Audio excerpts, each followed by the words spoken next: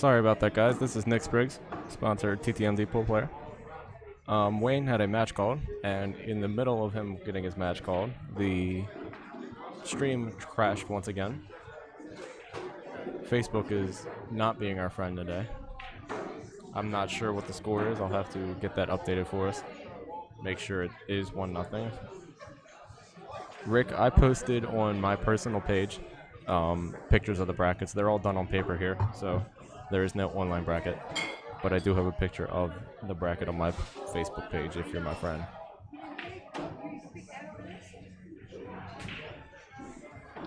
So after this rack, I'll step away and figure out the score for us.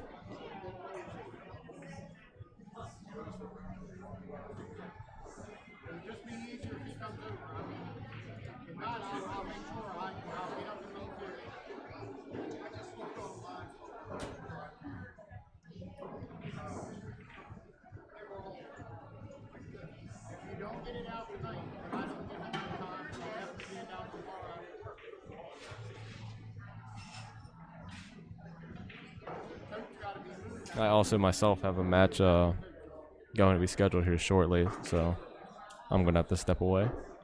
Maybe I'll be able to get Brian Dietzenbach to step back on the mic.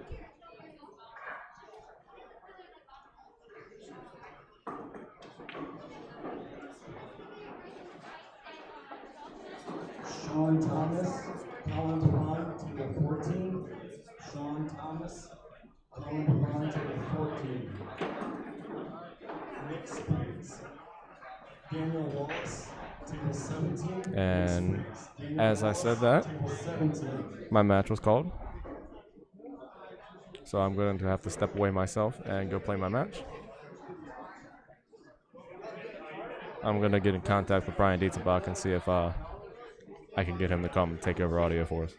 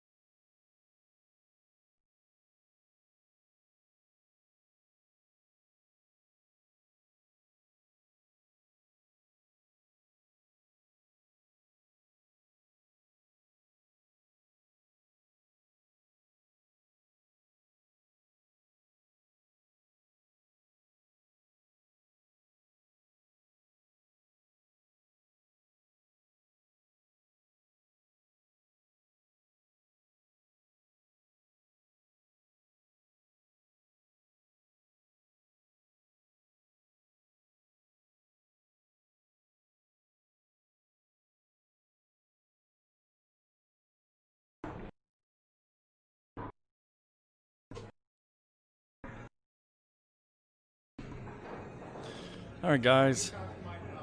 This is Brian Dietzenbach. It looks like Nick had to go play a match real quick. So I'm gonna do some commentary here. Looks like we still got a few of you on here.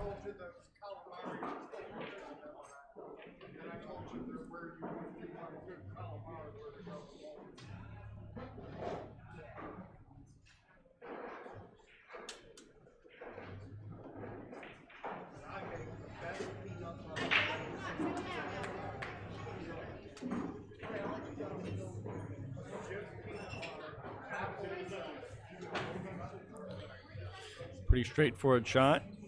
Just stay down on your shot.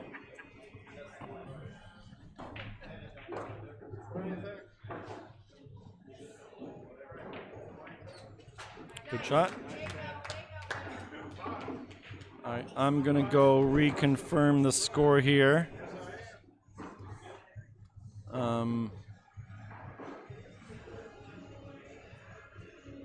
Give me 1 second. I'll go confirm everything.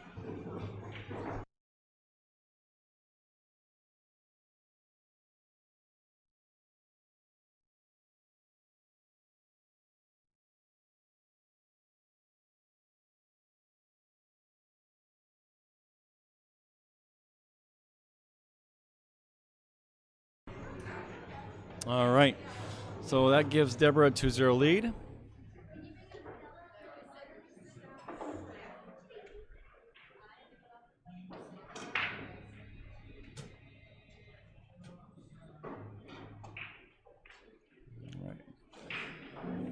So I'm not sure if they explain the women's bracket or the women's format.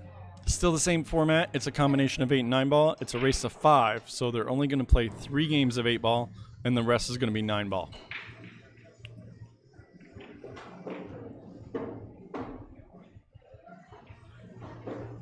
Now, when we do eventually get to the finals, the men's will be a race to 11, and the women will be a race to, I think it's 9.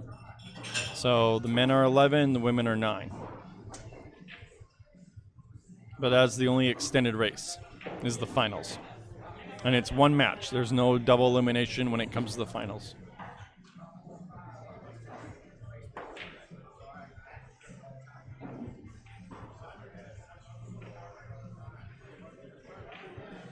All right.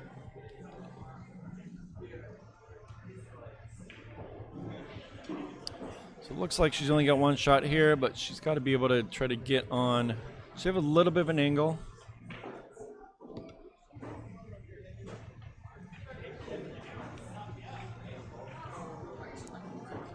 She has a little bit of an angle. I think she can get back up above the 6.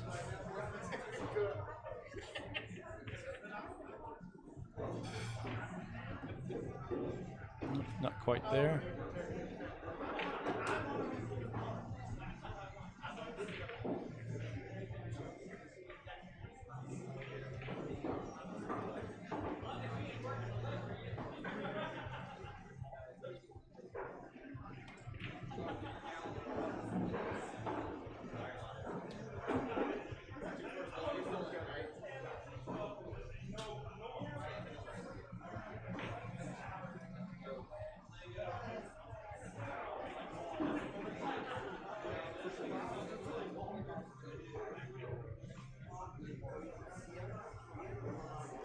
She's got a couple different options here. She can really kind of go wherever she wants to in this.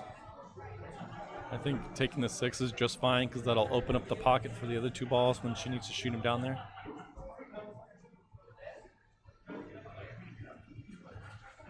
Oh, just missed it. Just rattled it.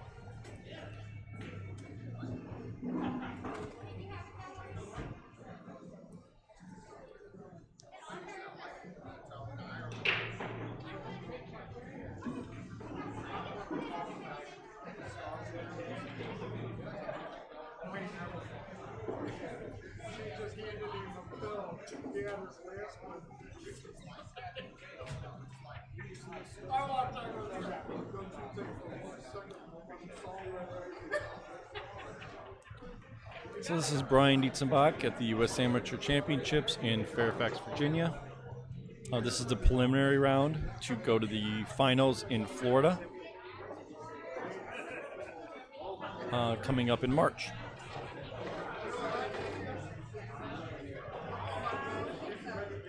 We're going to qualify 10 men out of this room, and we're going to qualify 1 female out of the room. So obviously for the women here, it's pretty much winner take all. Either going to Florida or you're not.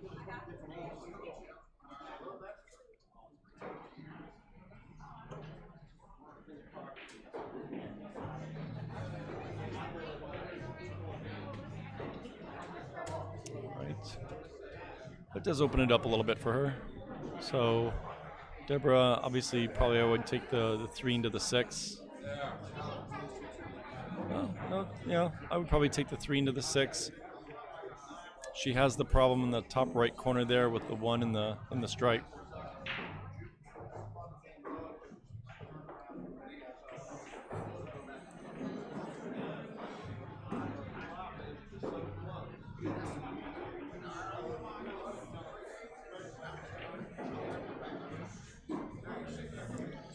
So now she's got natural English to break up that cluster up there. She's got to make the ball. Oh, just missed it.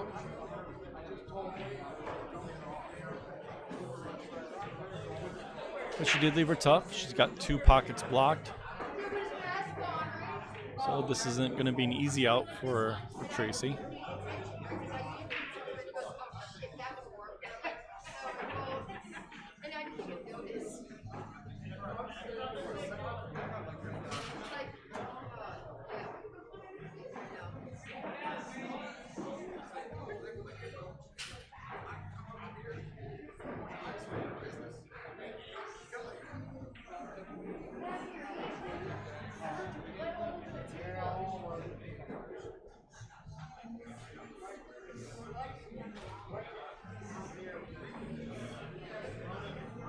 Hey, Rick Glasscock, thanks for tuning in.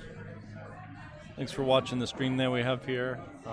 These guys do a great job. It's a really nice stream. Got really nice equipment here. I'm actually pretty impressed with everything, with the setup that they have here. So I know that they're want to be able to do a lot more events in the area. So if you're on the stream and you have a pool tournament coming up, or you want to try to get something streamed, these guys actually do a really good job. They're very professional. I'm impressed so far. Absolutely, I am.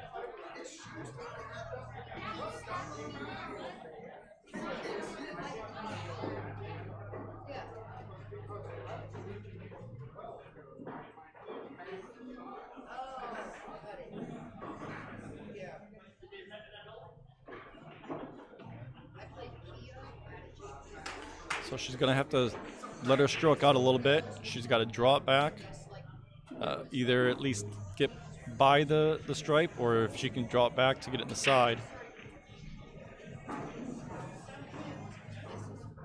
Yeah, so she needed to kind of give it a good hit there.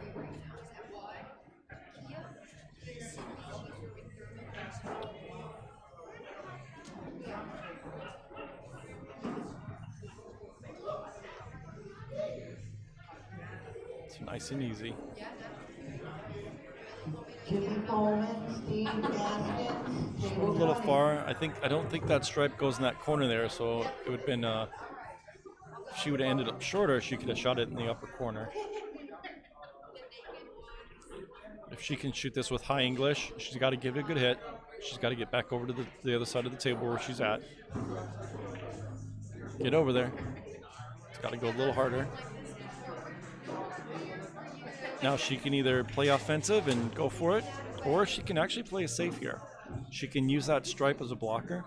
So she doesn't want to make this ball. She just wants to lag it up there and kind of keep it by a pocket and a block, and put the cue ball in between the behind the stripe.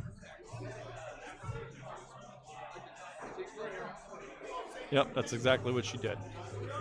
Good shot.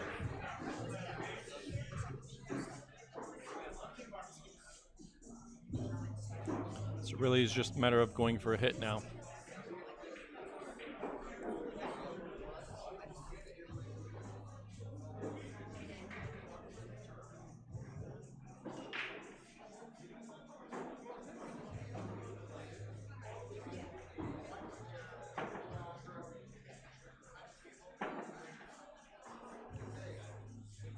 So she's using a really good system, kind of a mirroring system to help you find where you have to hit on the rail. No, she just needs to hit this soft. Don't hit this hard, because if she does, the cue ball is going to go back out.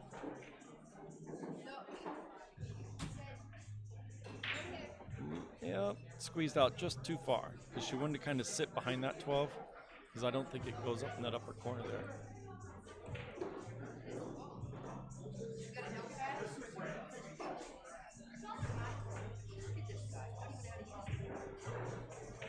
Oh, don't scratch.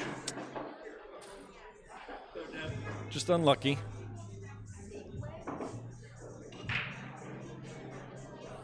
So she wants to be able to give herself an angle here. I would shoot it in the bottom left corner and give herself a little bit of angle, and just center ball will allow that cue ball to hit on the bottom rail and come right up to the side pocket.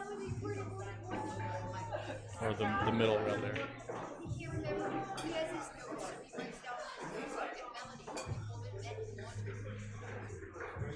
Okay, just going for the longer shot. That's all right.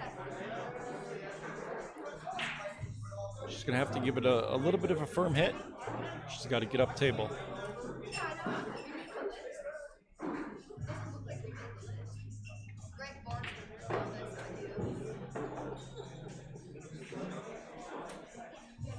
Get up there. Get up there. Nice shot. Good shot.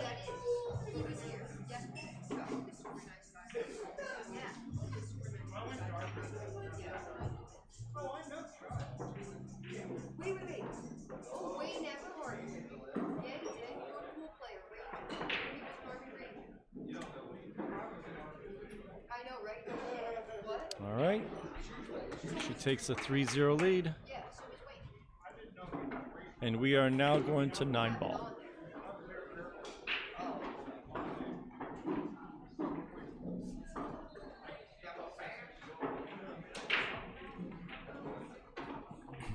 So this is a race to 5. So whoever gets to 5 first in this match will be the winner. The rest of the games will be 5-ball or will be 9-ball. There's no more 8-ball to be played for this match. So either Deborah can win 2 or Tracy can win the next 5, or 5 in total.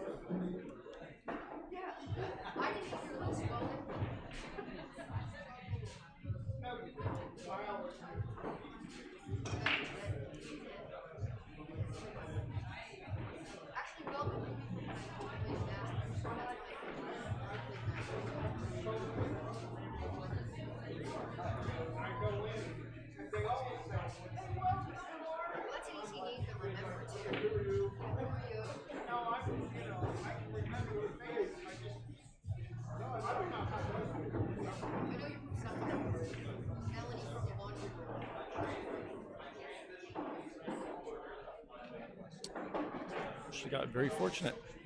Good little accidental safe. Left her pretty tough.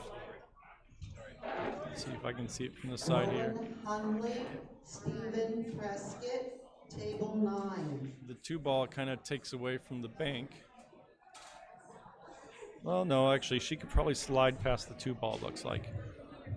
She's got to give it a firm hit. So when you're banking and you hit it harder, it'll shorten your angle. So she could probably miss the 2 and give it a firm hit, and it'll shorten her angle so she can hit that 1. That's probably what I would do. She's going to go to the end rail, and she's going to go up from there.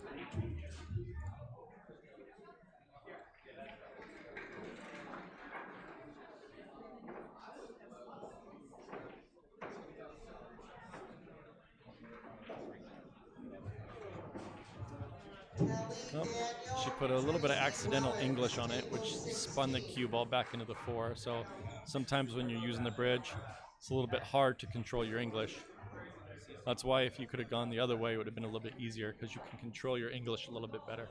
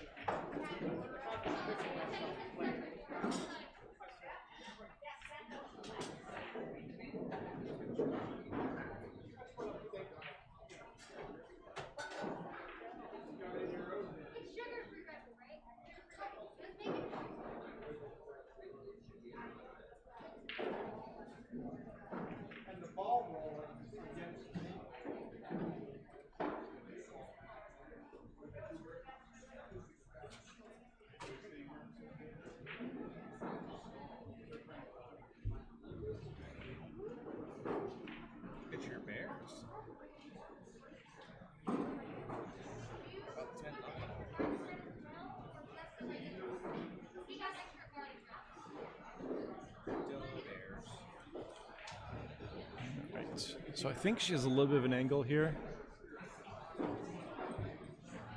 She's going to need to. I think she should make the 3 to play the safe on the 4. I don't really think the 4 goes anywhere, and it's really hard to get shape on it. So I would try to draw it back, or at least get in a spot where she could try to play a safe on the 4. Oh, don't get behind there. All right, she squeaked out of it. So same situation. If she's able to, I would kind of hit the 4 on the left side, put the 4 around the 6, and see if you can bring that cue ball back behind that 9. That would be a pretty tough save right there to get out of. All right, she hit it a little too full. I think she wanted to bring the 4 around the other side of the 6.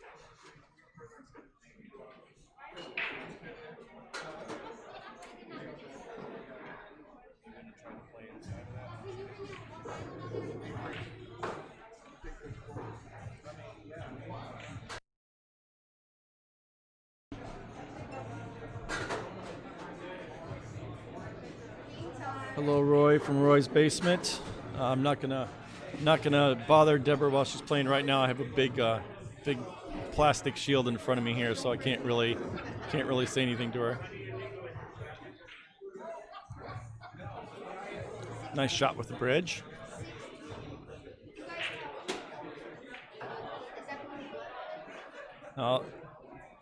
She's got to make sure that she can get good shape on the 5 so she can get to the 7.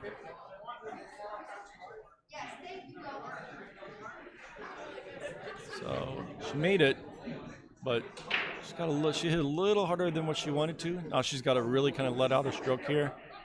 Either high English and just go down and back up, or draw the heck out of it. One of the two.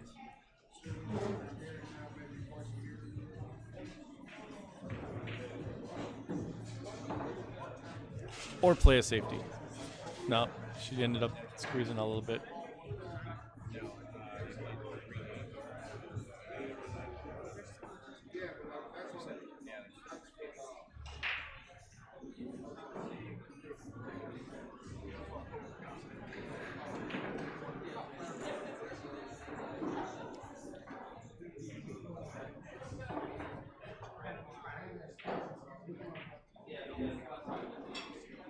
So Tracy can do here. I just put just bottom English. I wouldn't put any spin on it. You don't need to put left or right.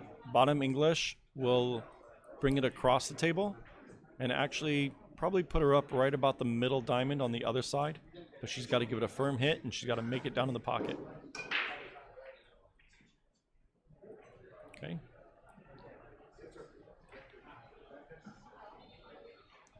Not too sure if that will go past the 9. I don't think it will.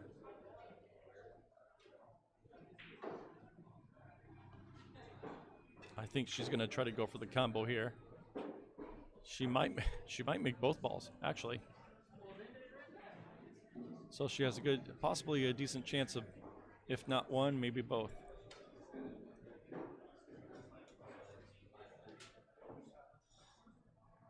Oh, she's going to play it safe here. She's not going to go for it.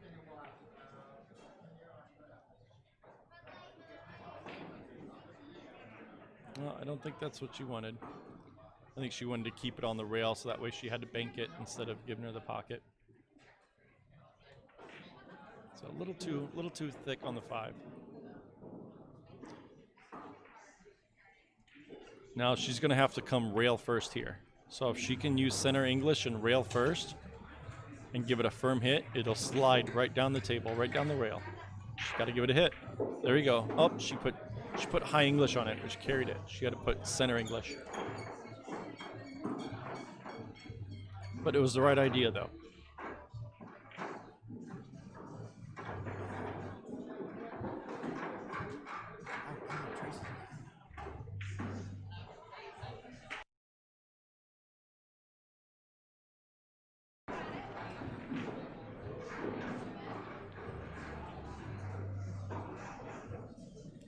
I think the 8 goes past the 9 in the side here, so she's high English, and she's got to give it a good hit. Bring that cue ball back up table. to the center. Got to give it a hit. Get up there. Get up. Nope, not quite. I think it's still makeable. Just a little bit more difficult.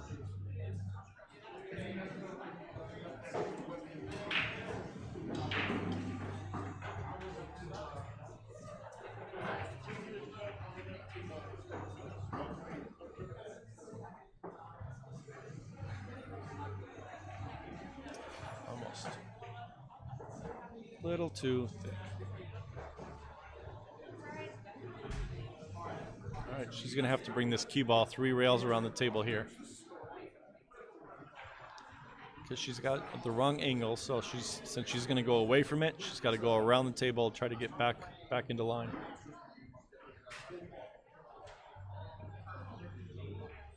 A little too soft.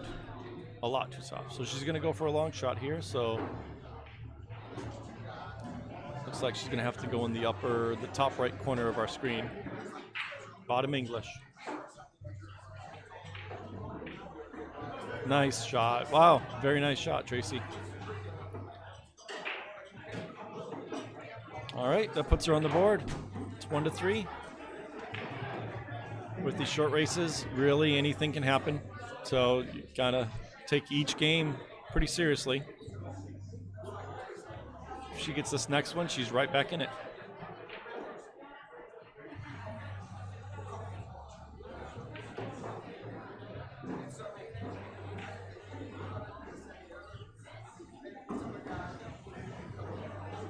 Lisa, I can try to have them post some brackets. I don't have any way of posting it right now. I can see if Nick will post any brackets, or the guys can post anything. So we have 5 men's brackets. There's going to be 2 winners from each bracket. So each bracket has 32 people in it. So each 16 people is a winner. And then the women's, there's just going to be 1 winner for the bracket. So I'll see if Nick or Wayne can post any brackets.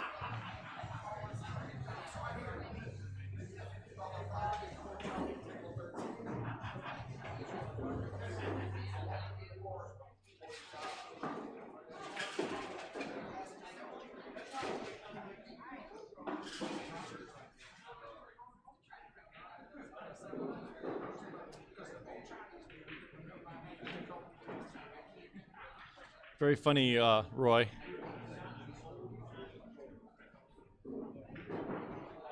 Great shot, Tracy.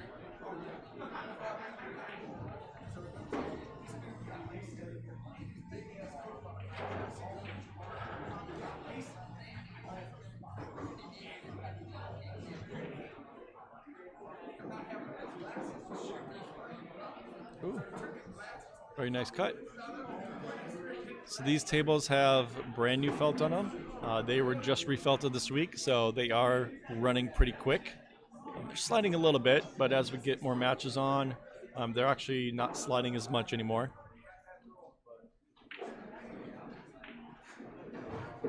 But obviously the pockets are taking the balls pretty decently. So Matt Sweet, shout out to Matt Sweet, did a great job getting all the tables ready for the event. She's playing a pretty solid rack here. Everything's kind of fallen in line for her. I think she can see it. She just has to put bottom English on it, give it a firm hit so she can kind of stun it.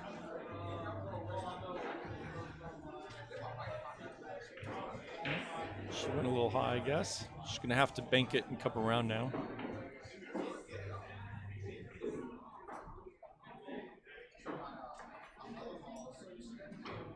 Jennifer, how you doing? In this event, this is Masters rules. So in Masters, you can push in 9-ball. So that is slightly different than in normal APA rules. These are considered a Masters rules format. So in this format, in 9-ball, you can push. You can also jump. We allow jumping here. You can have jump cues and jump as well. Oh, she came off the 7 and scratch, which obviously not what she wanted.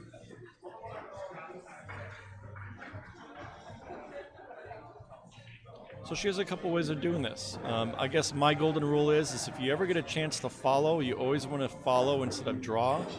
I would probably go to the other pocket and go high English instead of coming to this side and drawing it. Oh, does the 6 go past the 9? I don't know if it does.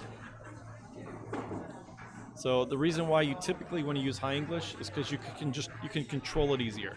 You can always control your high English a little bit easier than you can control your draw. I guess the old saying is draw for show, follow for dough. You know, is the saying. It's an old golf saying. Drive for show, putt for dough. So same concept in pool.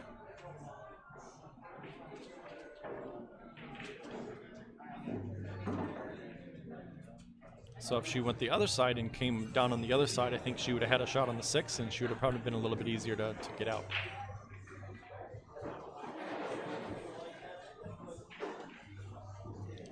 Sometimes you just got to look at your next shot before you get down on your current shot and see which side you want to be on.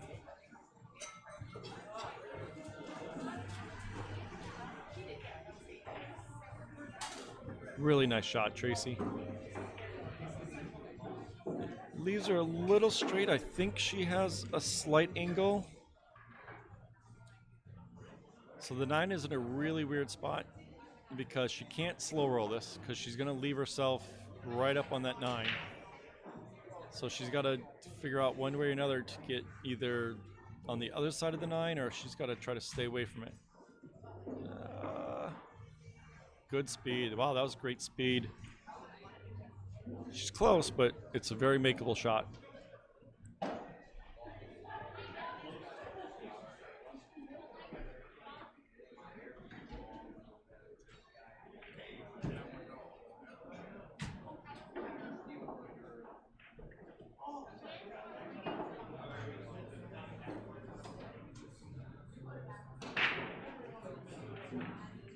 There you go. Nice shot.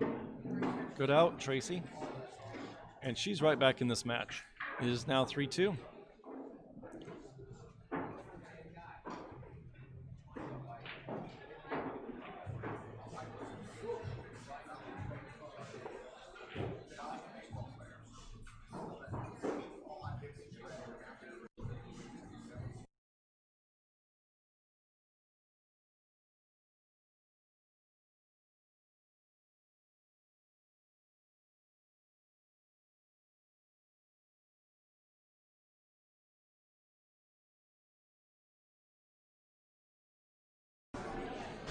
All right.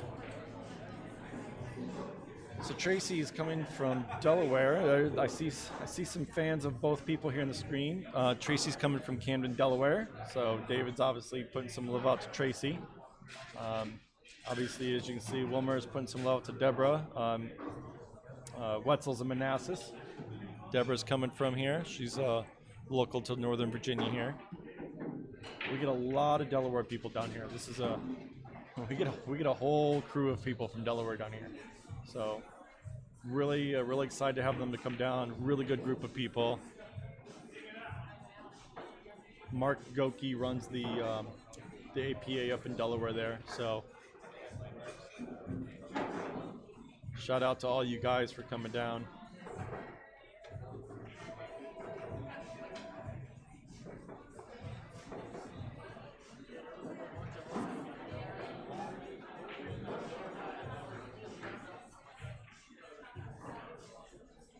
She hit it hard enough. She's just going to clip it, which is all right. So let's see here. I think that's the 4 that she ran into. So she has a little bit of an angle that she can use high English and get back down to the 4.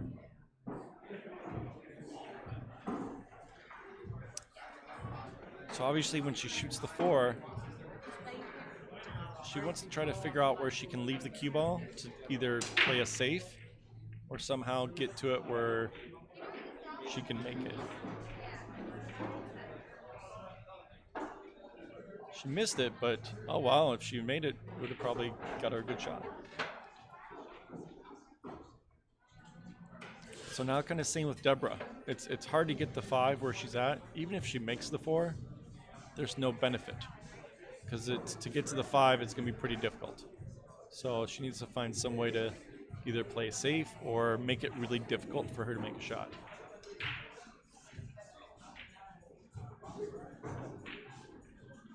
Oh wow, great shot.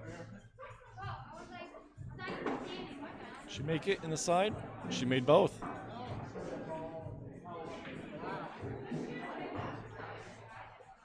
I think she can see the full ball. Oh no, she's gonna have to go around it. I don't think she can see the full ball. She's gonna try to kick into it. It's a good hit. That shot before when she made the 6, that was a really great shot.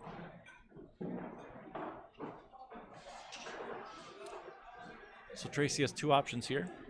She can either play safe and kind of put the 9 in between the 2 balls, or she can go for the bank and be more aggressive.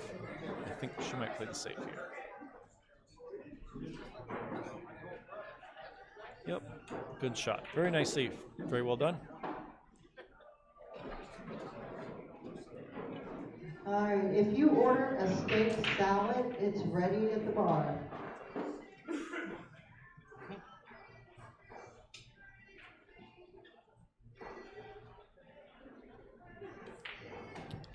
Five ball is going to roll just far enough to get in the side. So again, she's going to have to stroke it a little bit so that way she can draw it back to the center of the table, or at least try to get straight in on the 7.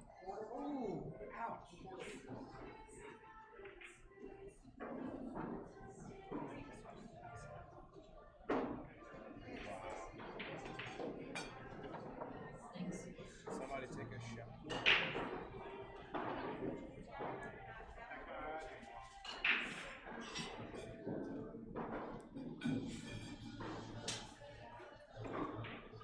Oh, great shot. Great shot, Tracy. All right. So now she's in a predicament. If she banks it, this is kind of a two-way shot. She can try to bank it. If she misses it, the cue ball is going to go one end of the table, the 8 ball is going to go to the other side. So I think she go for it, and if she makes it, great. If she doesn't, then she should be okay. All right, she decided to try to back bank it.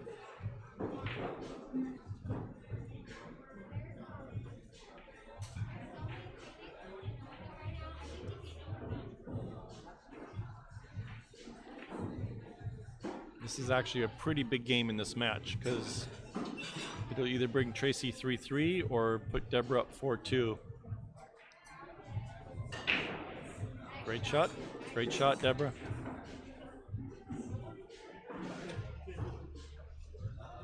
She needs to stay down on the shot. She has to put a little bit of bottom on it. So otherwise she might kind of go off the 9 and she's a possibility of scratching in the upper corner. So she's going to stay down on the shot. Give it a decent hit.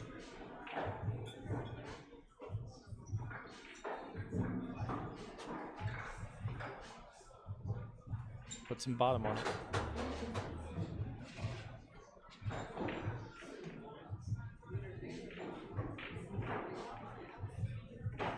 There you go. She struck that really good. And she made it. And missed the scratch. Good job. Nice shot, Deborah. That was a big game right there for Deborah. That was a great shot.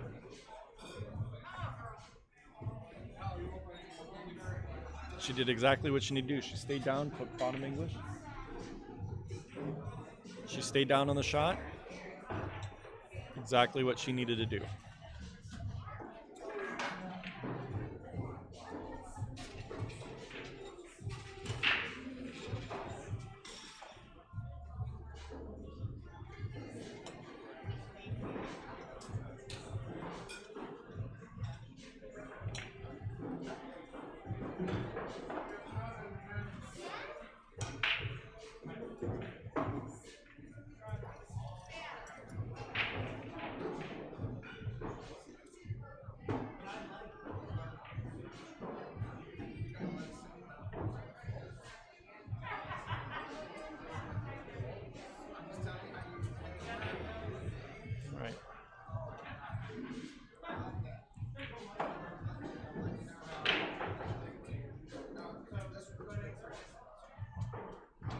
So I would take the 1 into the bottom left corner here.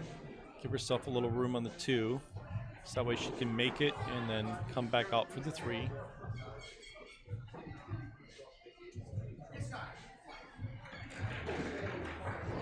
She need to go forward just a little bit.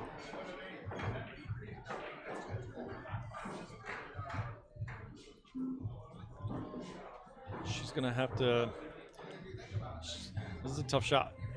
She's stretching, and she's got to get back on the 3.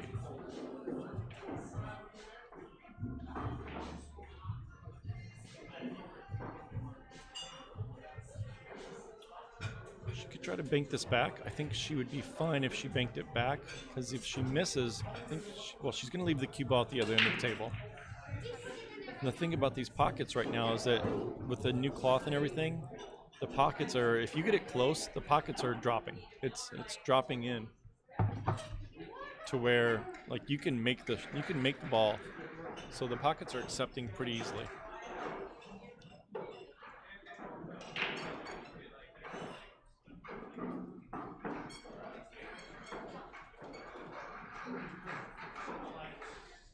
Nice hit, Debbie.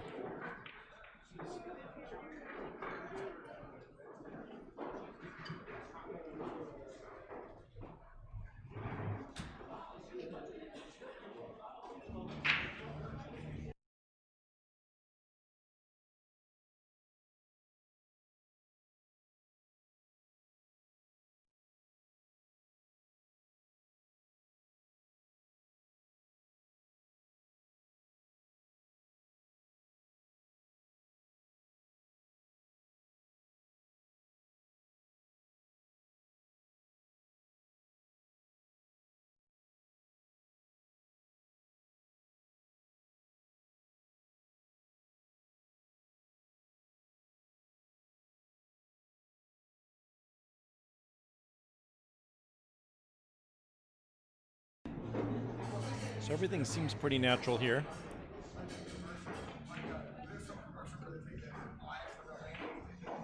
She's just got to pocket balls now.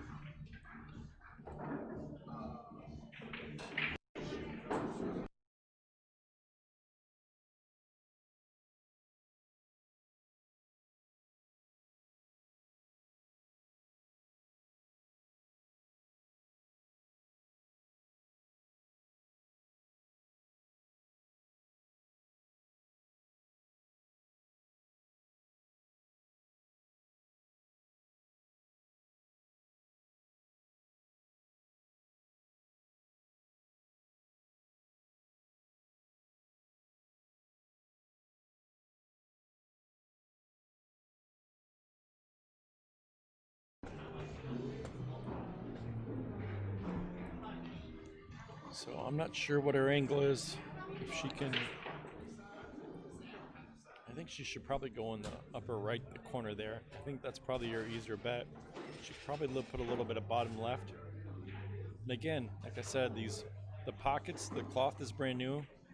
You just got to get it up there. If you can get it close, I think it might slide in.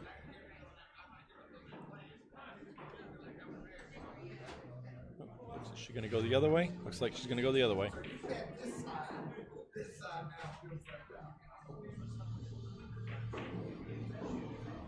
Nice shot. Yep, see the pocket rattled, took it right in. It's a great shot. Great shot by Tracy. That keeps her in it. It's now 4-3.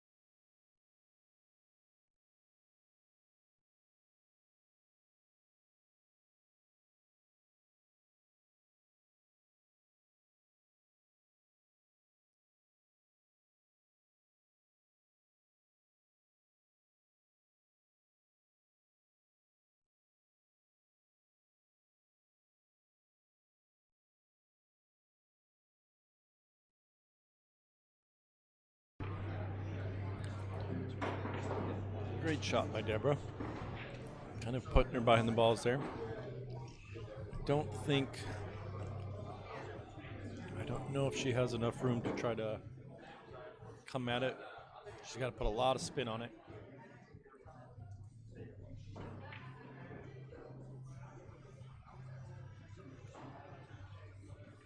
Nope, not enough.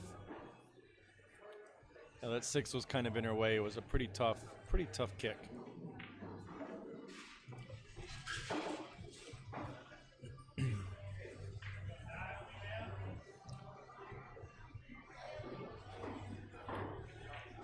She just needs to make sure that she can get between that window between the 8 and the 9.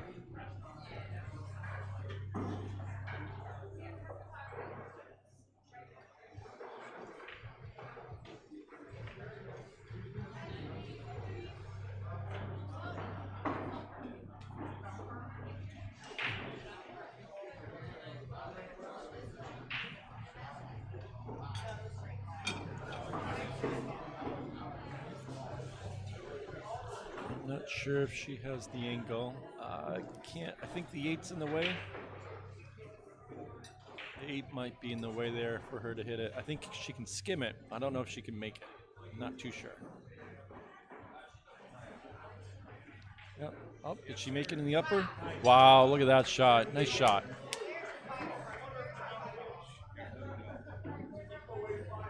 Great shot. She cross-banked it in the upper corner. She did get a little unlucky, but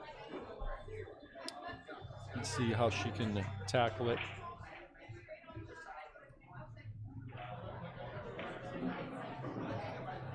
If she's going to do that, she needs to do it with the object ball, not the cue ball. So she's going to be off. She has the right idea, but you have to do that with the object ball.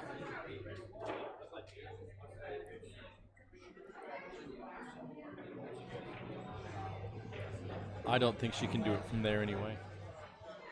She's too close to the rail.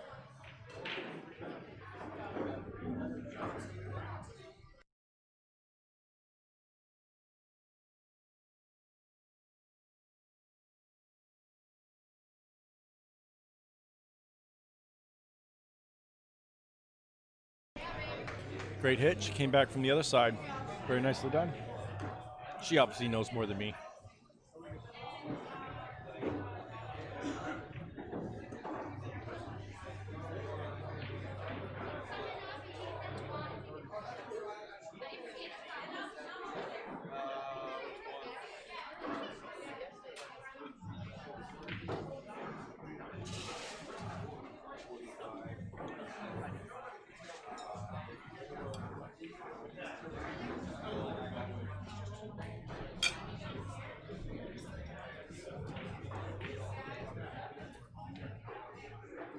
Hit it a little too hard there. I'm not sure where she wanted the cue ball to go, but she's kind of snickered behind the 9.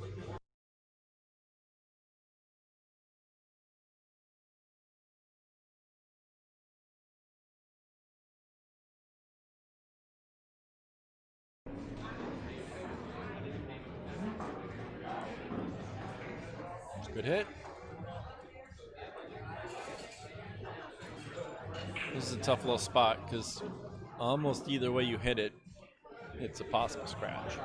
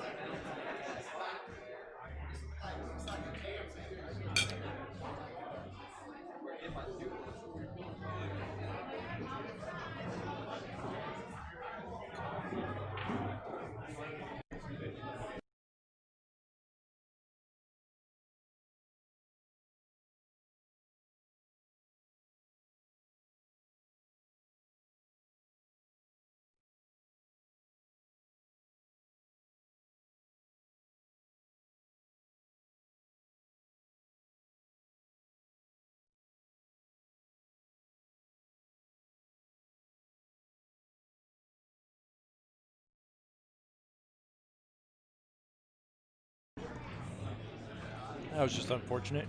And she came off the ball and scratched in the corner.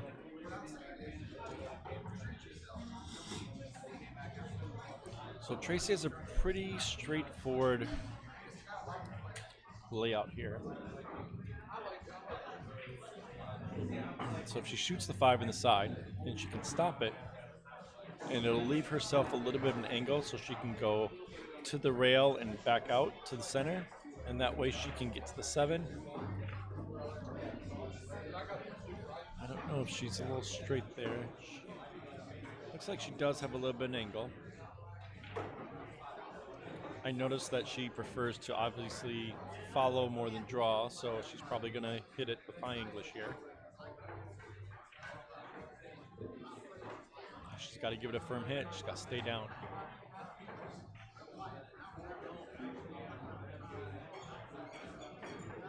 Get up there. Get up there. Not quite.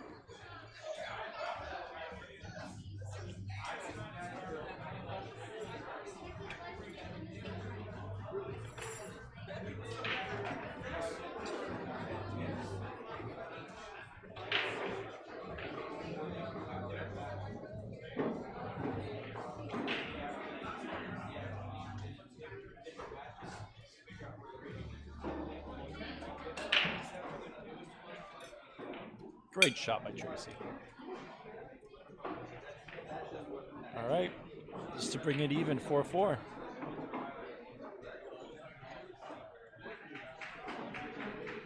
Stay down on the shot.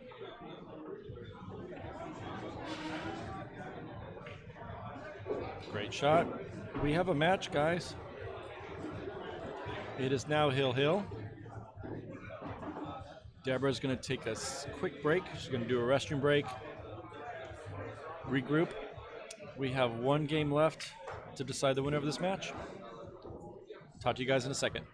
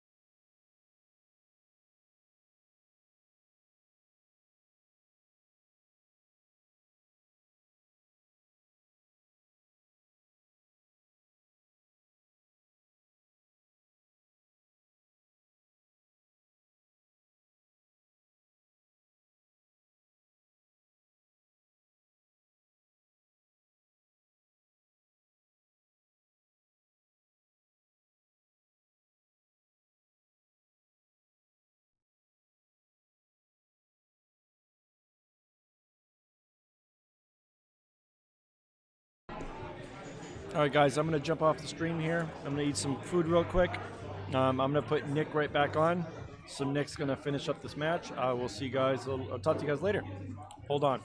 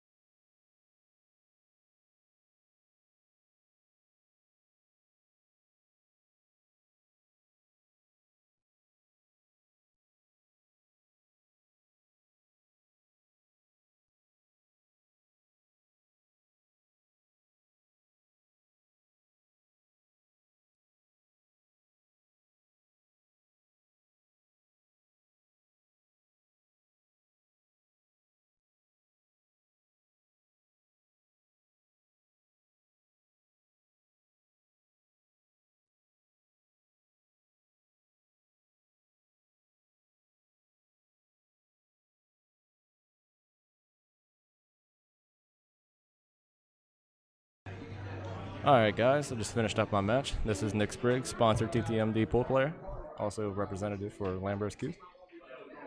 Coming in on a hill-hill thriller, I see. Tracy makes a good shot on the 1 ball. Isn't going to get the shape she wants on that 2. I apologize. This is the 4 ball. So she's behind the 3 now.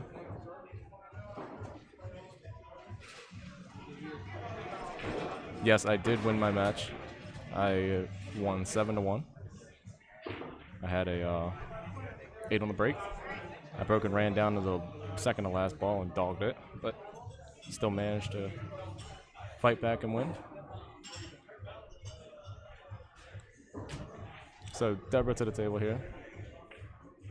Got to be smart with your shots now since it is the last rack. That's a great shot. She made both of them. Wow. Very impressive bank shot. Happened to carry him in the 7 ball as well. She's not in the shape she wants to be on this 4 ball though.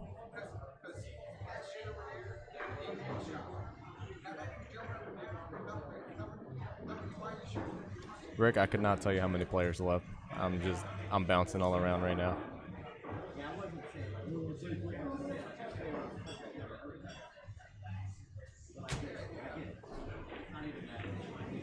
So Deb looked like she was trying to bank the 4 ball into the 8 ball. I apologize, but just happened to double kiss it. So she's gonna leave Tracy a shot on the 4.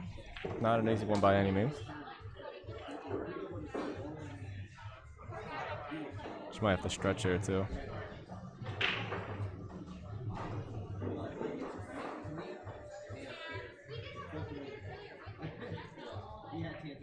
Great shot on the 4 ball. She's gonna get good position on the 6 as long as the cue ball slows down.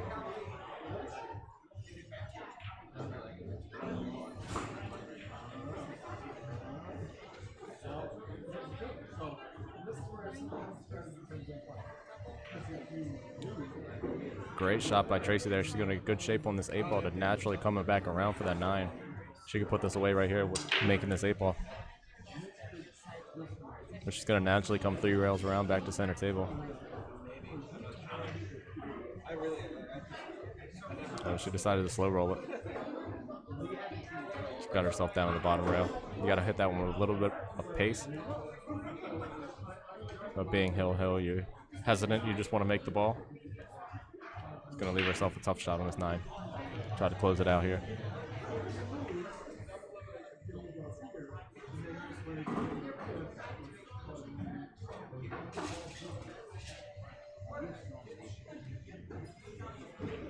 And she just happens to miss the 9. It's going to give Deborah the chance to come up to the table to make this 9 ball and pull away with the win. This is Hill.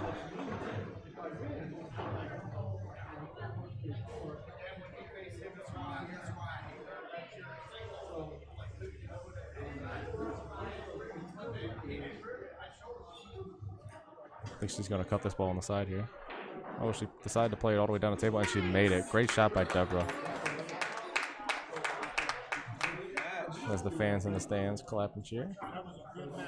Damn good match. Very good match by both ladies. Thank you, ladies.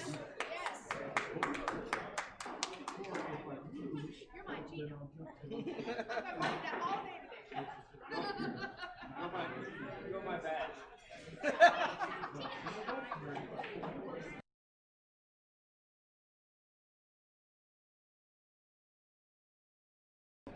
I will be right back.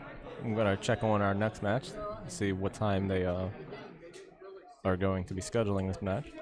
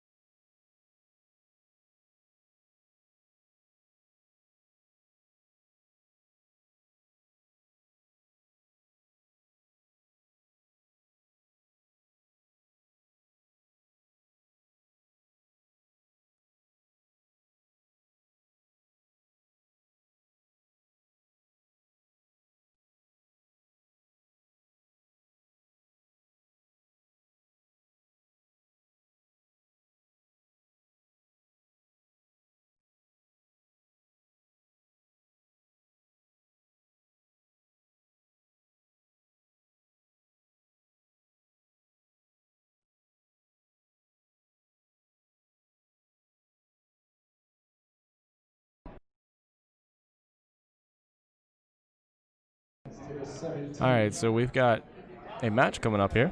It's going to be between David Barnes and James Brogdon Jr. It's going to be a race to 7. Winner of the flip or lag decides whether or not they are going to shoot 8 ball or 9 ball first. It will be 8 games of 9 ball, 5 games of 8 ball. Table 10, Michael Ortiz, Fred Chrislip Jr.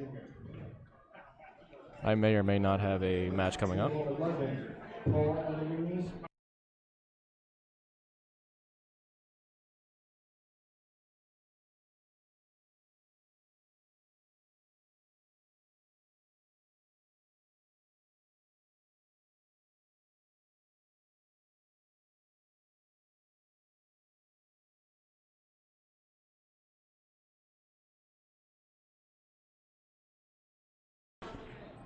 So these guys are just now getting to the table here and are going to hit a couple balls, get themselves warmed up and ready to play this match. Please keep in mind of the people around you that are still in the match. So those of you that are viewing, if you guys don't mind sharing the stream, I know things got a little laxed as we're waiting for the scheduling of matches. This match was scheduled for 2:30, so here it is.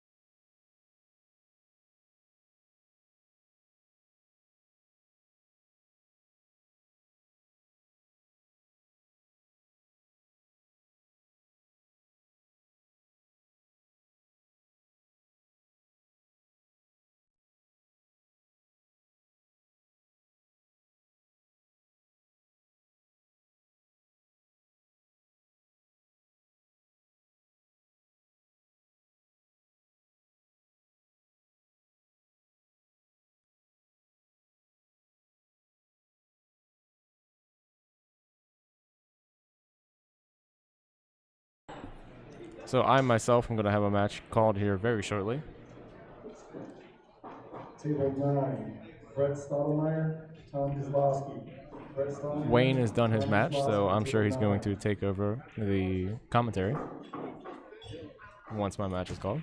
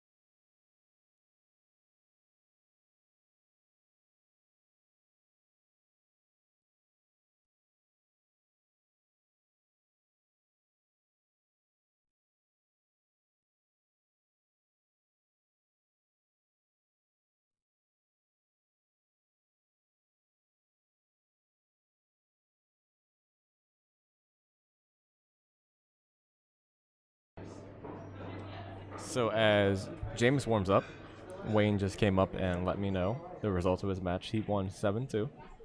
So me and him are both Still fighting, still grinding. Kelly Daniel is in her match currently.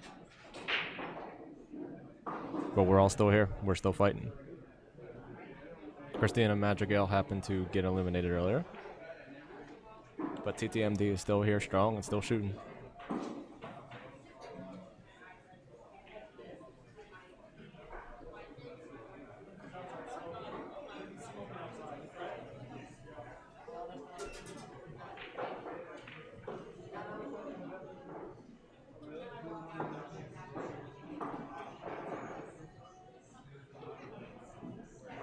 James is patiently waiting for the player next to him to shoot their shot so he can practice a little bit more before we get this match going. For those of you just joining us, this is Nick Spriggs, sponsored TTMD pool player, also a player representative for Lambrosque. Hanging out on day 2 of the U.S. Amateur Preliminary rounds.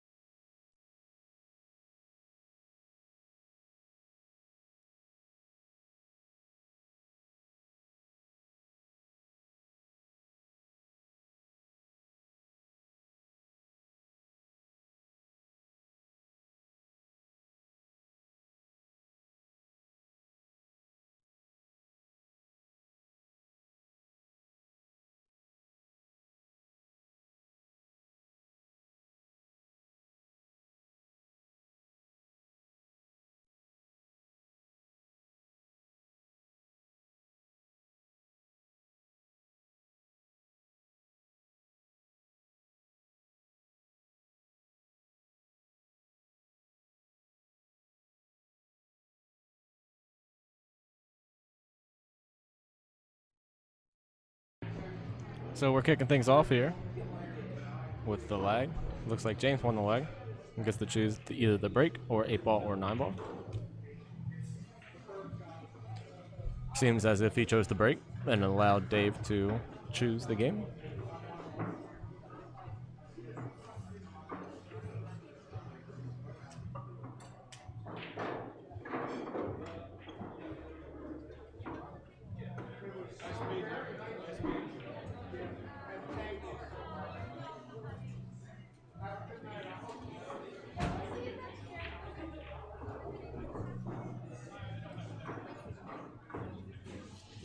So we're getting ready to kick this off. James with the break.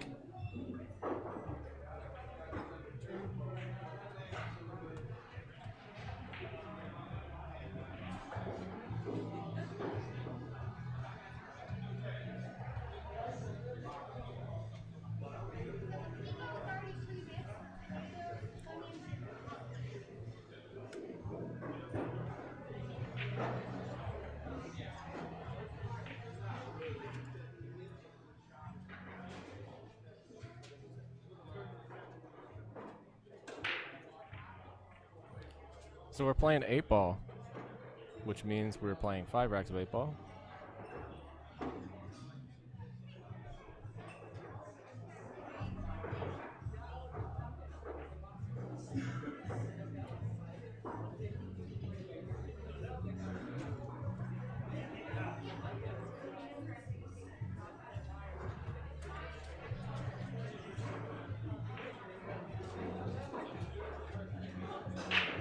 So James eyeing up the table here.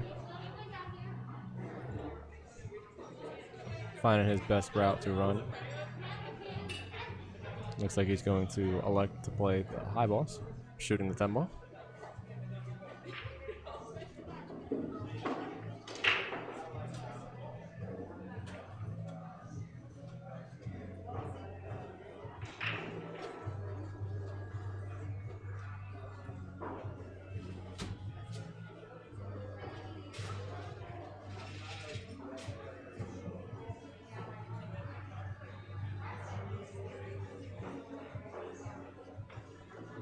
So James plays the 11 ball with a slow pace and is going to look like he's going to hook himself behind this 4 ball.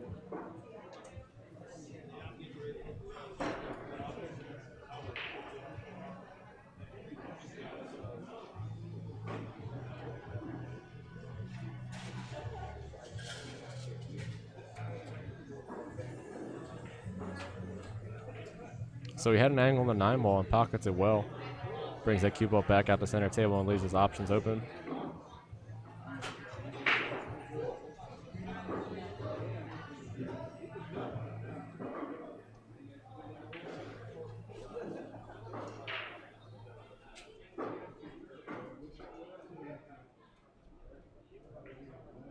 So he's going to play the 14 first. So nice stun draw.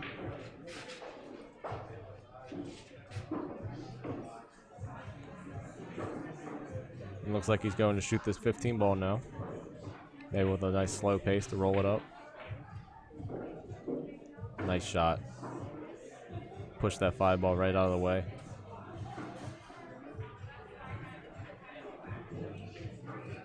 James looks to be on a roll here. Potentially break and run this rack.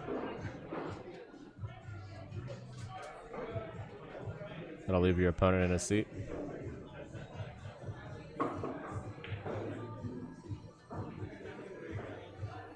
So it looks like James is going to go up on a 1-0 lead here. If he pockets the 8, which he does. Very nice run for James. Sean Thomas, Nick Spriggs, table 19. And my match was just called, so I will be handing over the mic to Wayne as I go play my match.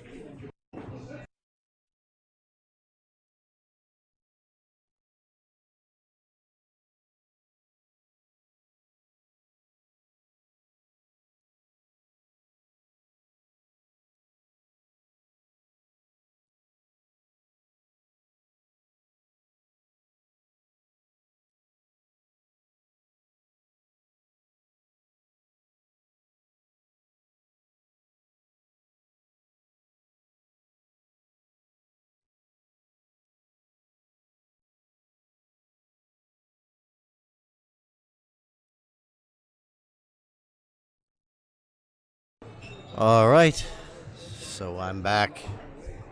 Just won my match 7-2. Pretty excited. So moving on. And this is Wayne Everhart from ThinkTech MD. And we're covering the U.S. Amateurs, the Preliminaries in Fairfax, Virginia. We are at Revolution's Darts and Billiards. And a beautiful place. They just recovered the tables. Had it ready for the prelims. And they sure do play sweet.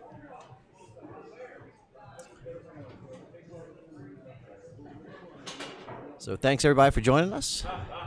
We had some technical issues we've been trying to sort through. Facebook's been trying to give us a hard time. So we've dialed up the background noise suppression. And hope I don't sound funny, but that's sometimes the result of turning up that feature. We're trying to just take care of that jukebox a little bit so it doesn't cause problems with the stream.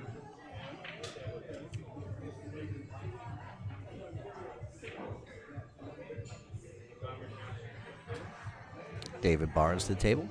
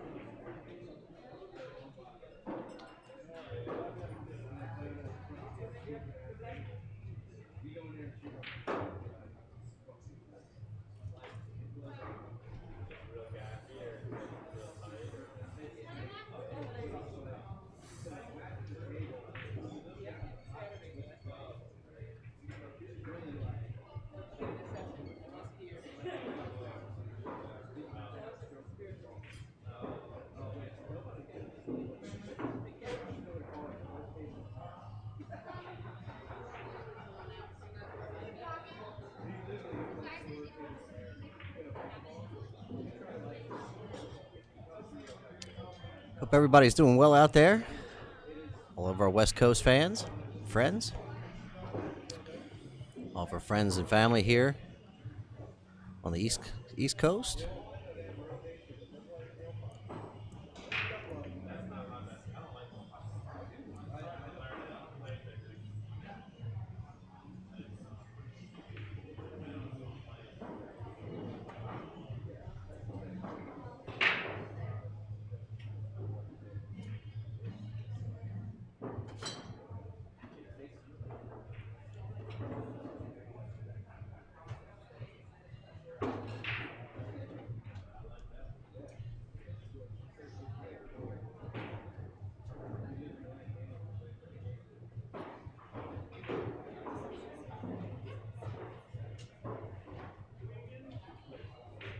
So I missed the females match, but I heard everybody cheering, and it must have been a good match. I'll have to check that out later.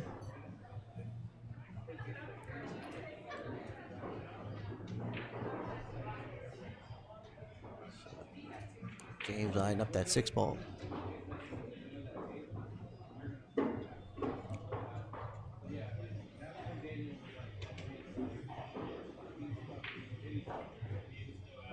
You want to be a little higher on the table there. Set up for the 4.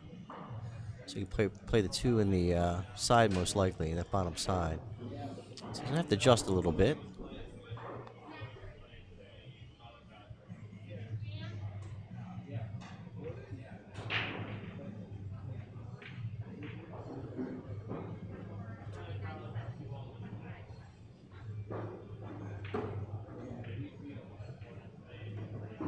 Maybe trying to bump the 4 on the way by.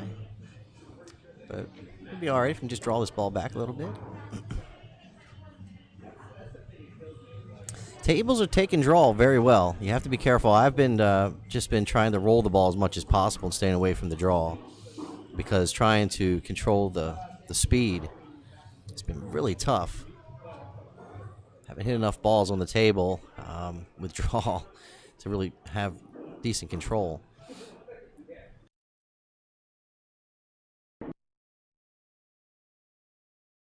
You're on table 20. So my match was just called. I'm going out to table 20. I'm going to have someone come over and fill in for just a minute. Again, this is Wayne Everhart from Think Tech MD. Thanks for hanging with us.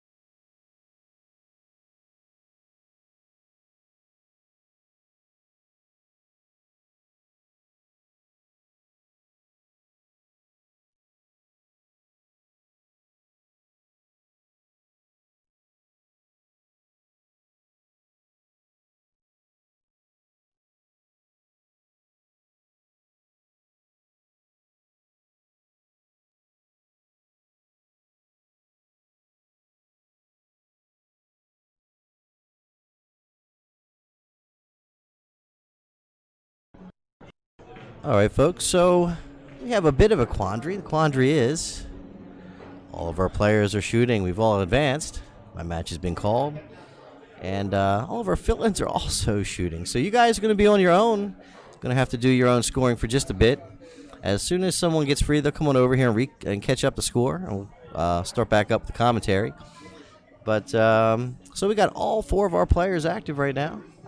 And that's a good thing. So just hang tight, enjoy the stream, and we'll have somebody here to take over commentary and scoring in just a moment.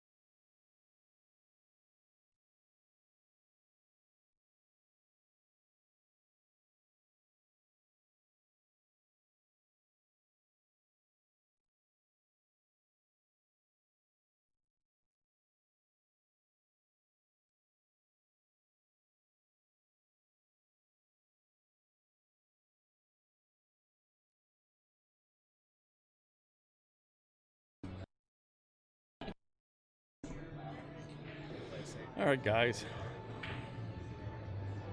I'm back on the live stream with you guys. Looks like we got 34 of you. Say hi if you're on. This is Brian Dietzenbach. This is the quarterfinals match between David Barnes and James Brogdon, aka Pork Chop. For some of you Rick Glasscock out there.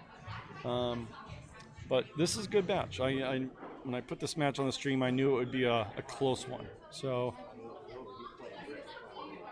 the winner of this wins their bracket and then waits for someone to come out of the B side to play them in the finals. So this is to win the winner's bracket in their paper. Okay, if you guys understood that. How's it going, Jim? Hello, Jeanette. Thanks for tuning in, guys.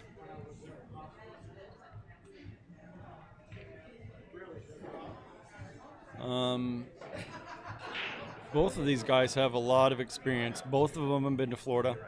They're both very solid players. I haven't watched the match so far, so if they're screwing up, then okay. But from I know, they're pretty solid. Dave Barnes actually got second 2 years ago in Las Vegas for the singles 8-ball championship. He got second place in nationals. So I know that he's definitely very good shot, and he's definitely comfortable with these situations. So, and then I know Jamie Brogdon, I think he made it last year. I know he's made it a couple years to Florida. He's won this event a couple times. So both of these guys are definitely really strong players.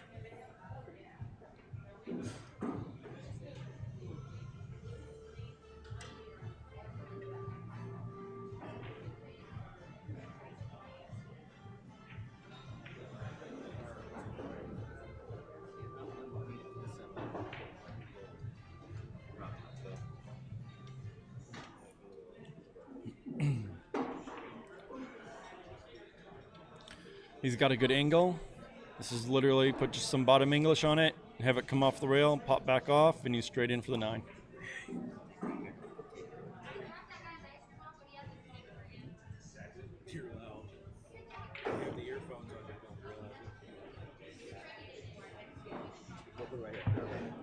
Nice shot.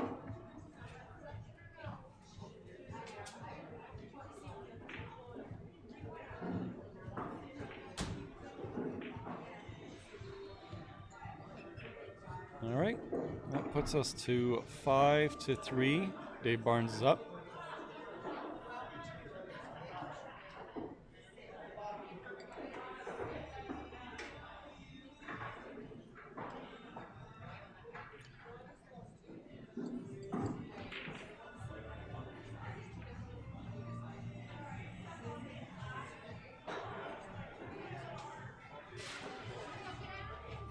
So some pretty strong players still here today.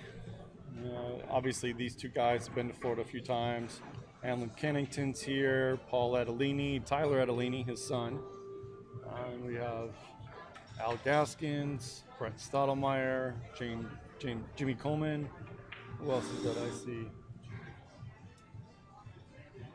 Quite a few of them. Fred Chrislip's a very good player. I'm just kind of picking people that I see. Alan Cannington. A lot of good faces, a lot of familiar faces that I've seen in years past, so.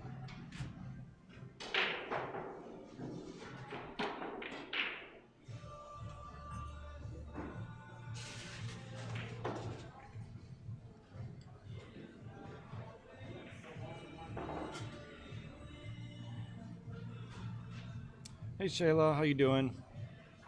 Thanks for viewing in, tuning into the stream.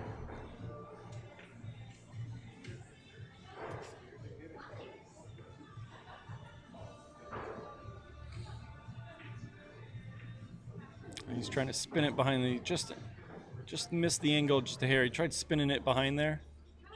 Missed the angle just a little bit. Like to thank the sponsors, Big Money Billiards, Lambros Cues, APA, the one that puts on this event, Mob Money Shot, join the Mob. Nice little lag there. I know he wanted to kind of get behind the ball, but it definitely works. Obviously, Revolution Darts and Billiards here in Fairfax, Virginia. Thanks for hosting the event. Again, and actually, I don't work with these guys too much, but thank you to the stream. Think Tank MD. You guys are doing a great job. I like the stream. TTMD definitely represents very well. So, very professional guys. They do really good work. I like the setup here. If you guys are streaming something or want to stream a tournament, you have a local tournament that you guys feel like you want to stream, give these guys a call. Wayne Everhart. So, good people, good streaming, good, good events. So.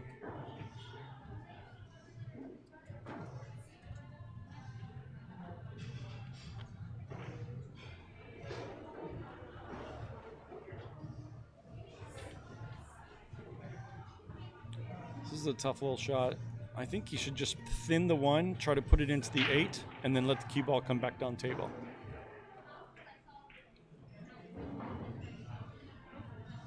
I think the rail kind of bothers him a little bit. There's a rail there, back behind him.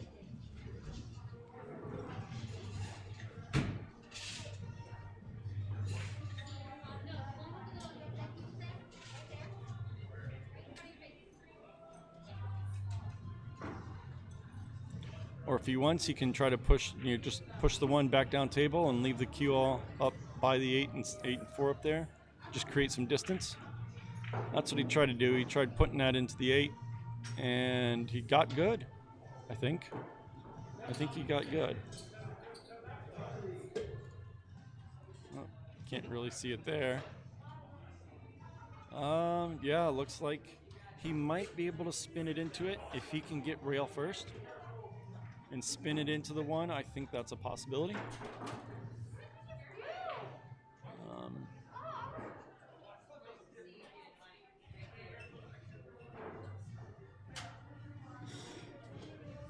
It's a tough shot, but I think it's definitely very doable.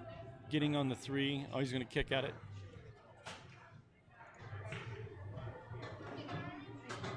Nope. Ended up a little short. Basically, the pocket was his point to hit, to bank it properly, so I think he had to try to spin it up. He just didn't quite spin it enough.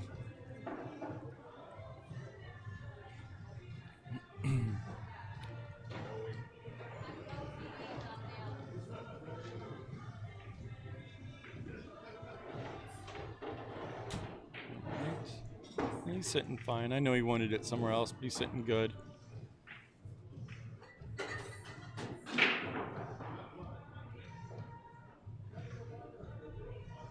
So the 3 is, or the 4 is to the left of his stick there. So all he has to do is just high English, come to the rail up there, and then back off. As long as he's on the right side of the line of the 4, I think it'd be fine, because then he can use the rail to come back up. And he might be straight, it's still good. Actually, I think he is on the right side of the 4. So now he can kind of stun it and use the rail to kind of spin it up a little bit. Or he can draw straight back. One of the two. I don't quite know exactly what his line is. If he's got a little bit of an angle, I'd probably go to the rail.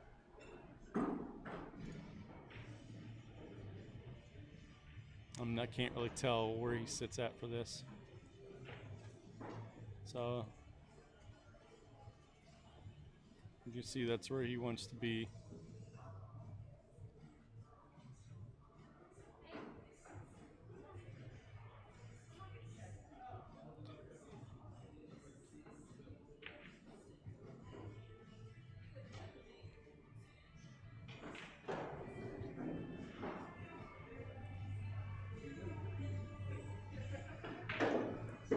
Oh, did he get it? Not too sure. Not too sure. So you must have been pretty straight, so it was hard to go to a rail.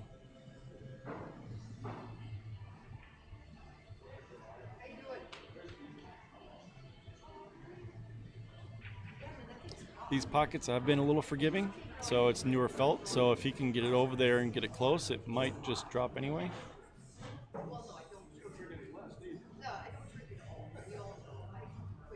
If he can't do it, he's going to try to play it safe behind the 9.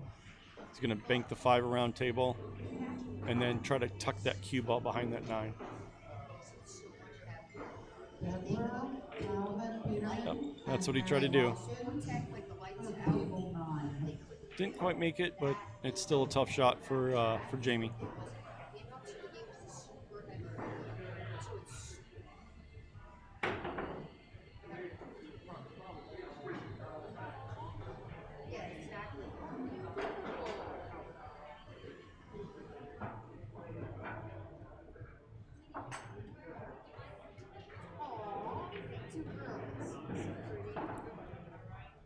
Nope, not quite. Got a little lucky. Kicked it out of the pocket just a hair, so not an easy shot.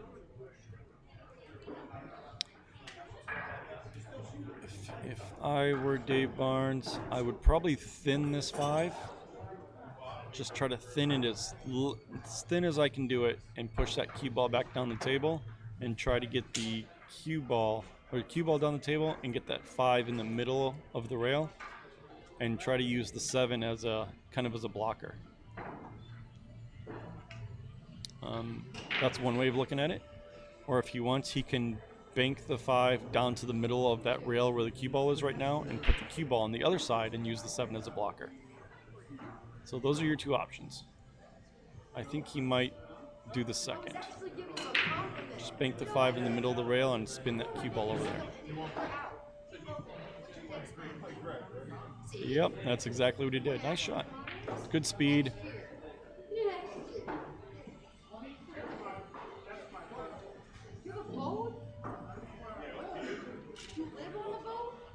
Small shots like those is what wins matches.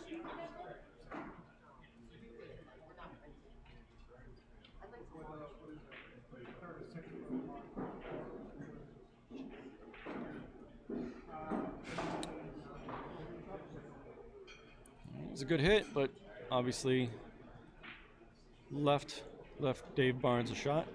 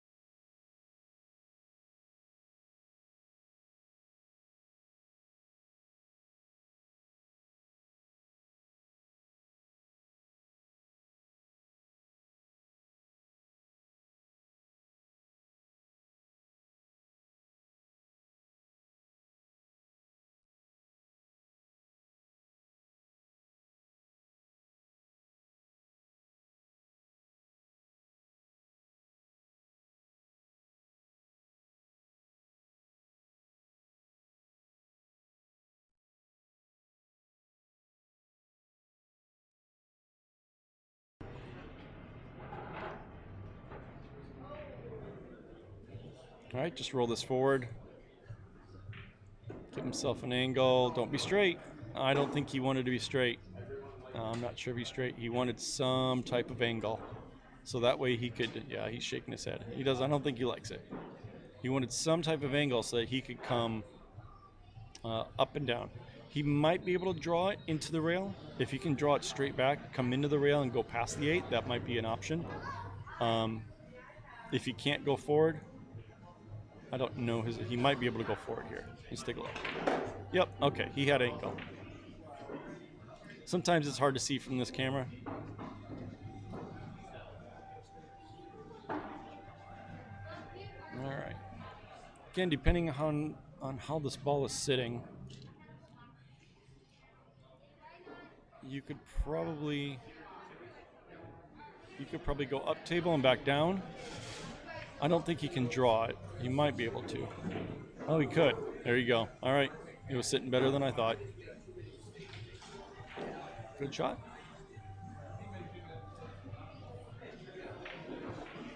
All right. That was a big win. Big win for Dave Barnes. He is now up 6-3. Race to 7. Mr. Barnes is shooting pretty well.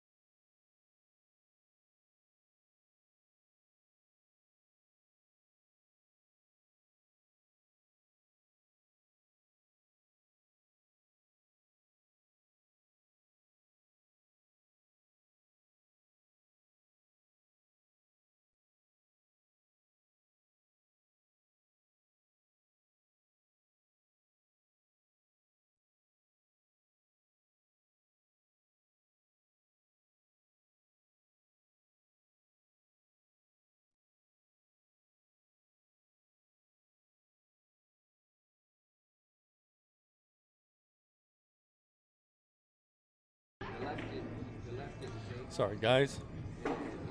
All right. So he gave himself an angle. I don't think he really wanted to. These tables are sliding quite a bit, so it's going to be kind of difficult to get back over it, but he's going to have to hit this ball.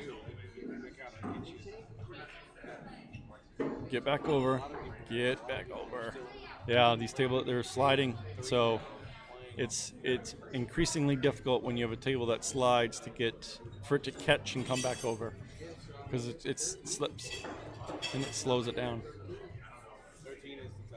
So he didn't quite hook him, but obviously left him with a tough shot. It's a good play because even if he makes the 7, the cue ball is still going to come back down table and still be a tough shot for the 8. So wasn't a bad save at all. I know he wanted to be behind the 9, but I guess he'll take what he can get.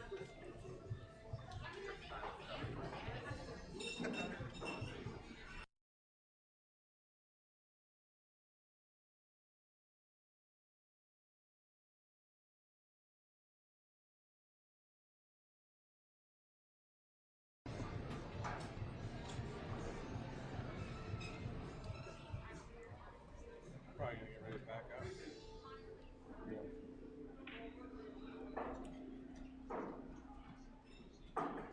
What I would probably do here is I would leg the 7 back down the table and try to get it on the rail behind that 9 and keep the cue ball up in the top right. Just like he did right there. You see he's trying to get it down there? And he wanted, yep, where his stick is pointing right there, that's where he wanted it. So that's what he tried to do. Just didn't quite get there. Left him and out, but he had the right idea. Really didn't have any other shot because making the 7, there was just no benefit to it. Like getting on the 8 would have been really tough, and now it's harder to play that safe on that.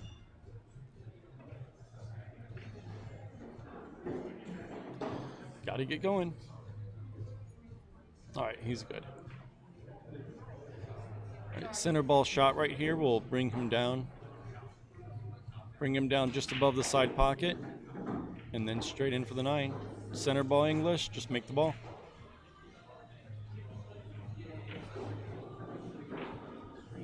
Oh, he missed it. How did he miss that?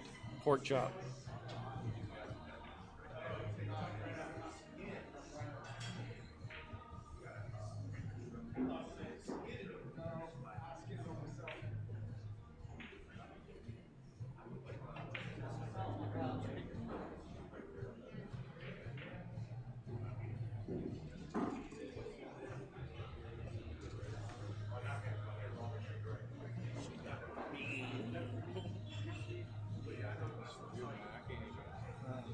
I come over here and I'm like, nah, I can't even look. That guy was the first player I played. So again, this table is sliding a little bit. So some of the toughest shots on the table are the tables where the ball is right next to the pocket, because any English you put on, it's hard for it to take effect because it's so close to the rail. So sometimes you just have to thin that ball and just not use a lot of English and just let it come off and come back down. But he does finish it off. Dave Barnes for the win.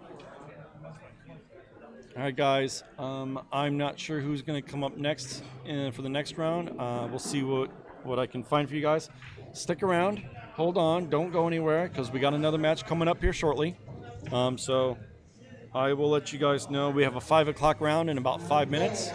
And they're going to... Spriggs and Michael Ortiz, table 12. So they're going to start calling the next matches here in a second. So we'll talk to you in a minute. Table 11.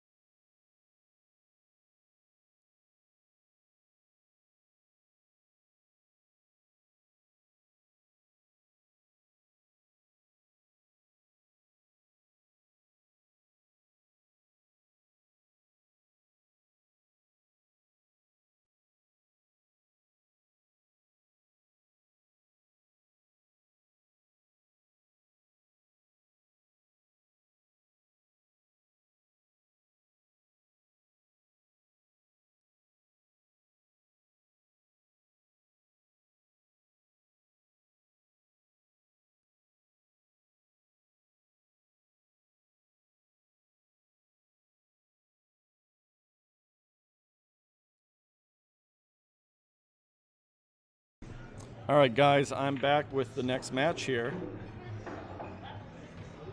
It is going to be Jeff Jones and Greg Roberts.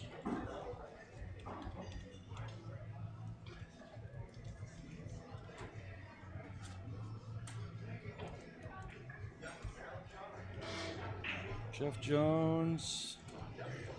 Thanks for sticking around with us, guys.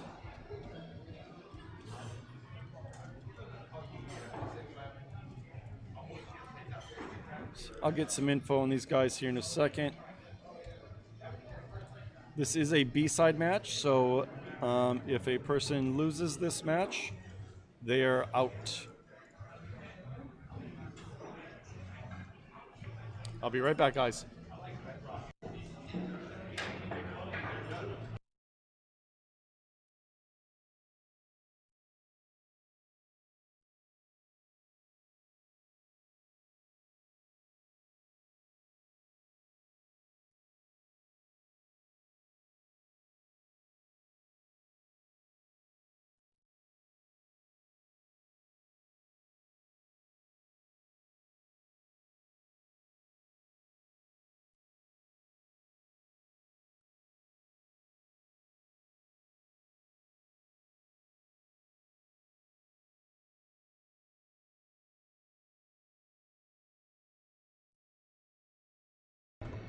All right, so just so you guys know, a little bit of info, just quick info. Jeff Jones is from Oxford, PA. Came down here. A lot of PA guys come down here too. So thanks for coming down. Shout out to all the PA people up there. Looks like Tyler won his match. Tyler Adelini and Paul Adelini are both on the winner side still. So they're over in Waynesboro. Greg Roberts is from the Dundalk, Baltimore area, Dundalk. He plays out of the green room. So for all you Baltimore guys up there, Greg is still representing, still pushing it.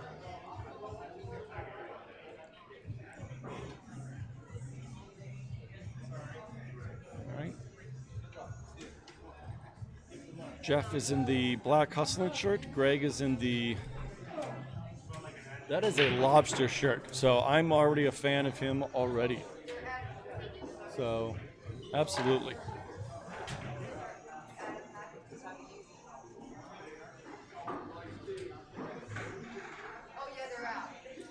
Getting close to the end. I think this is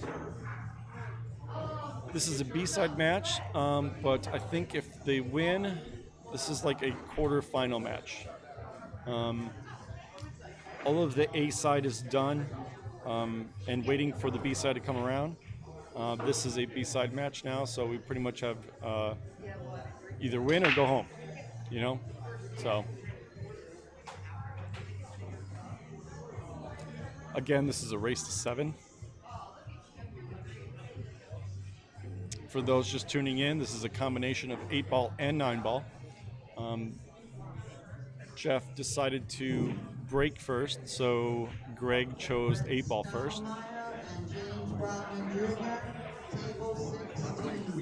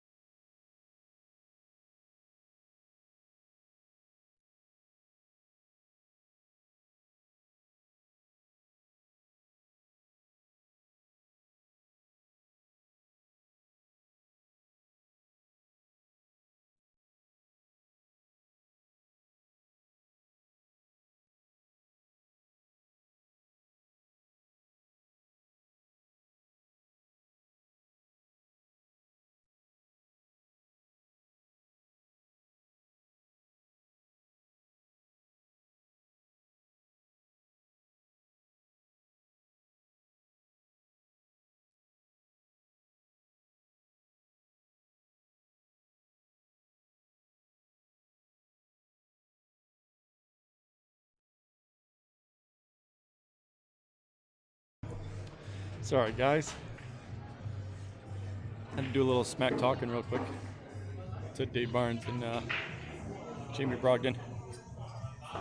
They're both still in. That was a winner side match, so they're both still in.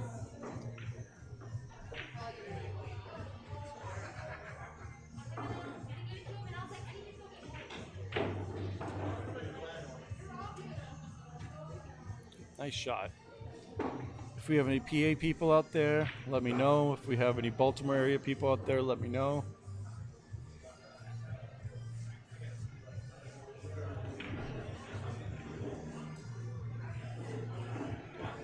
So he gave himself a good angle. He's going to have to just put just a little bit of stun on it to kind of get back to that 3.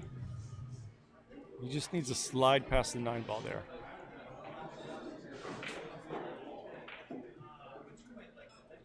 Don't get behind the 14. Don't do that to him. Oh, I think he just got unlucky. He hit that ball almost perfect.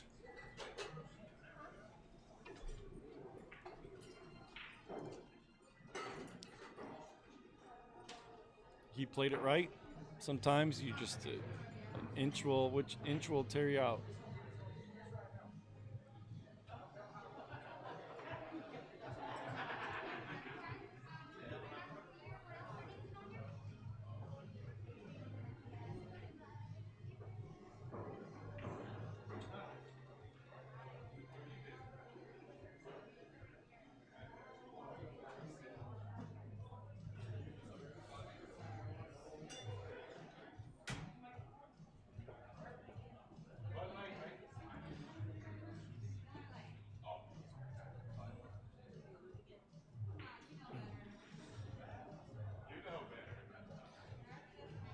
So Jeff has a pretty open table.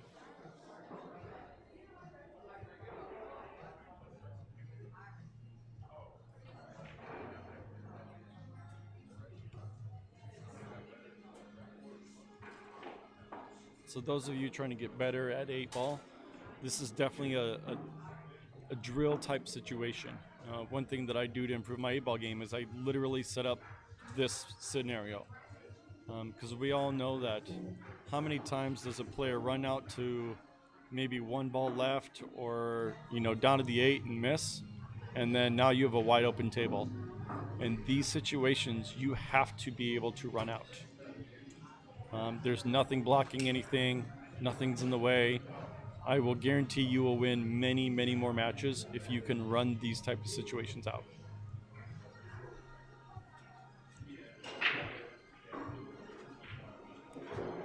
This is one of those practice opportunities that happens more often than you think in a match.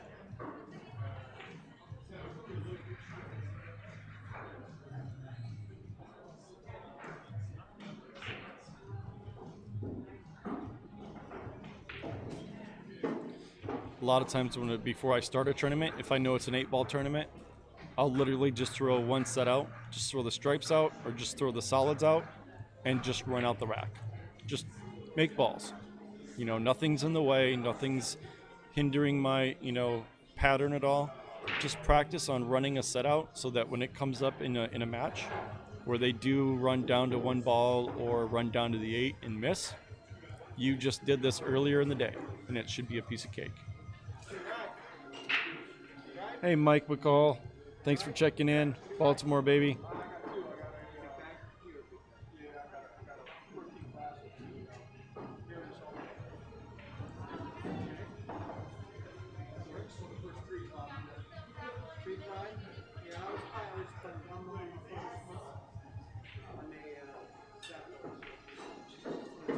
Nice shot. He's just going to stop it right there, shoot it in the side. Nice stop shot, and he'll have the 8 in the side. The guy who initially was taking the safety bus he plays by the 80-20 rule. He says 80% of the people out there on the trackers think I'm the dick. The other 20%. And Jeff is on the board. So yeah, if you guys want to improve your 8-ball ratings in APA or want to get better, I'm telling you, take the time. Even if you want to start with, let's say, 3 balls, if you're, rated a 2 or 3, start with just throwing 3 balls out on the table and just try to run them out. 2 balls in the 8. Pretend you're in an 8-ball game where they miss the 8 and you have 2 balls left on the table, and just practice getting out. When you play other 2s and 3s, that's going to be a very big, key to winning a lot of matches.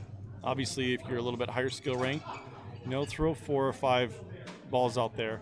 Just one set. Don't have any stripes, or don't have the other set out there, and just practice running out. Obviously, the higher skill level you get, you can throw the whole set out there.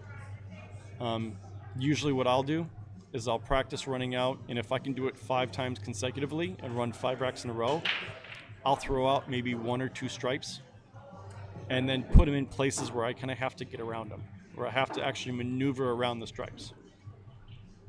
That way, you can practice balls that might be in the way, and just work your way up. I guarantee your 8-ball game will improve.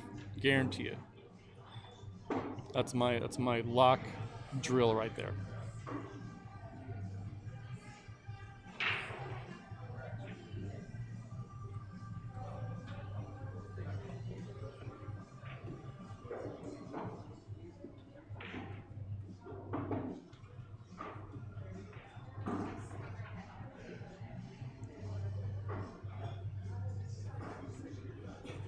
So he's a little straighter than he wanted to. So he's got to kind of give it a punch. He's got to get off that rail.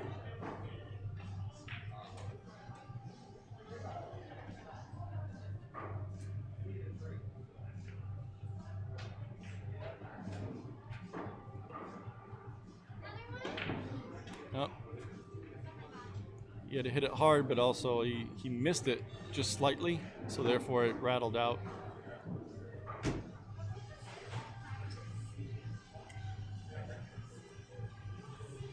So that 7 that came up to block that pocket was key. So now Jeff has to clear that corner up there. That's his first problem area. I would say you probably take that 9 first and then shoot the 14 down, but either way, I don't think it really matters. They both are just fine options. So now he's got to take that 9 and come off the rail so you can get the, I think that's the 15 right in the middle of the table there.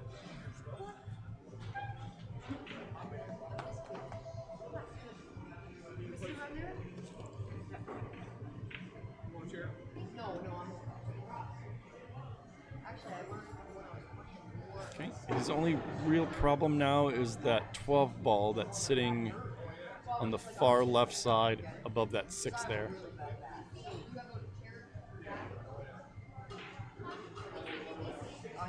Oh, he punched it. Punched it. I don't know why he punched it, but he punched it.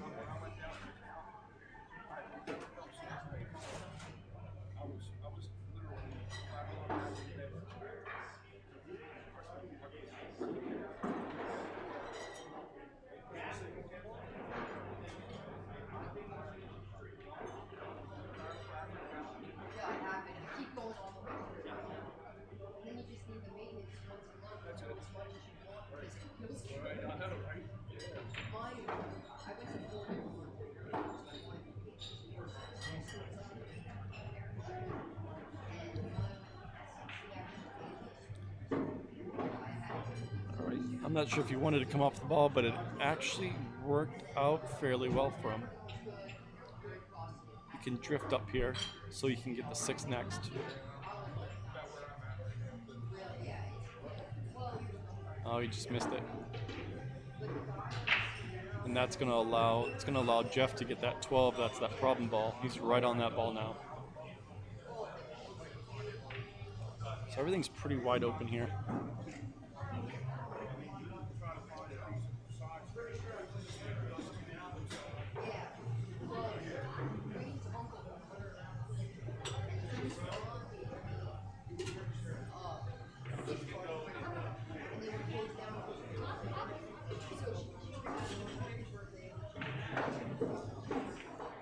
Don't get behind. All right, he's got a couple options here. He's going to go for that 10. He could go for the balls down here and cut it in, or I don't. This is a fine choice.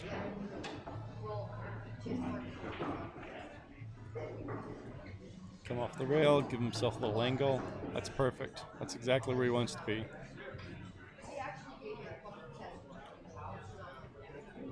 Now he's got to come off enough to where he doesn't have a big angle in that 13. So he's got to come off a little. He's got to hit it a little bit.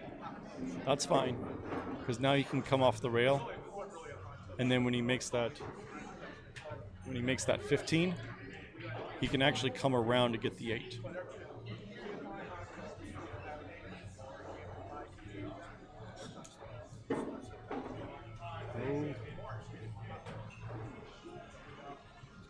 He's got an angle. I'm not sure if he's just going to shoot the 8 in the side or if he can go around it to shoot the 8 in the same corner.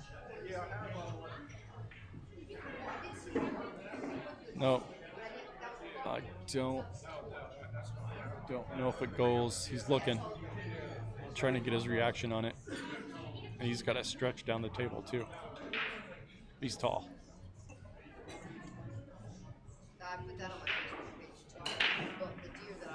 Nice out. There you go. 2-0, Mr. Jeff Jones from Oxford, Pennsylvania.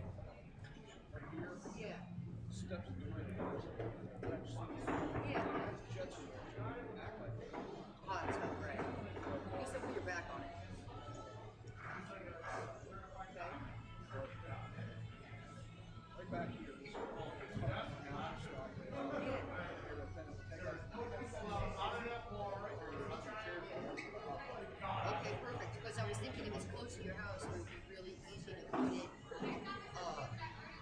glass over it. You're out. I had a friend that did that. Yeah, they closed it, and so you can watch it snow on it. How cool is that? Okay. Very nice break. Very nice and spread out. Nothing's clustering at all. Literally, the area where the balls were racked is completely empty. So, very solid break. Oh, that's great. Looks like fun. And that's what sucks too. Because that means those are cross super and you're yeah, because I saw pictures of the whole. That's awesome. Oh my gosh. Really? Does he go in the water too or no? So I'm not sure some of the other scores, but I know Wayne is currently playing. Nick is currently playing. Who else is playing right now? Tracy Wellens is playing. That's what I It's Tracy Toll. Who else is playing over there? Got a few. Brett Stottlemeyer's playing. Jamie Brogdon. So we got quite a few matches still going. Solid matches. A lot of good matches. This is where it gets interesting. All right. I think he wanted to get a little better on that, but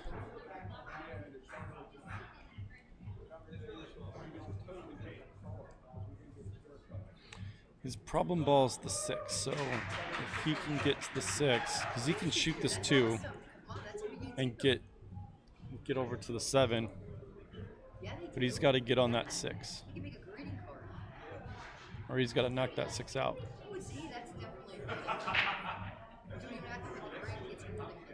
I think he's going to knock out this ball here. Yep, that's what he did. So I can't tell if the 6 actually goes past. It might, because again, these pockets are taking shots pretty easily because it is newer cloth, so they're sliding in a little bit.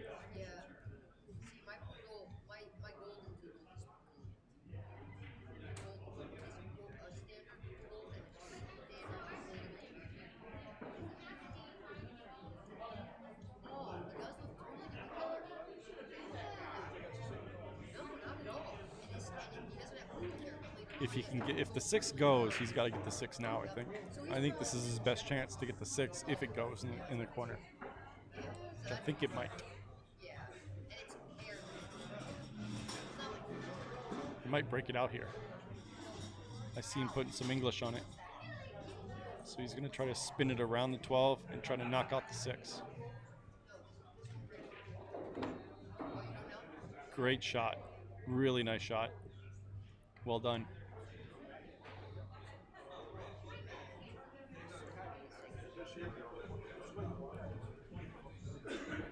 So really all he needs to do here is just stun it, come off the rail, and then he's got the 4 in that upper corner.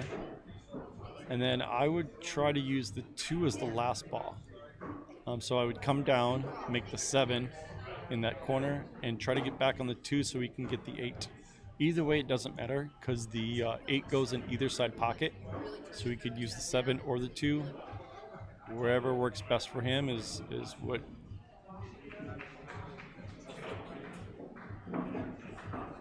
So I think he's got bad angle on the 7, so I think he might have to take the 2 first. Because I worked at Toby Head on, and they CCOM gave him. So I think he's gonna, because he's got that angle on the 2 there, and what he'll do is he'll come off the rail and have an angle for the 7 to come straight down the table and go to the right side of the 8. We only talk once a year. It's okay. But yeah, you Oh, he missed it. But that's what he was trying to do. You see where he left the cue ball? He had a really good angle. All you had to do was just off the rail, back down the middle of the table. And then, yeah, it's, I'm a supply systems analyst, so I on depot 6,000. Really? Really? 6,001? Really? Shouldn't it?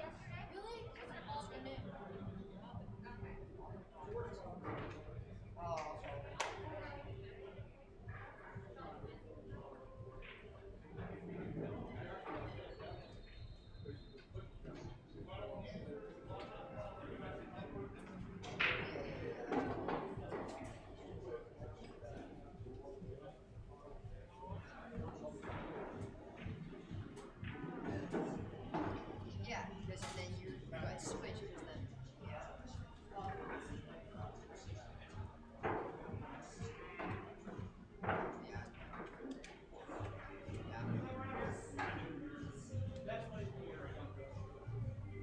Yeah.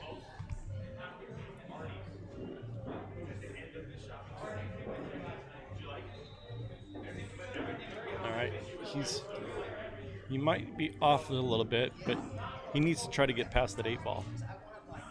He needs to go forward enough to where he can get to the 9 and 10, because I don't think he wants to take the combination. If he doesn't have to, obviously that's going to benefit him. But I'm not sure. The 8 might stop his progress there, so he might have to take a different route. He might draw it back and shoot the 15 in the same pocket. Yep. He's a little too far, so he's on the wrong side of the 15. I think that's 10. Nope, that's the 11. Sorry, that's the 11 ball. So he's just gonna.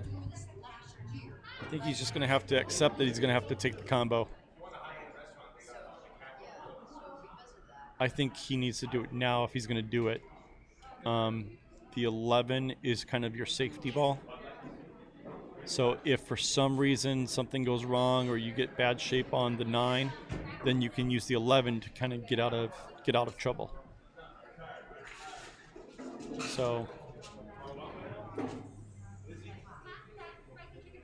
we'll see where the 9. I mean, if he makes the 10, if he makes the 12 here, we'll see where the 9 goes. Hopefully it sits to where he's got a shot, and it doesn't. So that's where you want to keep the 11. So now he could have shot that 11 to draw back and get on the 9. So that's the purpose of keeping that extra ball on that table.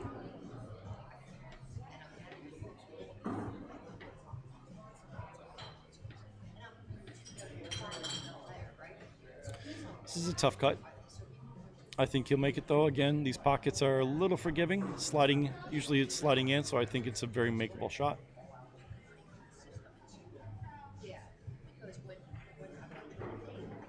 Yep.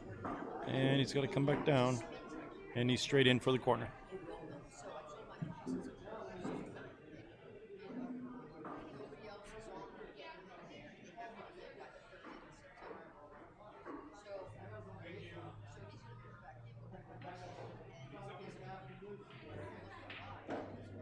Wow, powerful shot. Nice, confident stroke. Jeff Jones is on a roll here. Jeff has a 3-0 lead.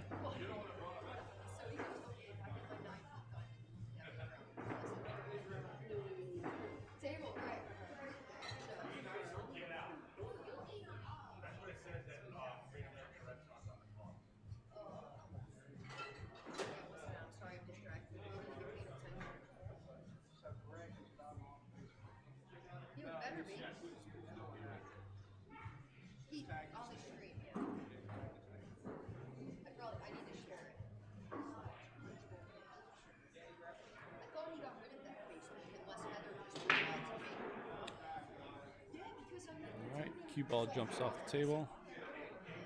Sometimes that happens with that corner break. And so I knew we had another one, whatever. And so I just tagged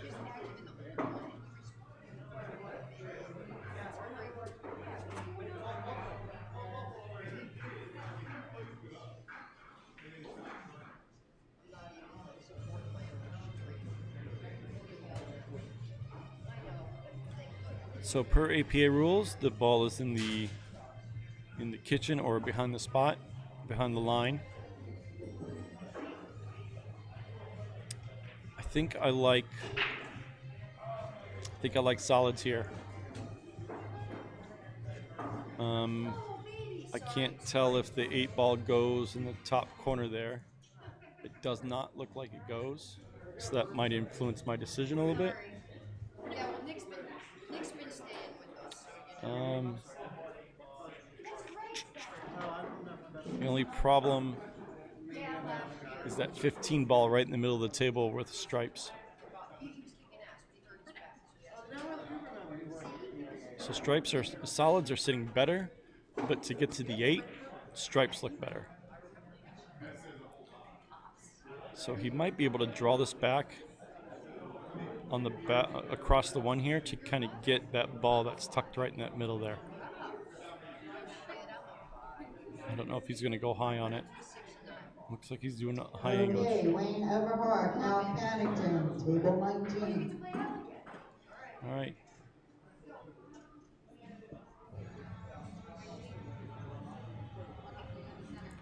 He's got an angle on it, so that way he can go to the rail. He can go to the rail and come back out and kind of graze that 8.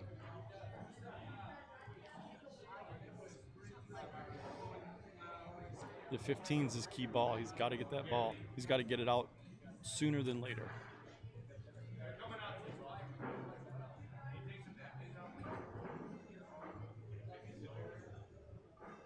He made it.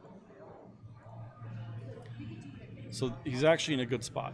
If he can just stop the ball right there, he should have a shot. He's looking at it. So he's looking at it right now. He should have a shot on that 15, and then he can draw it back to the 13.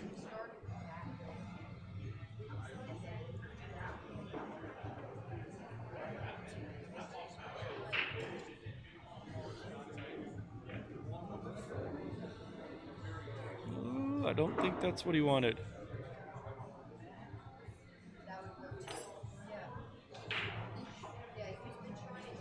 So from here, it looks like he's got a lot of angle on that ball. Actually, no, not too bad. So the 15, it looks like the 15 does go in the upper corner, so he might be able to just drift the cue ball down right past that 7 there, shoot the 15 in the upper corner, and then he'll have the 8.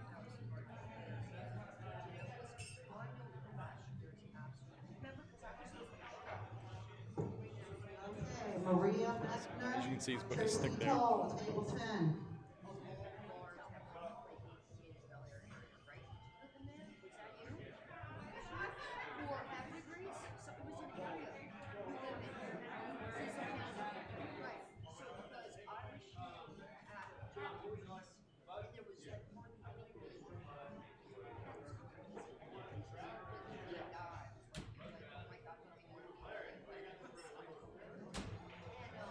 So you just got a nice and easy, just a light hit. It looks like he's gearing up to do something.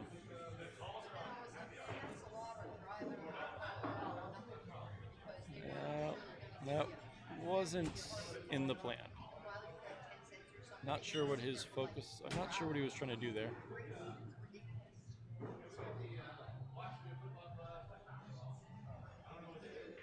He might have had a little bit too much angle to just put it where he wanted to.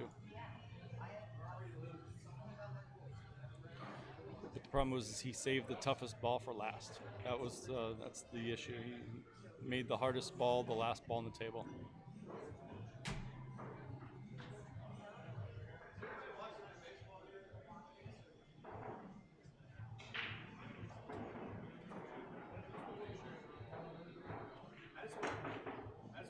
Oh, I thought he made that. Oh, that was a really good attempt. Great attempt by Greg.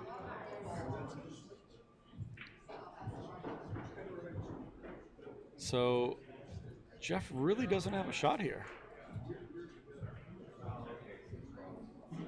I would probably be pushing for a safe somewhere. He doesn't have a clean shot. He's got combos both ways. I mean, he could shoot the 3, but I don't. It's it's a tough shot.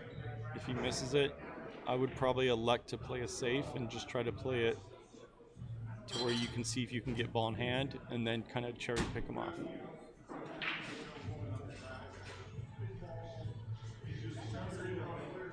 And that's what he did. Yep, smart safe. Very smart safe. Sometimes you have to have good knowledge of the game in order when to play your safes. Wow, okay. All right.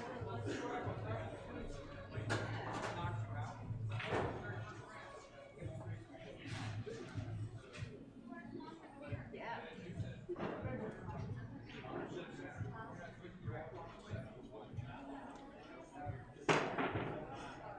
Nice jump. It's pretty solid with the jump cue.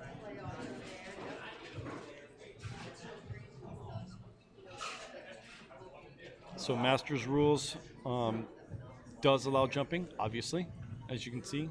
So it's definitely a big help to some of these guys.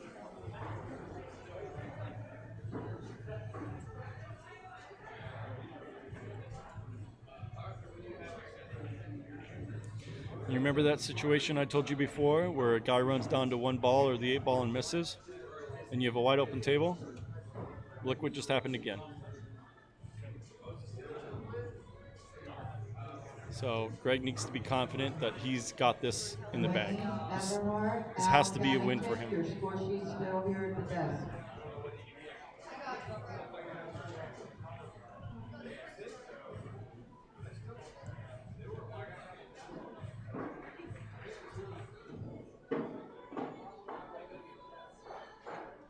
Got a little awkward on it, but I think he's fine. He's not happy, but he can still shoot that 7 ball and get around the table and still have multiple options.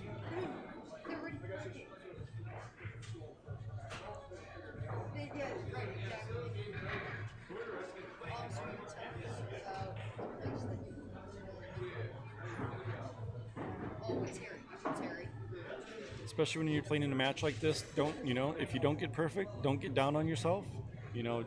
Don't get upset, because the thing is that you have options. You still have shots. Just be aware of where you're at and make it work. Center English, bring it 2 rails, get it up to the middle of the table, and he can shoot any ball he wants.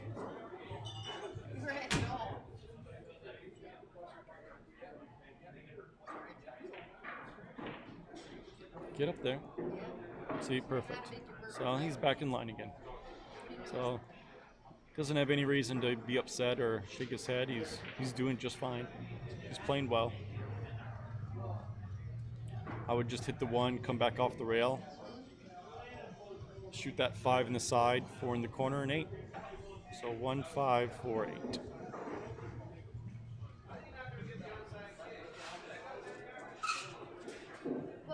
Or he's straight in for the 4. Either way, doesn't matter.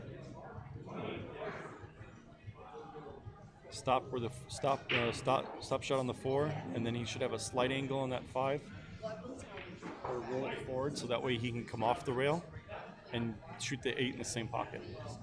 But I would leave yourself an angle on that 5.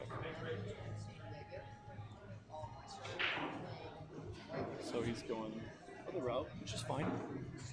Gives himself an angle. Just a nice little draw shot. And he'll be straight in for the 8. I have somebody in the house here. Unbelievable that he's here. Mr. Roy himself from Roy's Basement. Roy's Basement in the house. Roy's Basement in the house. Have you played it? I won my bracket, so I'm waiting on the B side. I'm in the finals. You're in the finals? I'm in the finals. That's why I'm here. What's that? That's why I'm here. You're here to see me. I need Look to at you. support- I Look need at to you. take pictures. I know. So we 'cause- can put 'cause- it on our group chat. You know why? It's because I lost so much money in poker. I think that's why. I think that's really what it is. So yeah, so this Alright. is a photographer fee, right? So Jeff is playing great. He's up to a 4-0 lead. Greg's not playing bad. He's just, one or two small errors in each rack is just costing him the rack. He's not playing bad. He's not, he's just, it's the small little things in 8-ball that really make that difference. And what he's doing is that he's leaving Jeff basically a free run out every rack. That's what he's doing. In 3 games so far, Greg has run down to 1 ball or the 8-ball and missed.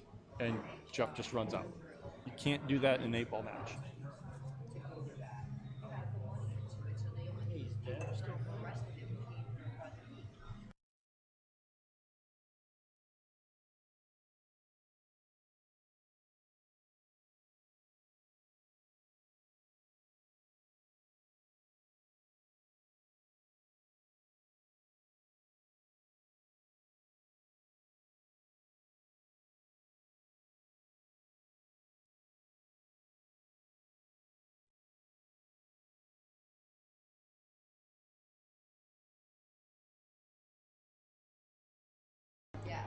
All right, good to see Roy.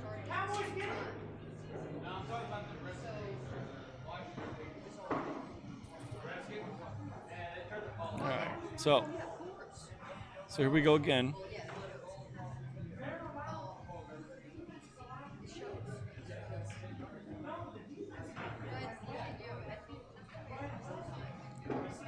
So here's a situation that I see Greg in this match or this game. I would play a safe right here, or at least try to knock out one of those balls, because the combination might not go. If he can play a safe or play somewhere where he can knock out one of the balls and make it tough and bring the cue ball to the end rail, then make Jeff work for it. He's got to make Jeff work for a rack, because right now Jeff hasn't worked for a rack yet.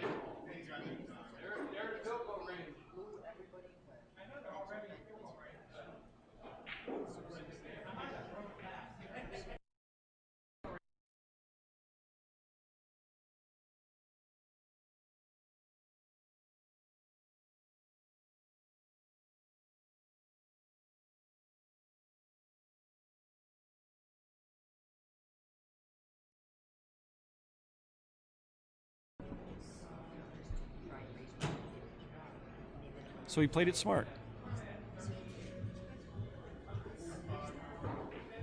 He played it smart so that he's now got to make Jeff work for it. He didn't try to run out. It was a great shot. As you can see, Jeff is now, that's actually a really great shot, because what he did now is he blocked a pocket. So now Greg actually can't get out without figuring out how to get that 15 ball up there. So this is where the strategy comes in.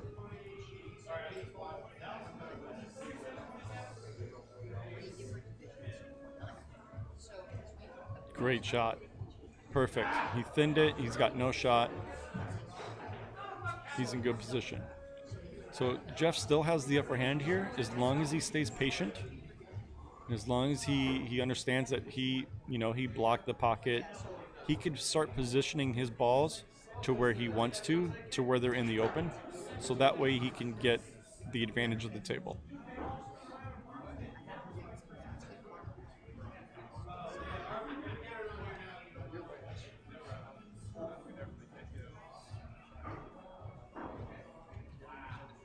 Okay, it's still good. So far, the difference in this match has been Greg has run down to 1 or 2 balls and missed, and Jeff has had an open table to run out almost every single game so far. And that's the whole difference of this match right now. They're both shooting well.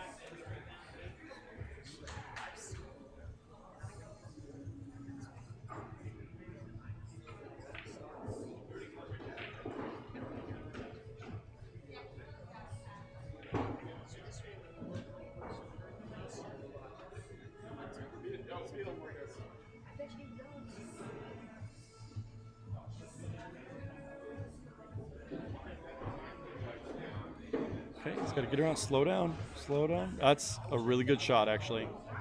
Now he's just got to focus and bear down and make the shot. I'd put just a little bit of high on it, so that way the cue ball comes between the 2 and the 3, and he can either shoot the 9, or if it doesn't go far enough, he can shoot that 15. Oh, he missed it, but he had great shape. He got where he wanted to. If he makes that ball, he's probably out here.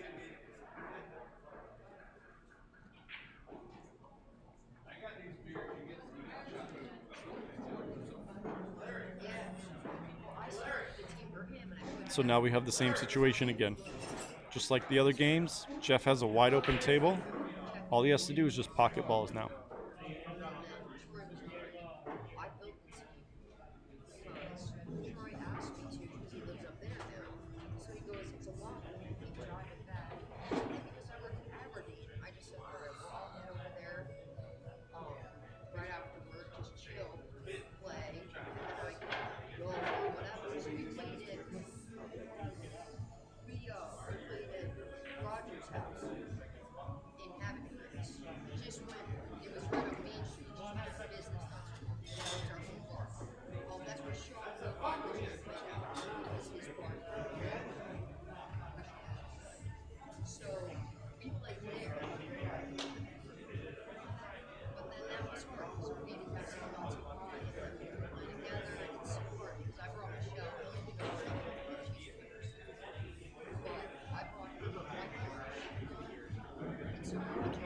Get a little too far.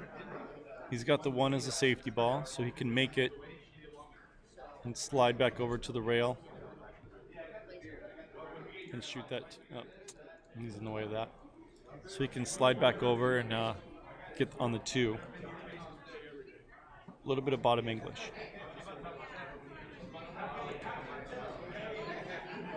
Oh, he missed it. He knew it. As soon as he hit it, he knew it.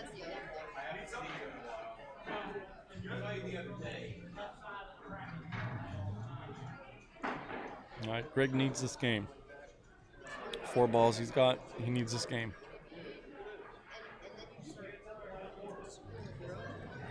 I think the 15 goes in the upper left corner, so I would probably go, or I'm sorry, that's the 11 ball. The 15 on the top right of the table, I would take that, kind of slide down to the bottom here, take that 9, take that 15, and then he can get on the 8 and shoot it on the opposite corner. But let's see what he does.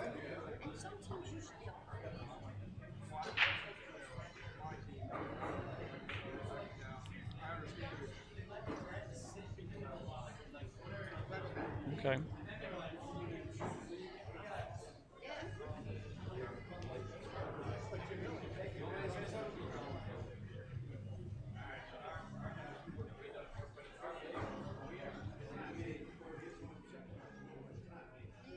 So fairly simple cut.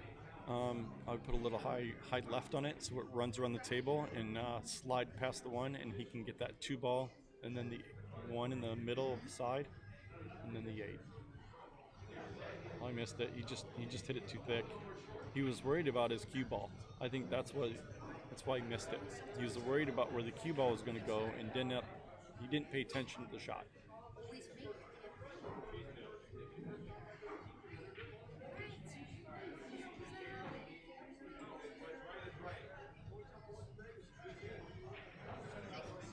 Good shot. Oh no, don't tell me that. I can't tell if he can see it or not. Looks like he can. Looks like he's all good to go there.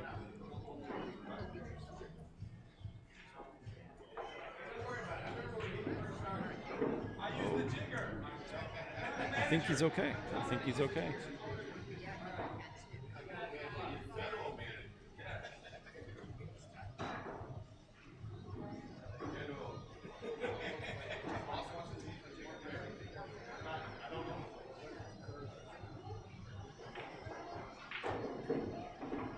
I know he didn't quite get there, but he's still fine. I think he's going to have to get the bridge out, unfortunately.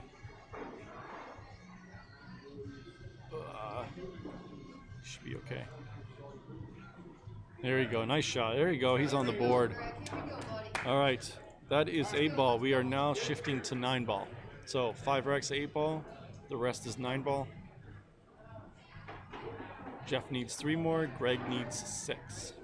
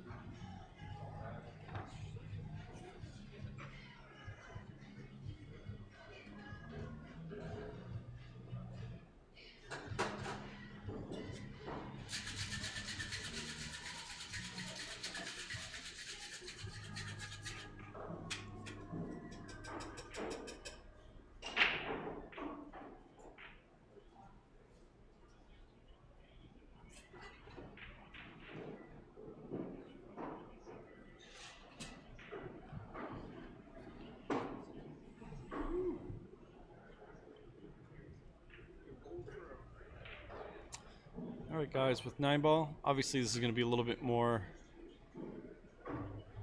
different of strategy.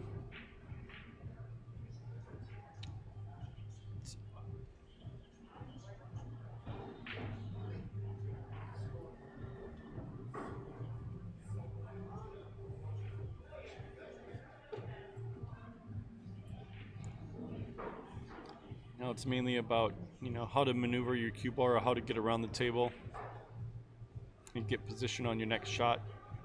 This is where thinking 3 balls ahead is really important. It was a good idea, just didn't hit it enough. You got to hit it a little bit harder. But it was the right idea.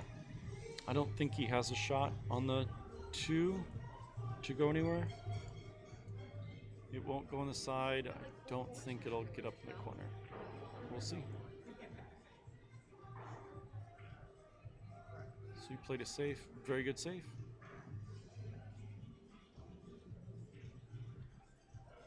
Jeff's a smart player.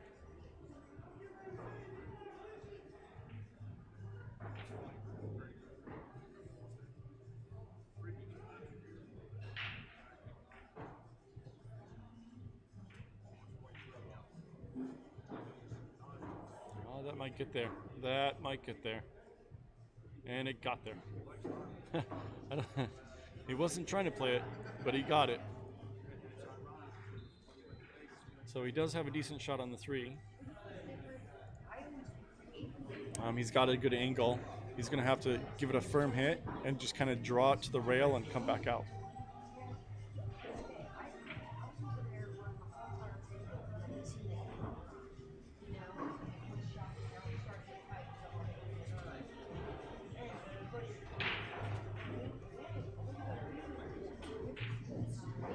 A little thick.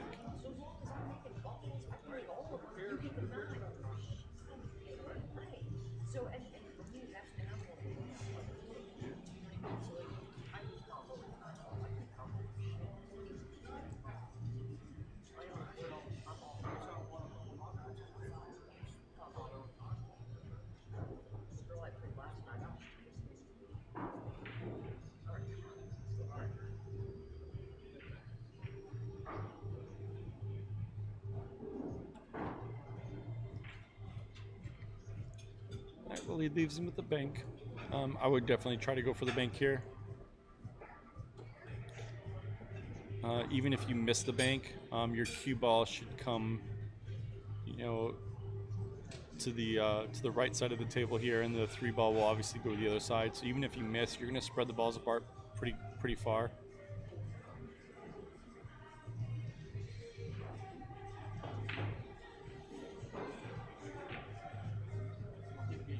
He just got unlucky and hit the edge of the pocket, which brought it back up. So if he didn't hit the edge of the pocket, it would have pushed it down to the other end. So a little unlucky, but still a tough shot.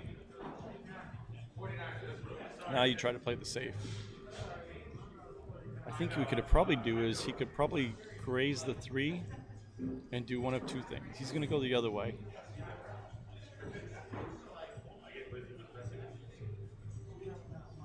It's close.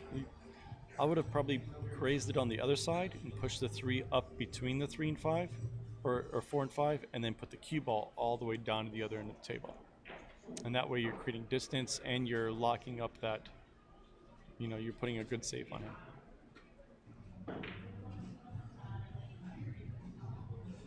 And he might have gotten him. He did snooker him. And the 4 ball is in the way of the kick.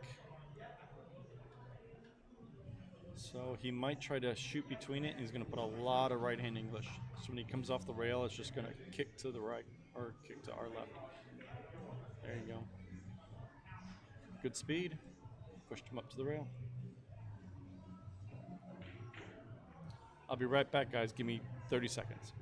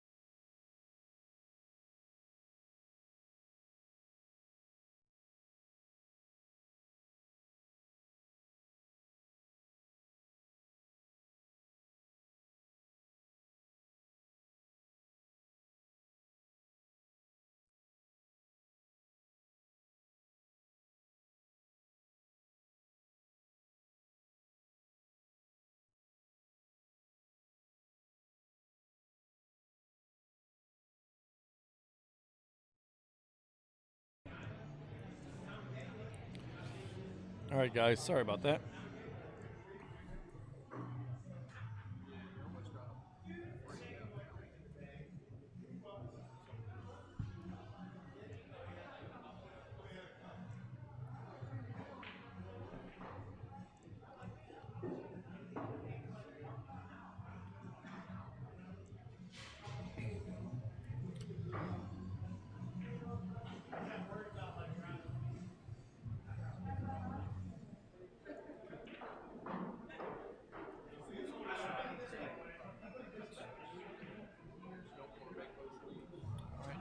Came off the rail a little bit.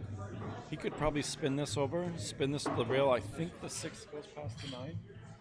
So he's just going to thin it and spin it to that rail. Oh, don't scratch. Slow down. Little hard.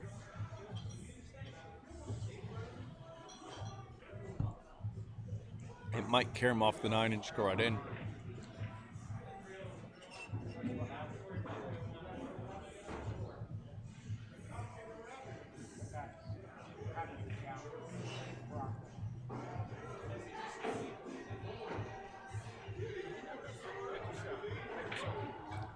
Nope.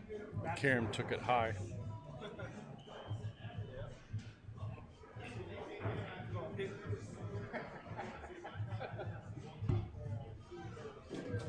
Hopefully you can hear me a little bit better, Jim. Sorry about the low the low sound.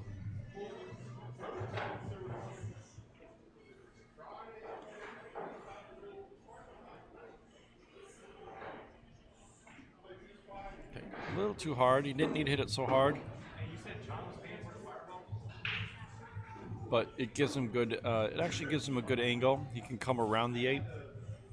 He should. He's just gotta pocket the ball. The natural English will bring it around, and he'll be fine.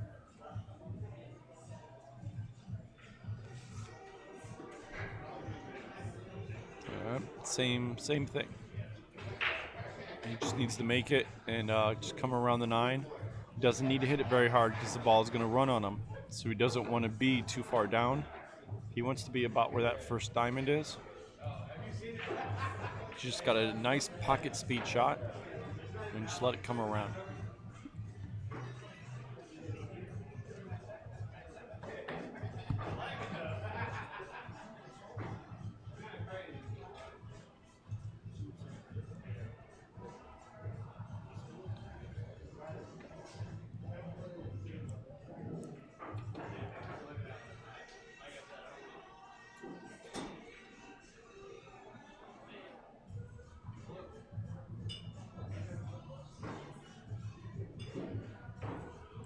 There it is. Slow down. That was it. That was perfect. He probably could have gone a little softer, but that was the concept that he needed. So if he can get it over to the pocket, again, these pockets are a little forgiving. It should go in. He made it. Nice shot. Didn't even need the rail. All right, Jeff's playing pretty solid.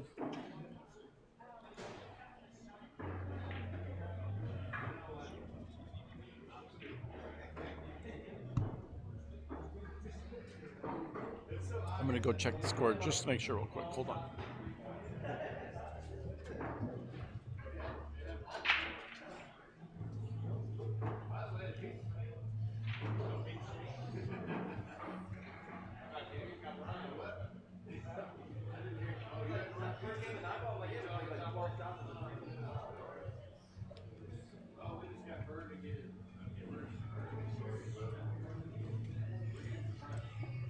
All right.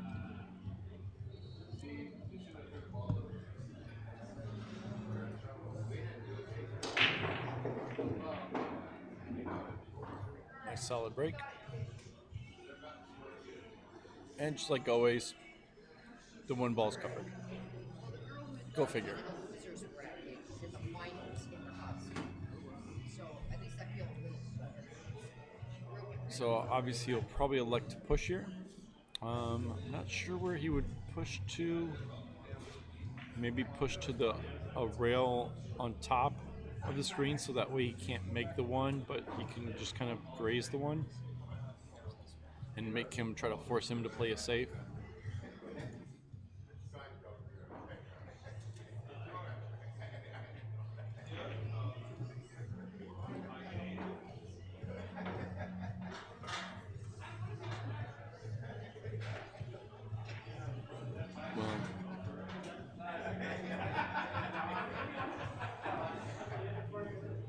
So I think he was trying to push, so I think the 1 goes. And that I think Greg was confused what he was doing too.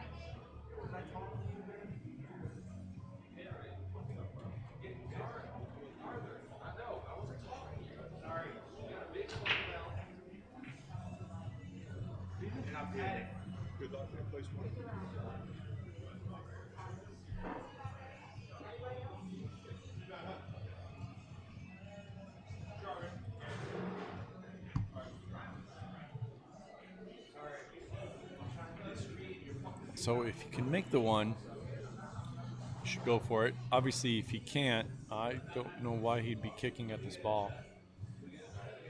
I'm a little confused, I guess. Apparently, I don't know what I'm talking about. So the 1-6 was wired, but great hit.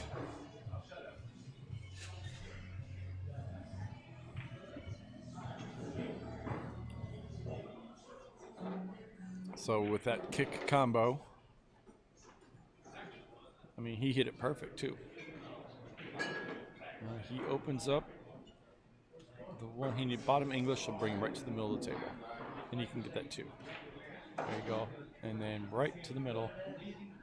Now he wants to go. He's got the angle. He wants to go with a little bit of high.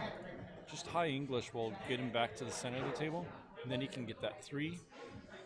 I think the 4 might go past the 8. Not too sure.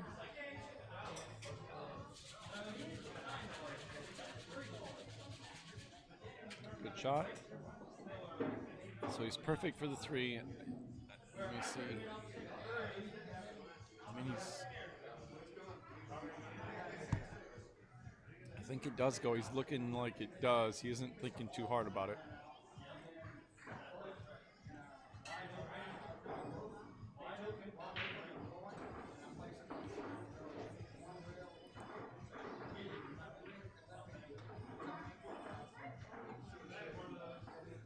So he can't hit it hard. He's just got to get on the 5. Perfect. Nice shot. Should be pretty natural from here. Everything's laid out pretty good. Hopefully he doesn't get funky where he hits the 9 and the 9 sits right in between them. Hopefully I didn't jinx him. Oh, he missed it. And it's exactly what it was. The 9 was going to sit right in between them anyway. So I think he got a little lucky on that. It was just the 9 was sitting at the angle where he was going to clip it, and it was just going to sit right there.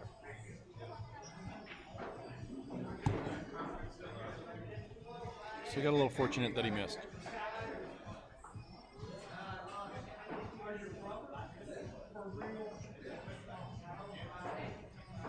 Oh, he made it. Nice shot. It was good speed. It just ended up, if he hits the ball first, I think he's good. But since he didn't hit the ball first, it kind of rolled up on the 8 there.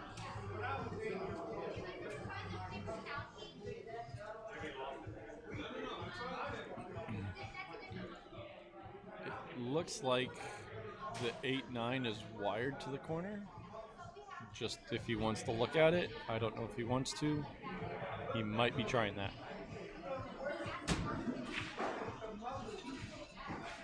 Nope, I try to play the safe.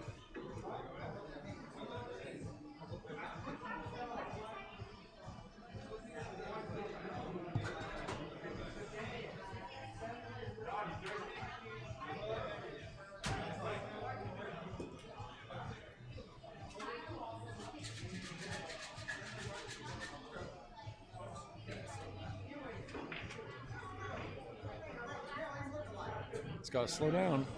It was the right shot. He just wanted it to sit up on that rail. He just hit it just a little too hard.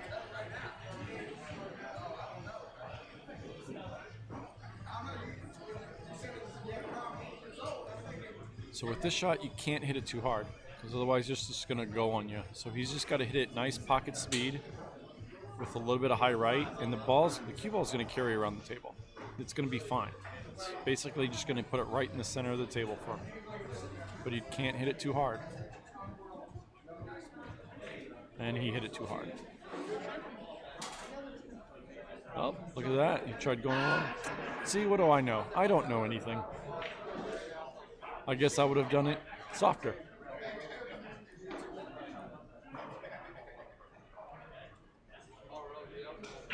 Nice out. Greg goes to 2. Sometimes I don't know everything. Once in a while.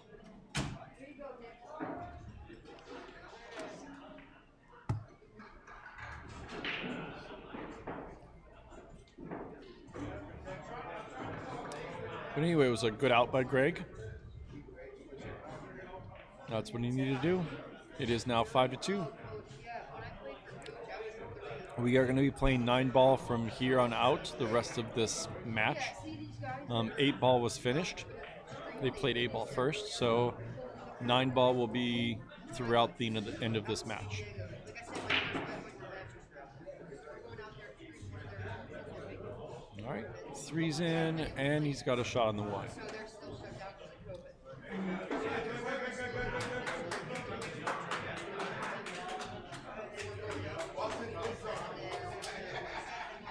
Thanks, babe.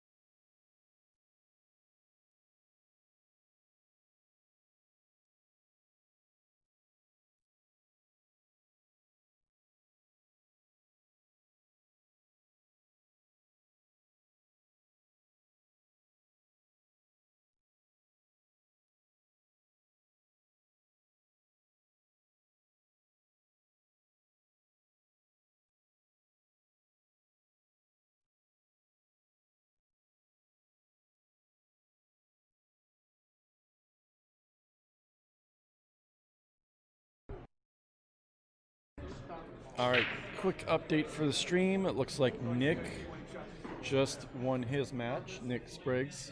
So he has made it to the finals. So he is one match away for going to Florida. I think his opponent is Paul Adelini. So it looks like Wayne is still playing against Alan Cannington. The winner of Wayne and Alan will play me for the finals.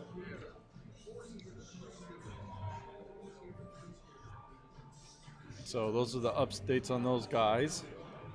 Let's see, I'm trying to see who else is around here.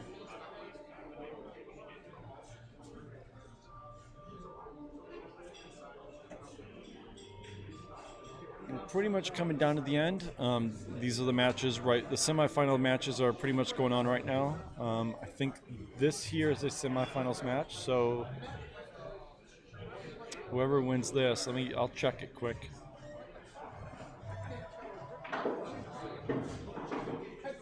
Obviously, you didn't want to hit the 9. Give me 1 second, guys.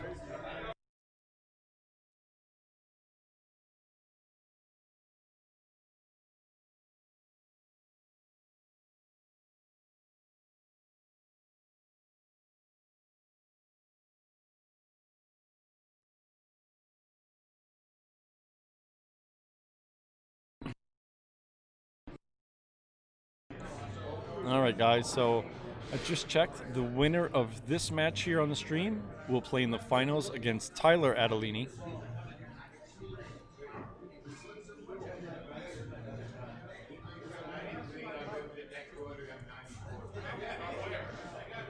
So these are all semifinal matches that are going on right now.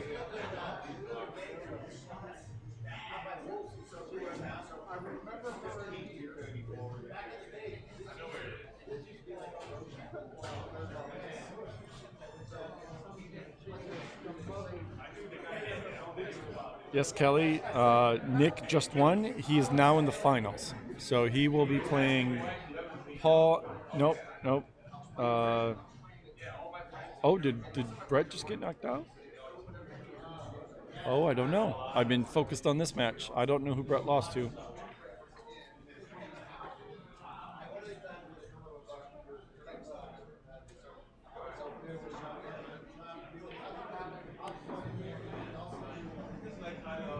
I don't know the score of Wayne's match either. I couldn't tell you.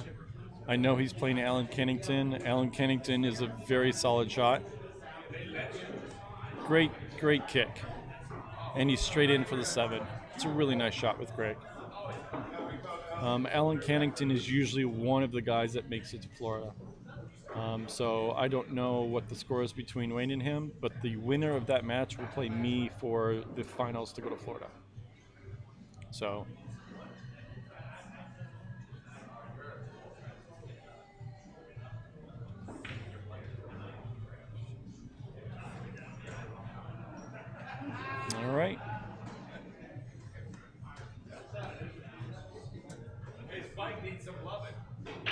So he's going to stretch.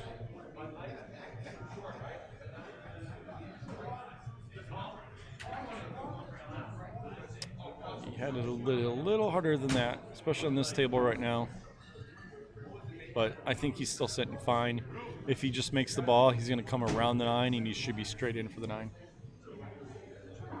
Thanks, Jerry.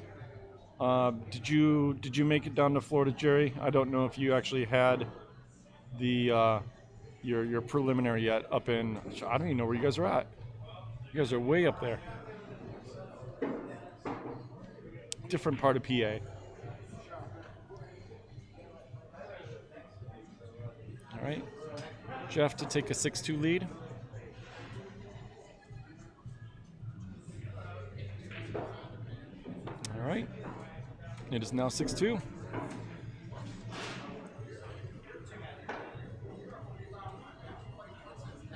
So with the U.S. Amateur National Championships, basically once you make it to Florida, you play for, obviously it's more prestige, not a lot of cash prizes in this. You win a very large trophy, very heavy trophy. I can tell you a few people that literally haven't, have to ship it back. But and then you do qualify for a pro event. Even though there's not a lot of cash to be won, it definitely is more of a prestigious event, and you get a chance to play in a pro event, which is obviously something we all love and want to do. And that's $1,000 prize right there. So, good job, Jerry. Good job shooting last night. Good job last night up in the Mount Pocono. Wow, that's up there. I'm gonna have to come up there sometime. I've heard the Poconos are nice.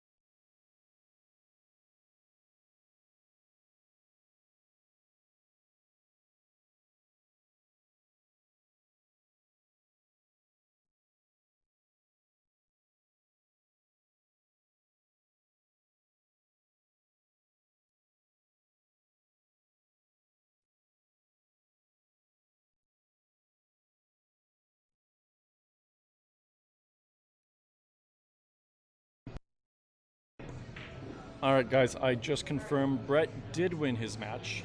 So Brett is also in the finals. He knocked out Jamie Brogdon. So Rich, yes, Brett is in the finals. Kelly, he did win. So I think it was a close one, though.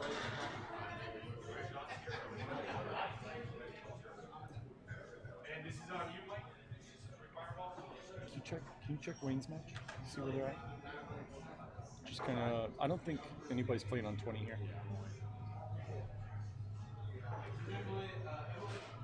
Really nice shot by Jeff. Very smart.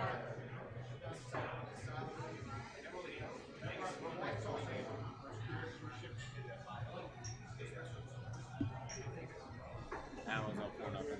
Okay. 4-0. All right, so Alan Kennington is up 4-0 on Wayne as of right now in a race to 7. Alan's a solid shot. Wayne's got this is a tough match for Wayne. Like I said, Alan is definitely one of those guys that makes it pretty much every year. So, all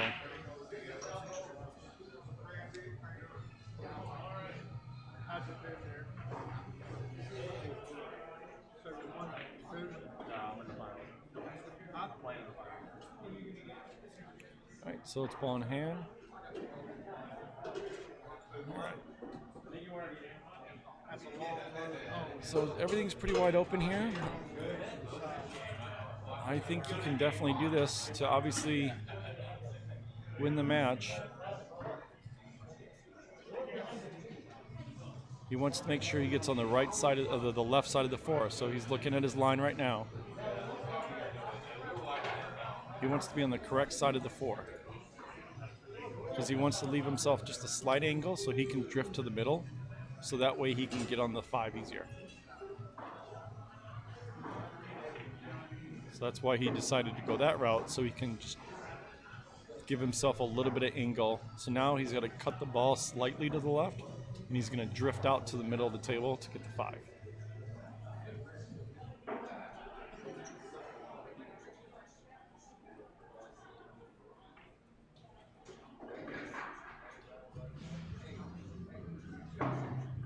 And everything else plays pretty naturally. If he can just stay off that 9, he should be okay.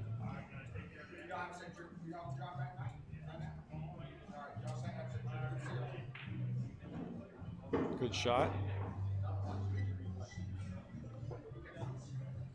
This nice pocket speed shot. We'll just bring it around and it'll take the 7 in the side.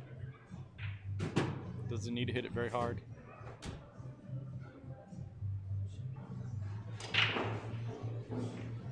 Well, a little harder than he wanted to, but I think it's going to work.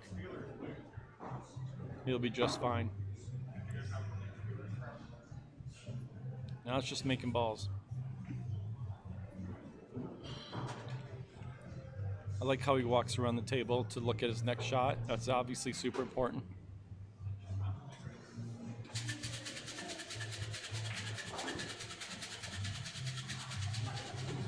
He left himself an angle.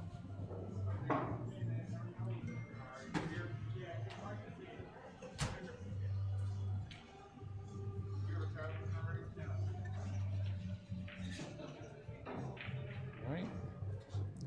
This will be for the match, and if he makes this, Jeff will be in the finals.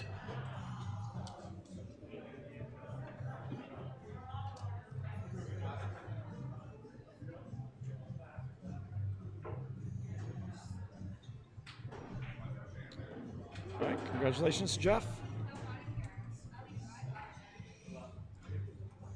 All right, guys. So hang on, don't go anywhere. I think we have finals matches coming up shortly.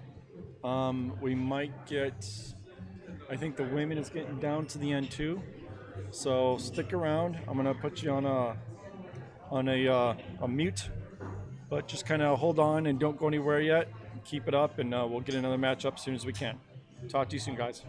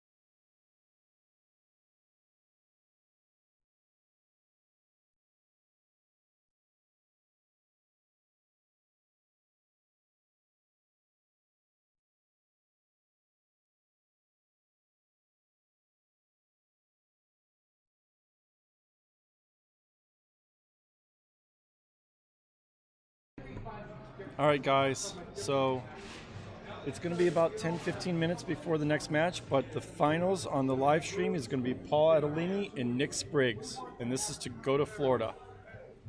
So I'm going to put that in right now so you guys know who the next match is going to be. But it will be Nick Spriggs and Paul Adelini.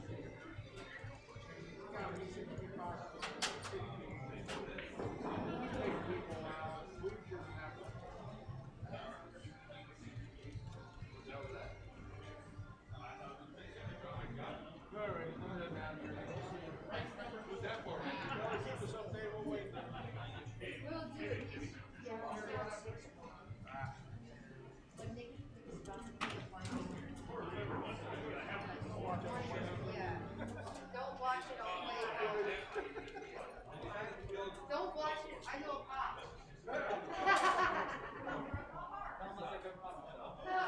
I normally do. Drive safe.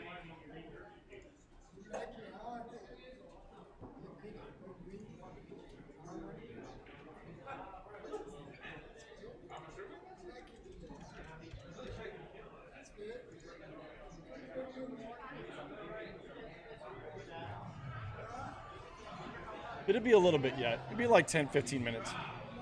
It'll be a little bit yet.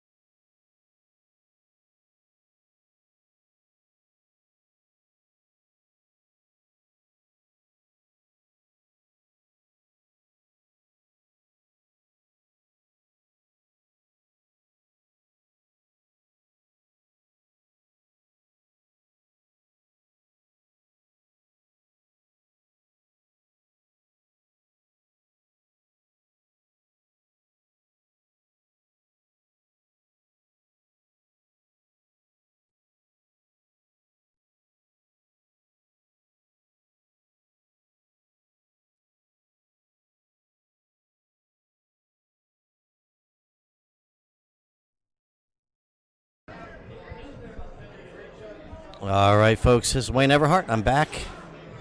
Just finished up my match. Lost to Al. Finished in third, fourth, I guess. Just missed the finals. Pretty excited. It was a good day. But next we'll have Nick Spriggs and Paul Adelini. This will be the finals today. This is the finals. Have the semifinals for the women's event to play in the next round. So we'll give you names here in a second.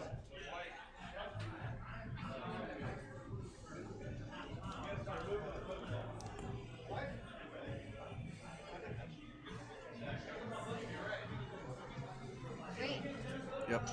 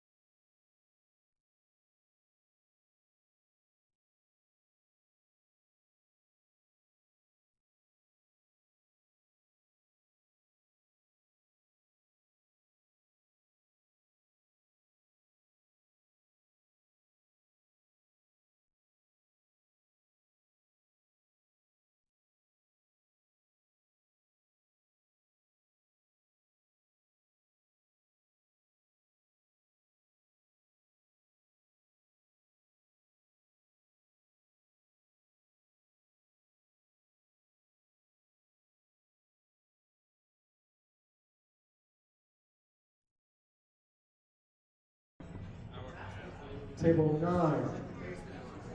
Fred Bislip. All right, so they're just calling the match. Table 9. It's going to be just a minute, so in the meantime, And table 11. let's check out that big money gear. And Jimmy Coleman. Table 11. Good luck, guys.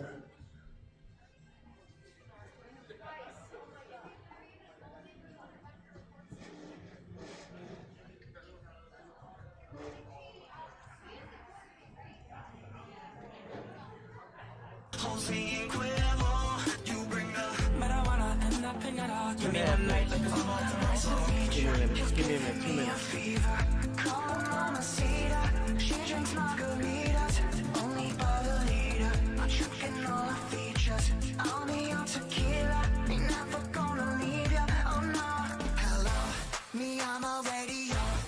You know stereo. Mono, we mono, but we know hablo español. When we say vámonos, or we say adios, tonight we're gonna party like it's 19 Mexico. 19 Mexico. 19 Mexico. Can you take me to Cancun? No one knows. Tijuana, hasta mañana. Nice to meet you, but hasta la vista. Covered in queso. Yo quiero. Señorita, hot off the meter. I'm no believer, but I get the nice feature. You're giving me a fever. Call her mamacita. She drinks margaritas.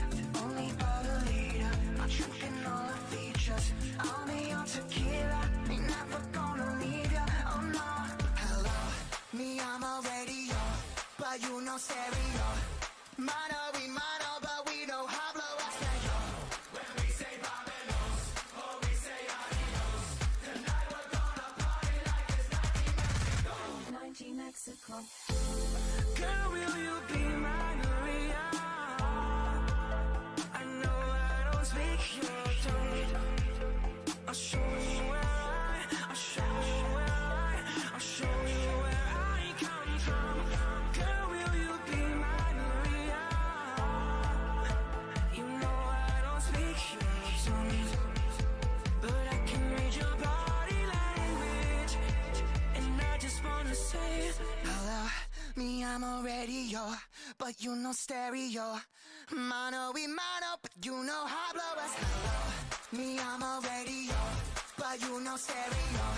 Mono, we mono, but we know hablo español. When we say vámonos, or we say adios, tonight we're gonna party like it's 19 Mexico. When we say vámonos, or we say adios, tonight we're gonna party like it's 19 Mexico. All right, so thank you to our sponsors. And Bernadine Diaz out there in Las Vegas. excuse me, out there. Excuse me, San Diego, California. It's been a long day, folks. I've been competing all day. Haven't had much of a break. And so just bear with me. I'm excited. I got Nick Spriggs in the final. That's one of my sponsored players. Both him and I gave a good run today. He's in the finals. I made it to third place. I'll take it. Stout field. To give a shout out also to the APA, National APA, for allowing us to go ahead and stream today, and they've been kind enough to share a stream. And also to Bill Hill, Money Shout Out Billiards. Get in touch with Bill for any of your cube repair needs. He works out of Baltimore and up in Pennsylvania area. You can also get some apparel from him. You've probably seen the mob crew rolling around with their mob shirts. You can always buy a shirt from him and you become part of the mob crew. And he has some special events from time to time. There's invitation only. So check out the mob. All right, so Paul Adelini to break. This is Wayne Everhart from Think Tech MD. This is the finals of U.S. Amateurs Preliminaries.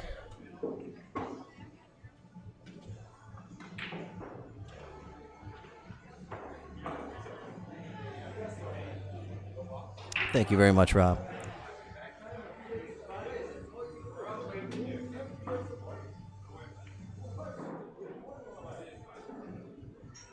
So go ahead and get this stream shared. Might as well. It's the finals. Get it out there. This is a race to 11, so we'll be here for a bit. You all can do me a solid by sharing it so I don't have to jump over and share it myself.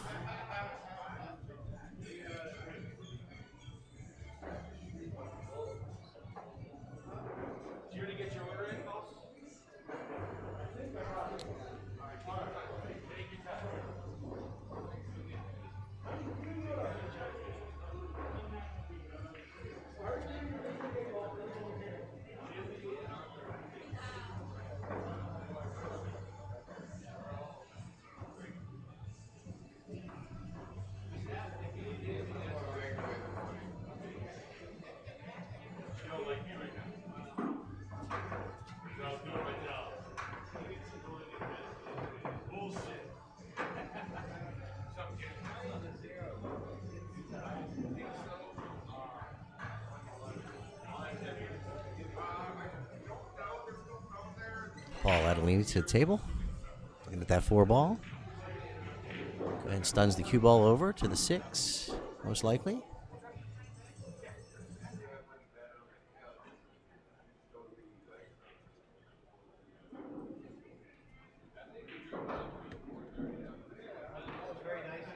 All right, good shot there. Clears the 3 out from the 10.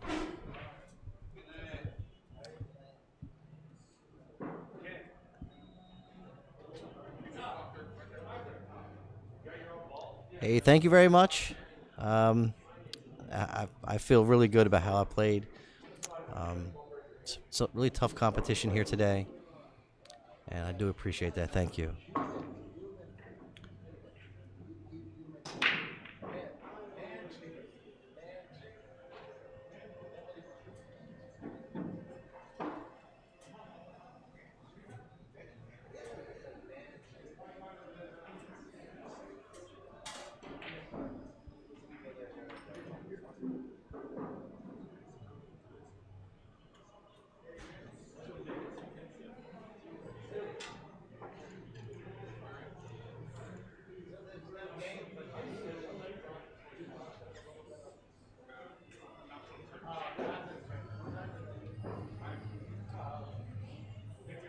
Nick Spriggs to the table, shooting the stripes.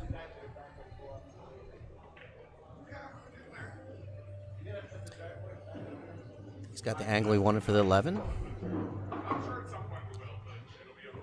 Probably come out towards the center of the table somewhere.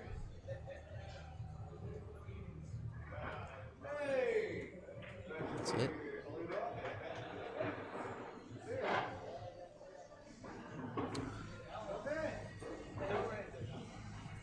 I think it got out as far as he wanted there.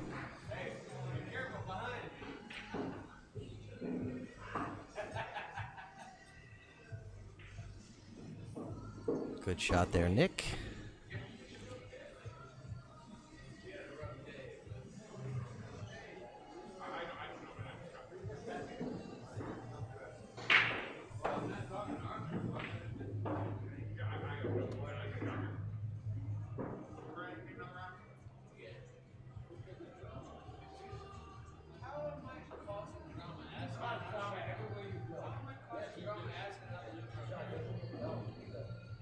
So Nick Spriggs, not only is he a sponsored player of mine, he's also a player rep for Lambros Cues.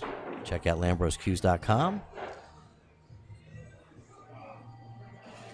If you're not familiar with Mike Lambros, he's a world-renowned pool cue maker. In my opinion, the best in the world. Don't just ask me. Go check out the site. Learn a little bit about Mike. He's not your normal cue maker. He was worked at NASA for quite some time, and the guy is just super intelligent. And when you start talking about cues, it's not all about the wood. It's about everything else that goes into making the cue. Incredible cue maker.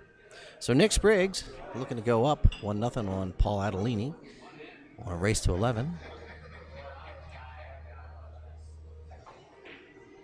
Awesome. All right, so Nick Spriggs 1-0 over Paul Adelini.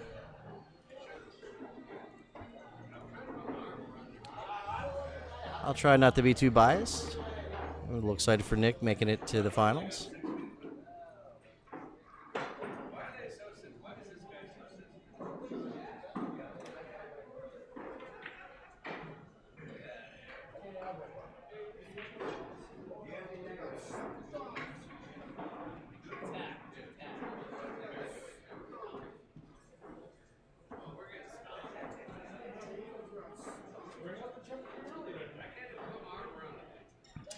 Yeah, he's looking good, I agree. Sometimes when you're battling on the B side to make it to the finals, you got a little bit of an advantage because you've been hitting balls, you've been playing. So he's probably a little warmed up.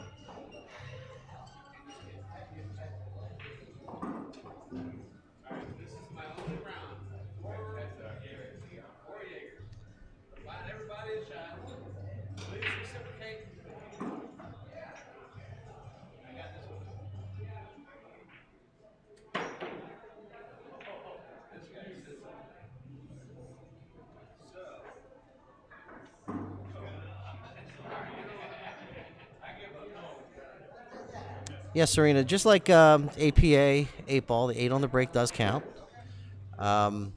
We are playing Masters rules. So the difference would be that in 9-ball, when they play 9-ball, they can push out, and they can use jump cues in 8 and 9-ball.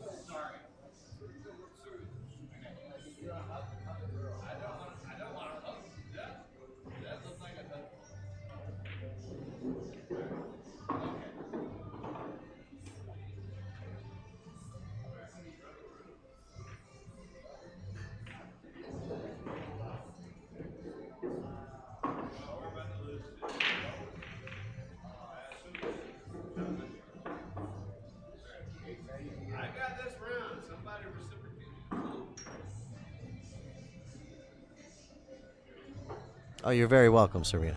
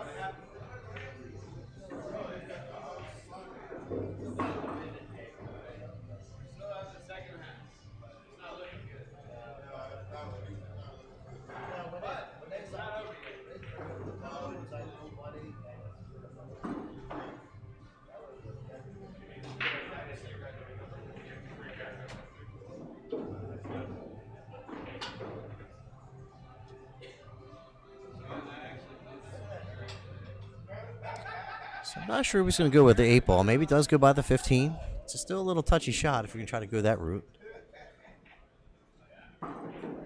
So let's see what Paul has in mind here. So he's going to set up probably playing that bottom right-hand corner pocket.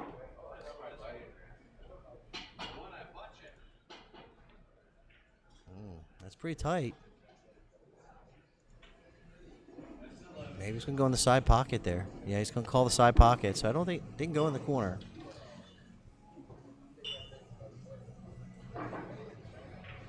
It looks like he made it. Nice shot. Uh-oh. Uh-oh.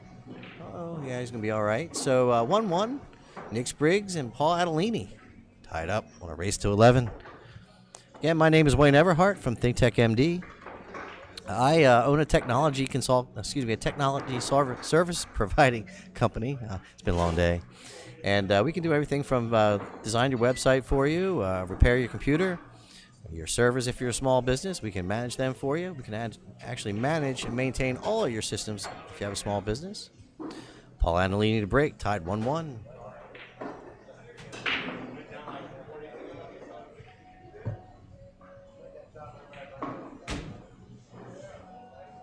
Cue ball a little loose. Got in near that corner pocket.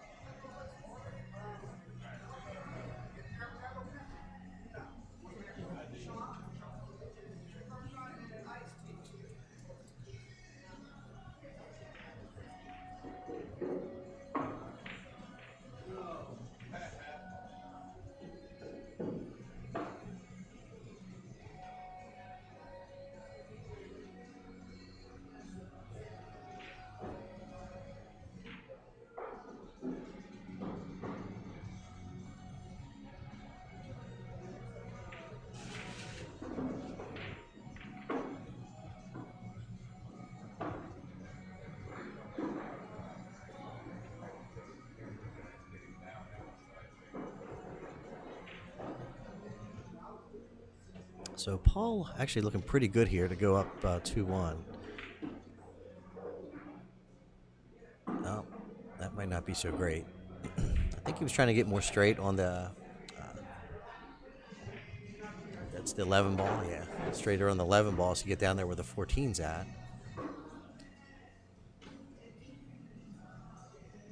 Let's see if he can still get down there. Yeah, he can get down there. Nice shot. Good shot by Paul.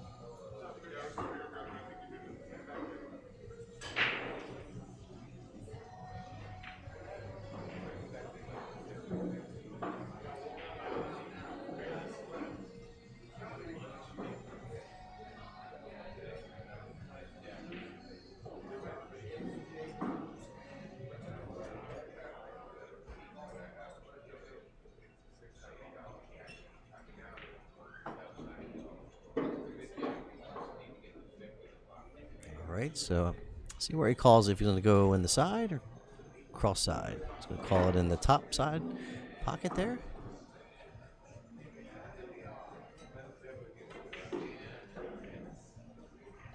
Oh. All right, so Nick has plenty of balls to jam up Paul if he so chooses. Play some safeties. Try to clear that mess up a little bit there. Let's see what Nick does.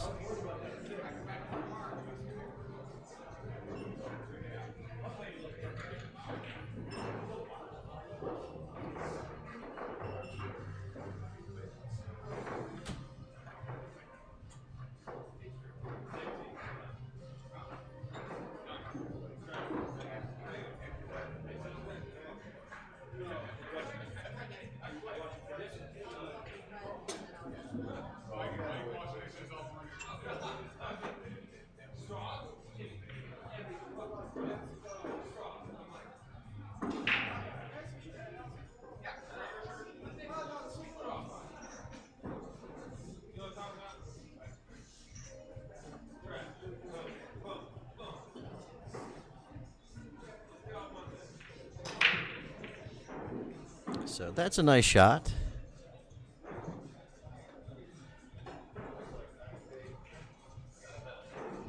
Hi, Vinny. Thank you very much for that. I feel pretty satisfied as well. Something to build off of going into the next tournament. So Paul's going to go for that 8-ball, I think, down in that top right corner pocket. He's going to go ahead and jump.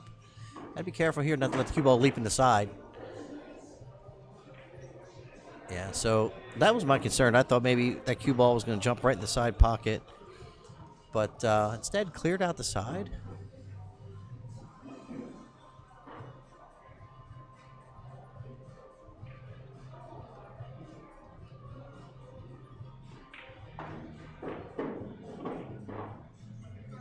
Shot there by Nick.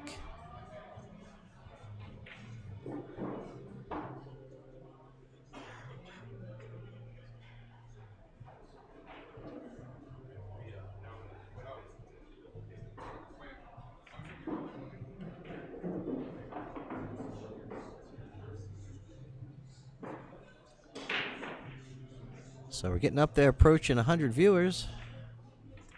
If you're first time visiting us, go ahead and follow us. Go ahead and share the stream. We also have a YouTube channel. I'll go ahead and post that up there in the chat in a minute. I'd like to get some people over there following us. Good shot there by Nick.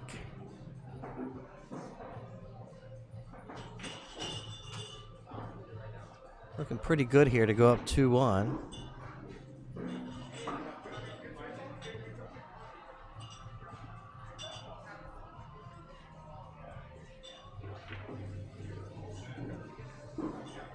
Wow. So my experience on these tables today, drawing the ball has been pretty tough to judge speed. Much better rolling the ball. So Paul's going to go ahead and concede that. And Nick Spriggs takes a 2-1 lead over Paul Adelini.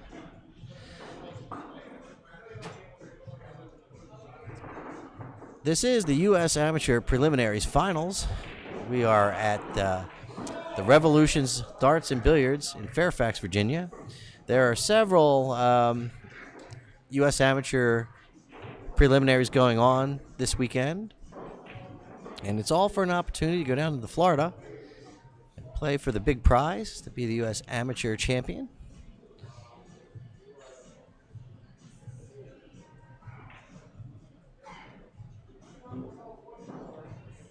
Nick Spriggs to break, leading 2-1.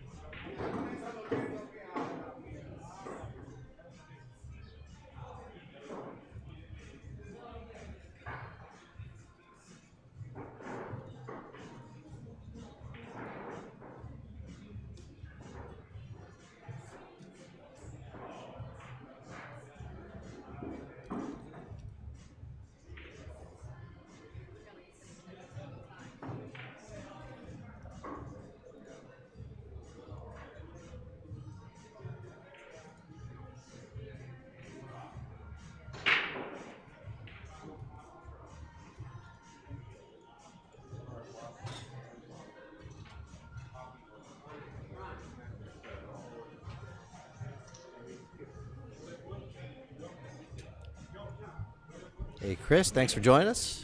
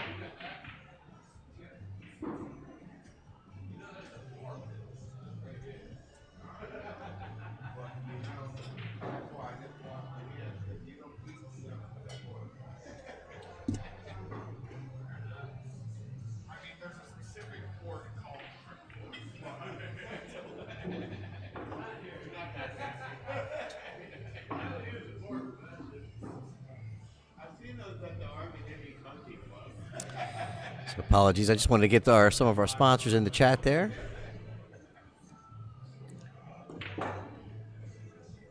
Big thank you to Bernadine Diaz from Big Money Tournaments. She just released an apparel line, her underground gear, Big Money Underground gear. We've been showing the little short for her periodically throughout the event. She'll be releasing some more gear. She's from San Diego, California. We'll be heading out that way. Won't be too long. Be going out there to cover some events. Looking forward to that. Thank you to all those folks over there on the West Coast that have gotten up early and watched the event, supported us. Doesn't go unnoticed.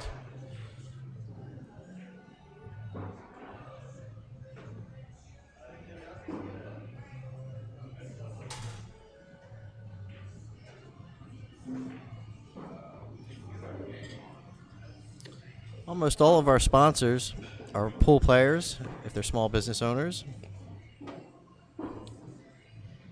Hunter Kelly, who owns the GandView Landscaping. You can get in touch with him if you're in the Baltimore, Washington area. No job too small. Also handles snow removal. Can handle any of your landscaping needs. Reach on out to Hunter Kelly at GandView Landscaping.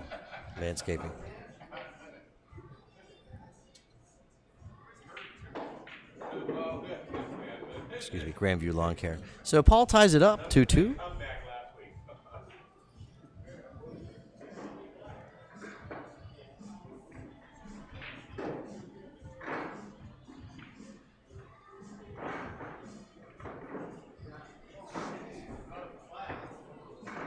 I didn't know it was Hunter's birthday. Happy birthday, Hunter.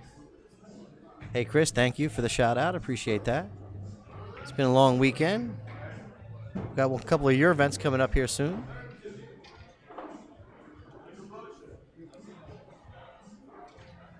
Paul Adelini to break, tied 2-2 on a race to 11.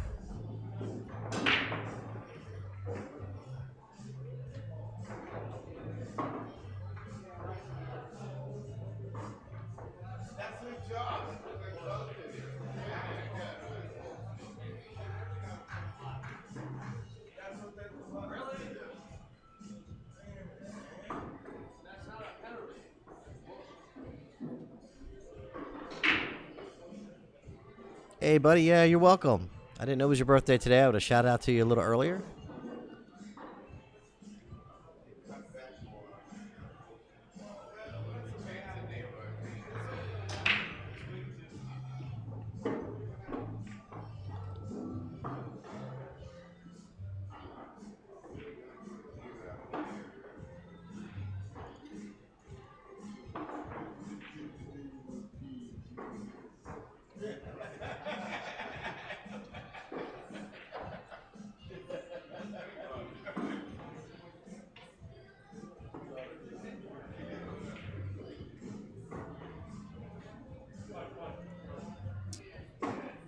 If you're not familiar with Chris Wilburn, he runs the DMV Amateur Tour, Delaware, Maryland, Virginia.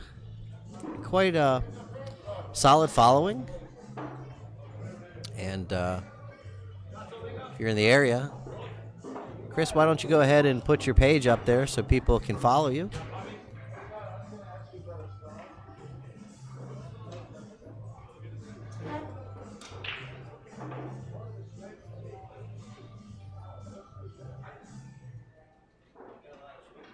Now, Chris Wilburn is also a very, very talented pool player. He provides lessons. You can contact him.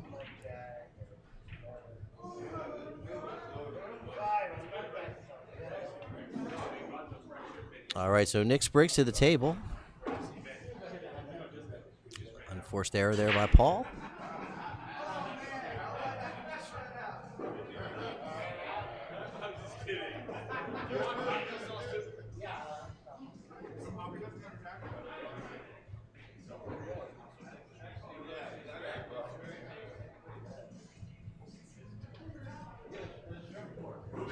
So Nick's looking at that 7, wants to clean up that cluster of balls.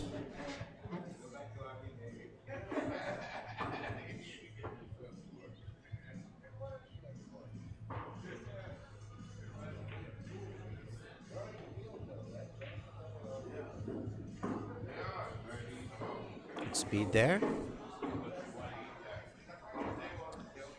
Hi there, Thomas Crone. My name is Wayne Everhart, and I'm from ThinkTech MD, and we are at the Revolution Darts and Billiards in Fairfax, Virginia.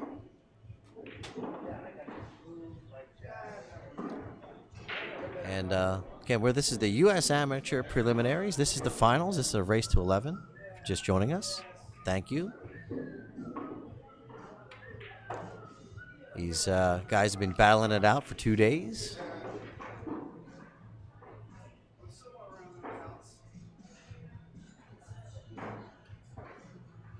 We had quite a how do I want to say, the ThinkTech MD team. I was very proud of them this weekend. They all represented well.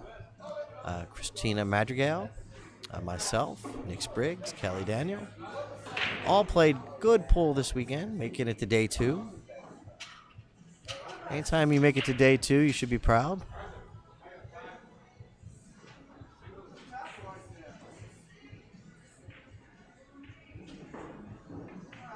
So Nick looking good here.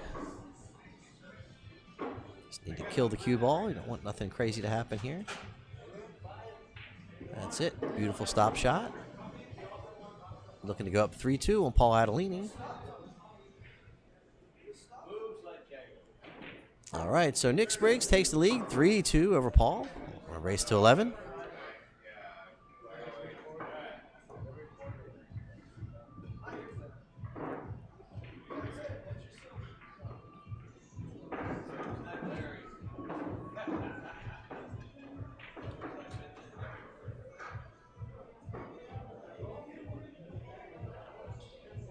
All right, so yeah, Chris put up his page for the DMV Amateur Tour. You can check him out. And got a few more events coming between now and the end of the year.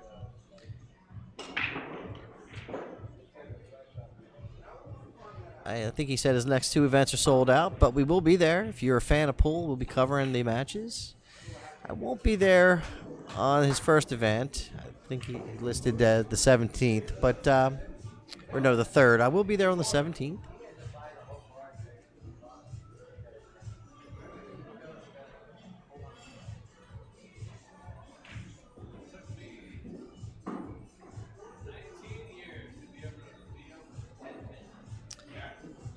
Really does my heart good to see the fans out here rooting for their players.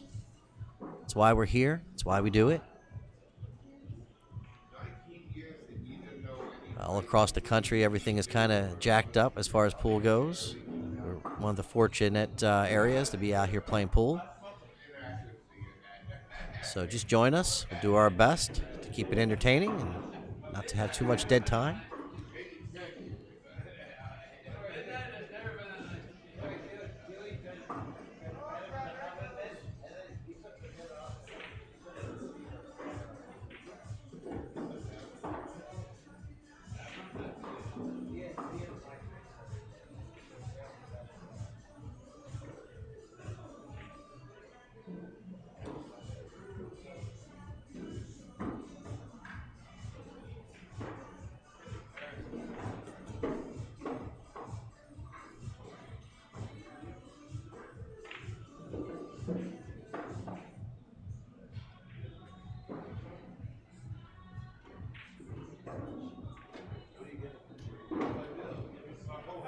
So I think Paul was trying to do a little something with that 4-ball. Bump it off of that short rail. He's got an angle to do something with it here. Not the most comfortable cueing.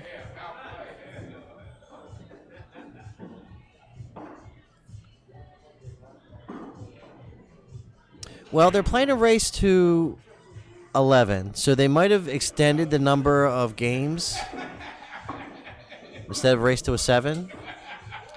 So that's a good question there. I will have to look into that. They might be playing like 7 games of 8. I'll have to figure out what the modification is, but it's a good point.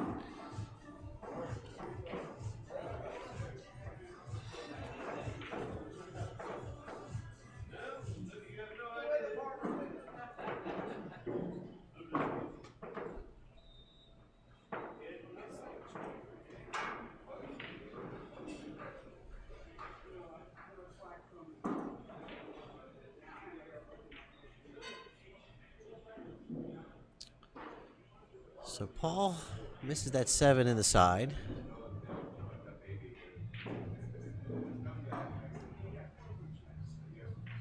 Thank you very much there, Jerry.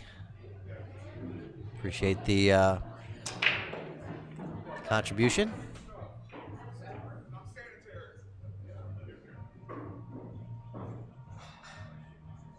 So where is everybody from today? I know we have some people here from the Baltimore, Washington area. Just curious where everybody's at.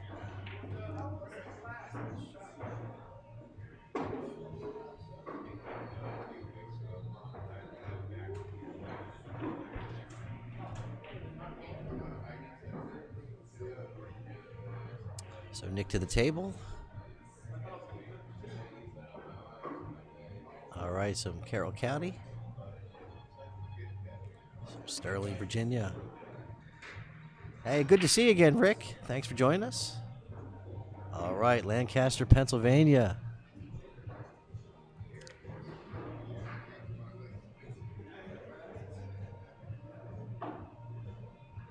All right. Love it. Philly, Delaware.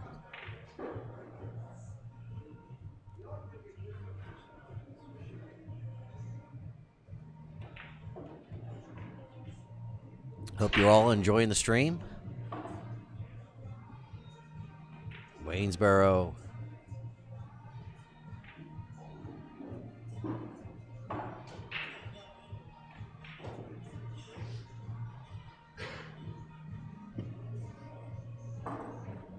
All right, so Paul, a little bit of unforced there, hanging the 7 in the corner pocket.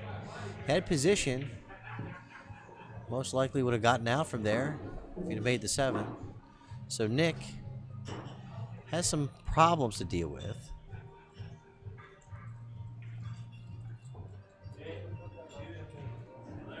Roger that. Comfort of your bedroom. Newcastle, Delaware. Hagerstown, Maryland. Shout out to all you folks.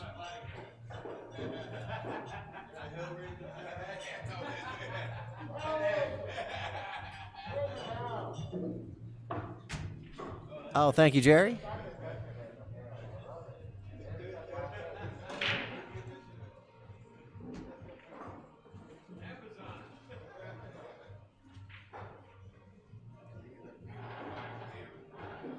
Uh-oh. Bit of an unforced error there. Scratching this side.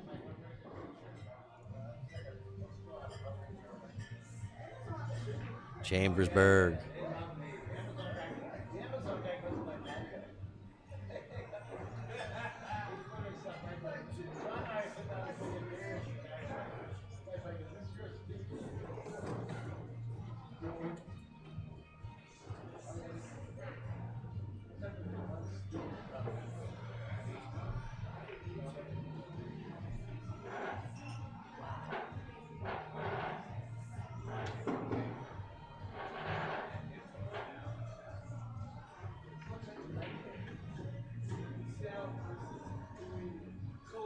Yeah, Don, we're super proud of him as well.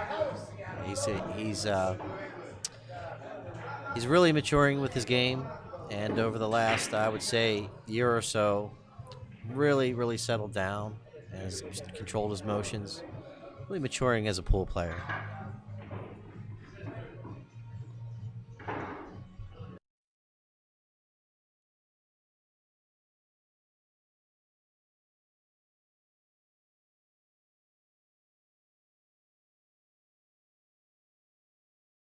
So 3-3, Nick Spriggs, Paul Adelini, all knotted up on a race to 11. My name is Wayne Everhart from ThinkTech MD. And we are at the U.S. Amateurs Preliminaries, and this is the finals. The culmination of 2 days of pool.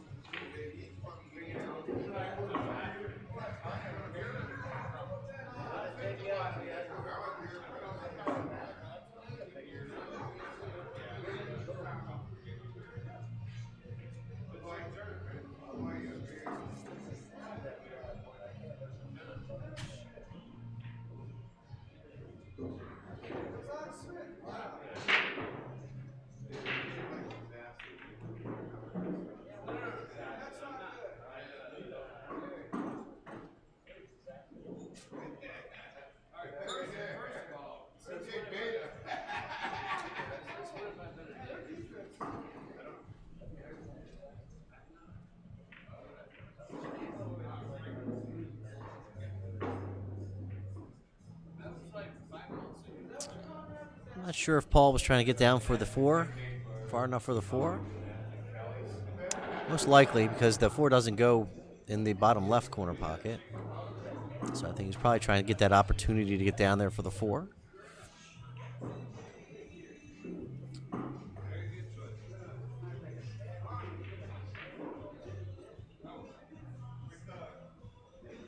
So he's still going to have to deal with that 4 ball. He's got 7, no problem.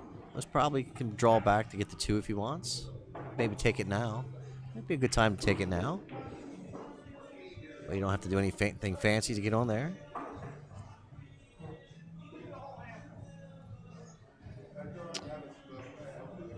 So we have Fred, and we have 3 brackets actually in the finals right now. Maybe 5 actually, including the ladies. Kelly's going around and trying to get some of the scores for us. Very helpful. Thank you to Kelly.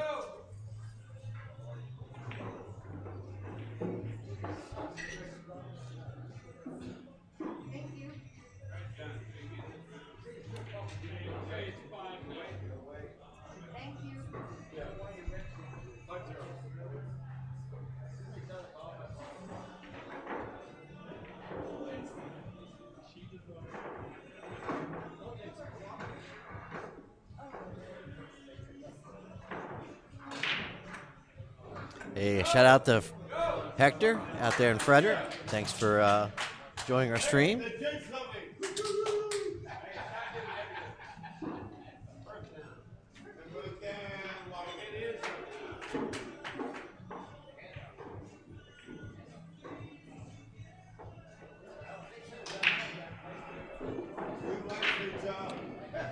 So Paul, most likely going to bank this 4 ball. Yeah, he just poked that ball. Just trying to work the cue ball down table for the 2. And not a quality stroke there. So Brian 5-0 over Al Cannington. Al lost to Al in the first round, 7-4, after being tied 4-4, and then he strung 3 racks on me to finish up the match. And then I just met him again here for the 3rd place match, going to the finals. And he was able to take advantage of me, put me away. 7 games to 2, so didn't quite have it there for him there at the end. So, but looks like Brian's doing well. But frankly, a race to 7 with this talent out here, you can get yourself in trouble quick.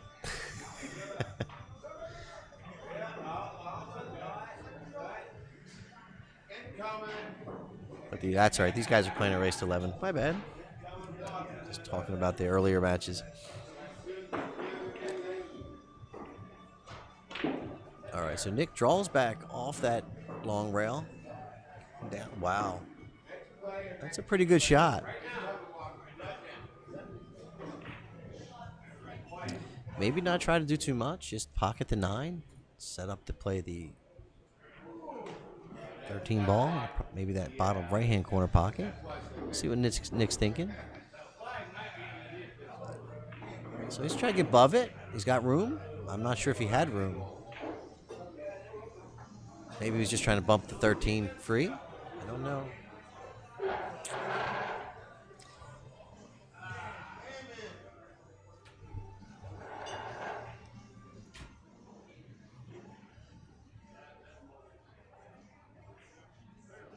So Nick looking at playing that 13 ball and pitching it off the rail, off the back of the 4, and played in the corner pocket. That'll work.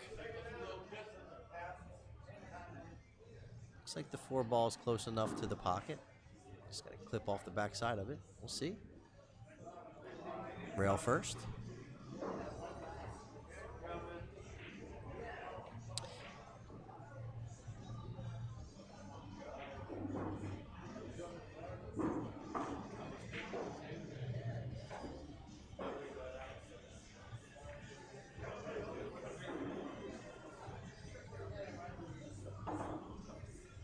Hey there, Josh. It looks like Brett is leading Fred. Was leading him 5-2. I don't know what the current score is.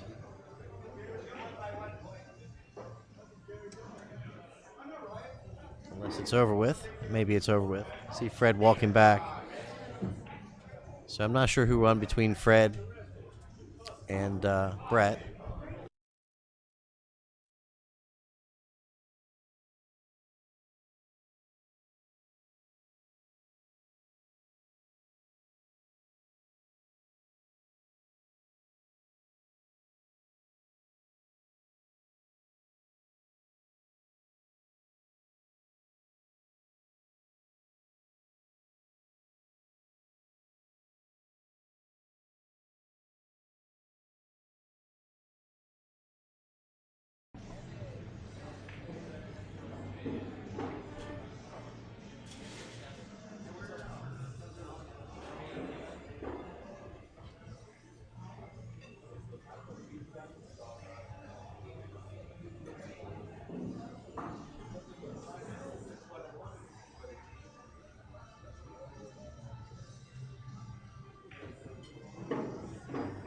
Oh, that's a nice shot.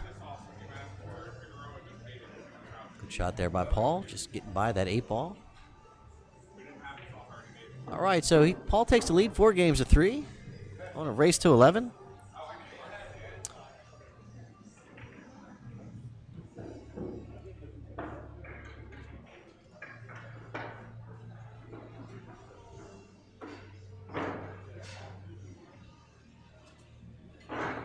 So if we have any tournament directors out there and you would like to have your event covered, you can reach on out to me and work that out.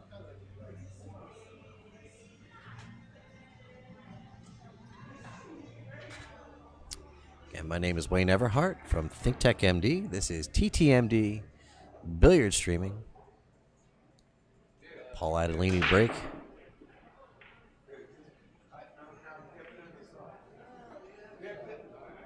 All right, so 15 ball. Falls in that side pocket. So Paul's going to have stripes.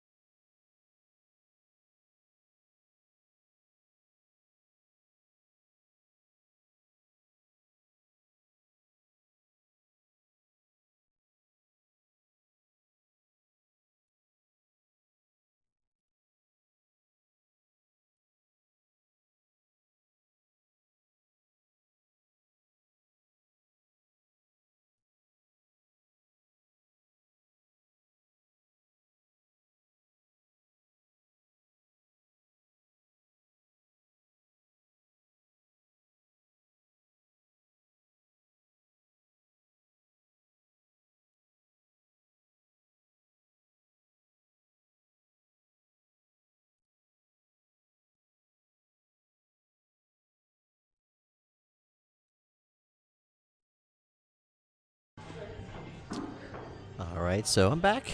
That's where my director stopped over, was chatting with me for just a minute.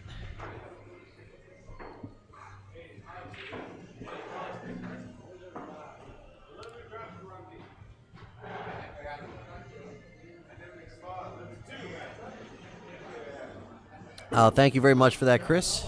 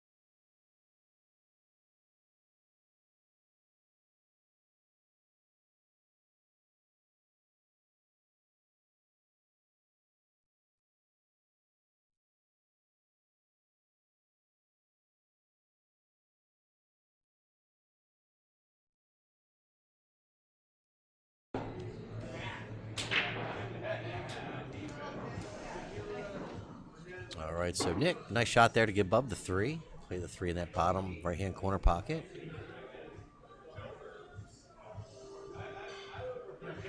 Good stroke there. Come back across the table.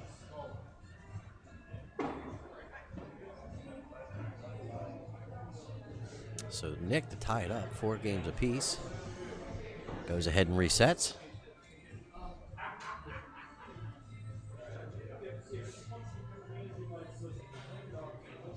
All right, so tied, 4 games, all on a race to 11. Nick Spriggs and Paul Adelini.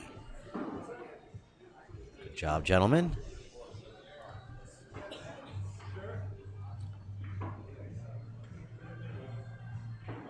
All right, so we got a fan of Paul Adelini out there. I'm sure we got more than one. Thank you, Sarah, for joining our feed today. It's always exciting to see the fans out there rooting on their players, family members, friends.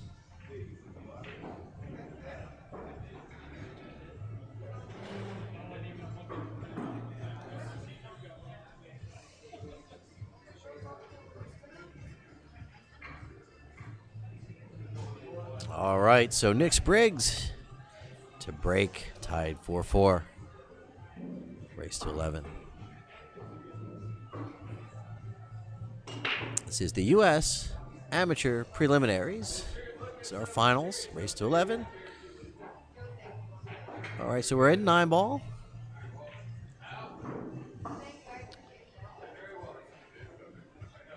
All right. Thank you, Mike.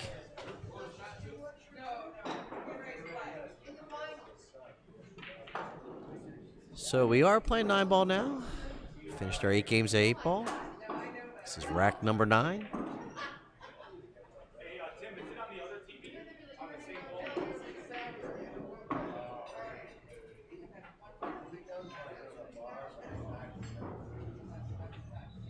So the ladies' final is ready to play. I think they were looking to try to get them on the TV table, but I don't think that's going to happen. I think they're going to go ahead and put them out on another table. As we get updates with that match, I'll go ahead and put it out.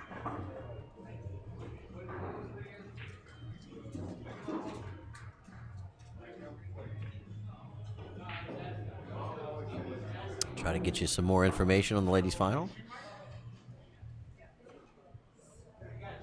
All right, so Paul catches that point. One in the side pocket.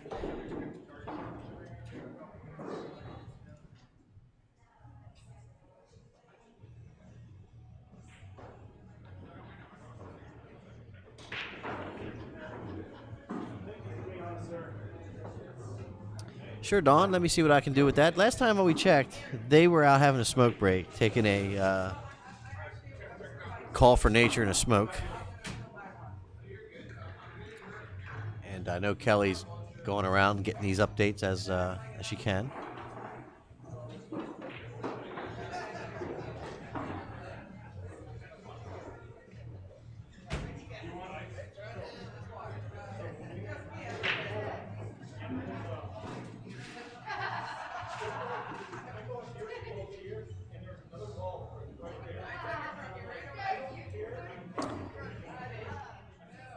It doesn't look like the 6 maybe goes by the 9.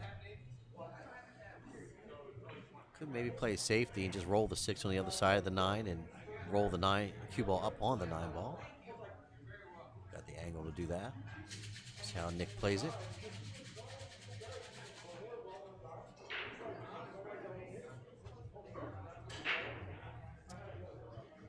Yeah.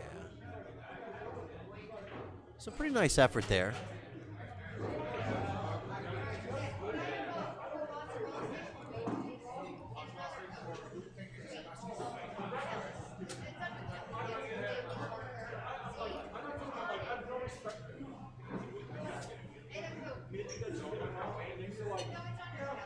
Last we saw Brett, he was up 5-2 over Fred Chrislip. I'm trying to get the status on for you guys. I'll tell you what. After this rack finishes, I'll take a cruise around the room and see if I can get you some updates.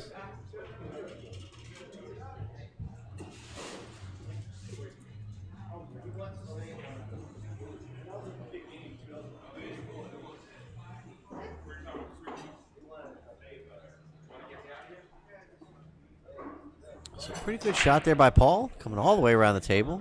Has the 8 in the side pocket.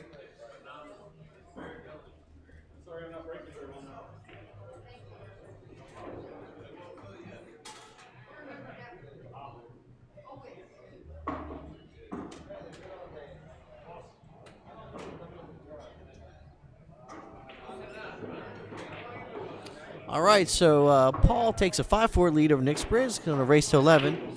Let me go see if I can get that score of Brett Stottlemyre, and I'll be right back.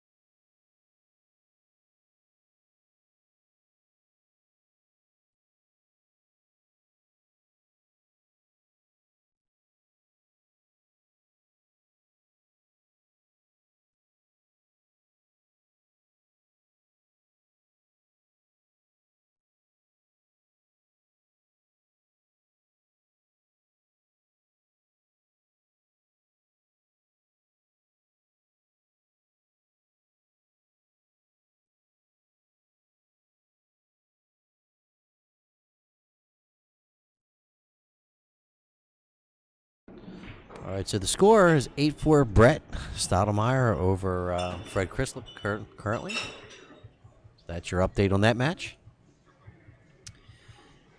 It's in a kind of a tough spot for me to get over there and see the score. But so what I'm going to do, I think, next year is start bringing these flip charts for scoring, so we can look across the room and get an idea what the score is without going over and around the tables.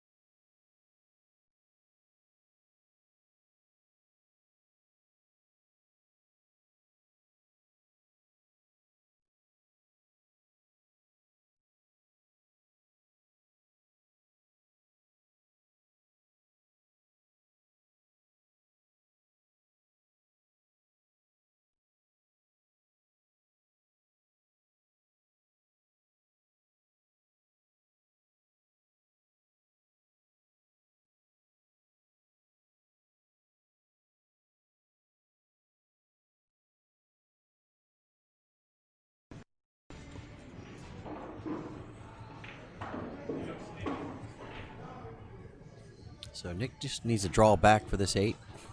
I've been off the 8 for the 9.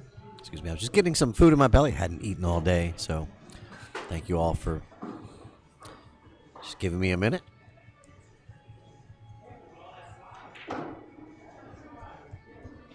Pretty good shot there. Tried to draw the match within 1.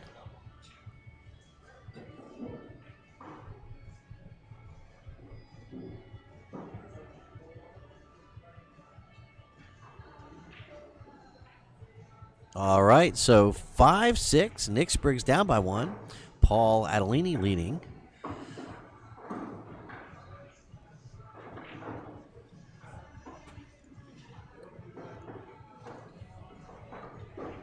So I think we're in for a thriller.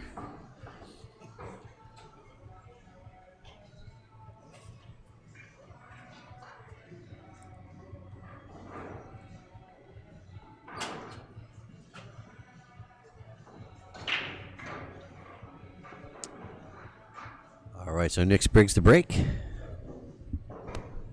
My name is Wayne Everhart from Think Tech MD. We're out here today at the Revolution Dart and Billiards in Fairfax, Virginia. This is the U.S. Amateur Preliminaries Finals. And what I mean by the preliminaries is that all over the country we have these tournaments taking place, various regions. And the winners of these matches will go and meet down in Florida for a chance to be crowned the U.S. Amateur Champion for 2020.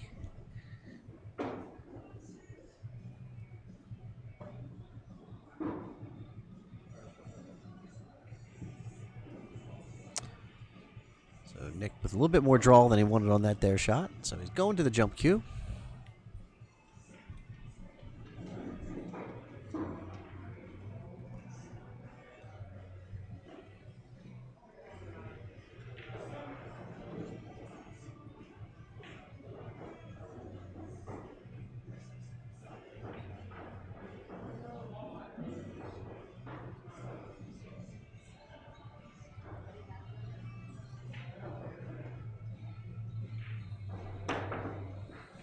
Well, got a good hit. So Paul probably is going to take the 3-2 in the side. We'll see what he plays here.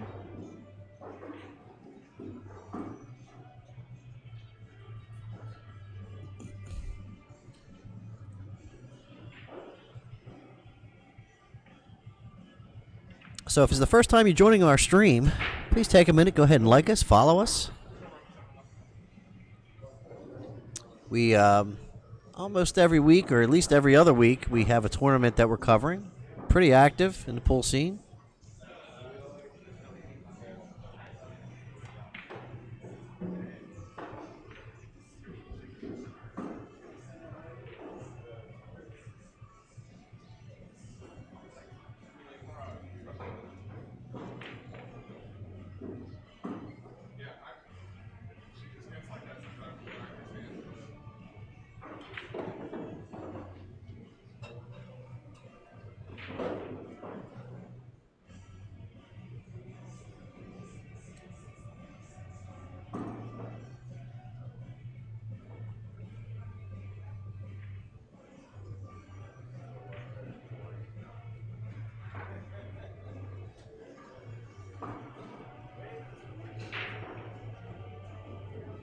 So Nick looking at his options here.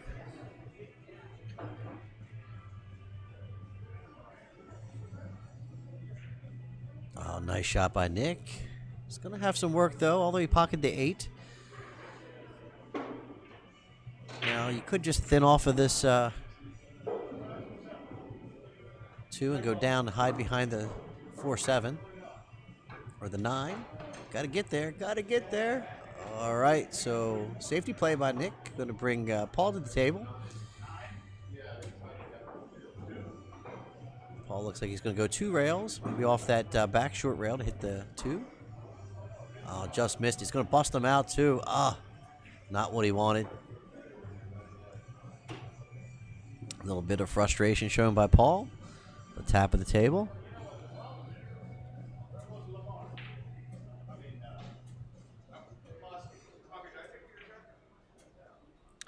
So Nick just needs to hit this ball with a little bit of draw, slide the cue ball down table here.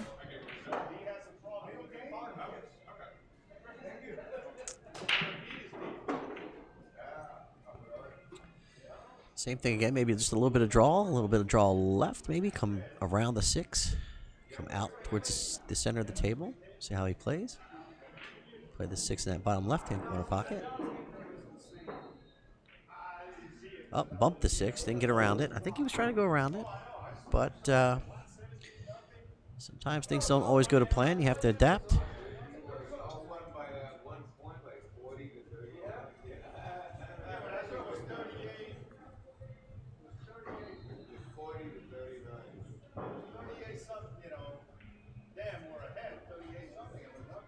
So Nick eyeing up that 6.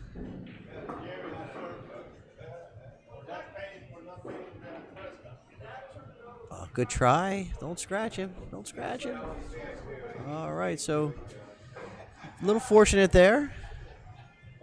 Paul's going to come to the table. Probably not liking it too much.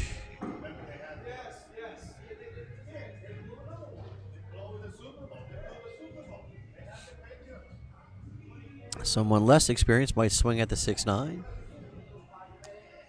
I don't expect Paul to do that.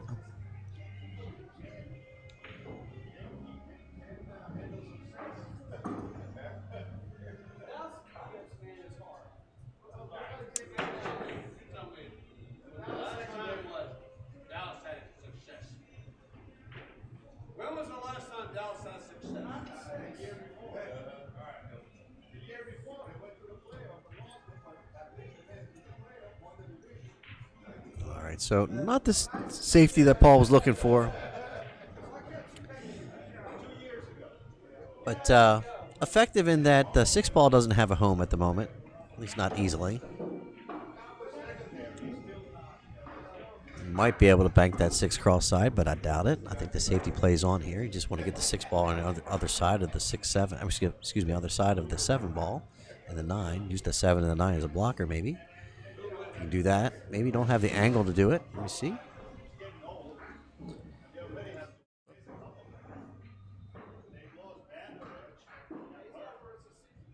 So Nick's just going to, stay out of the pocket. All right. So safety play.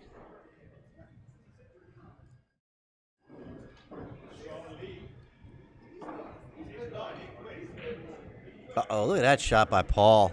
Wow. Takes a 7-5 lead. A nice kick on that 9-ball.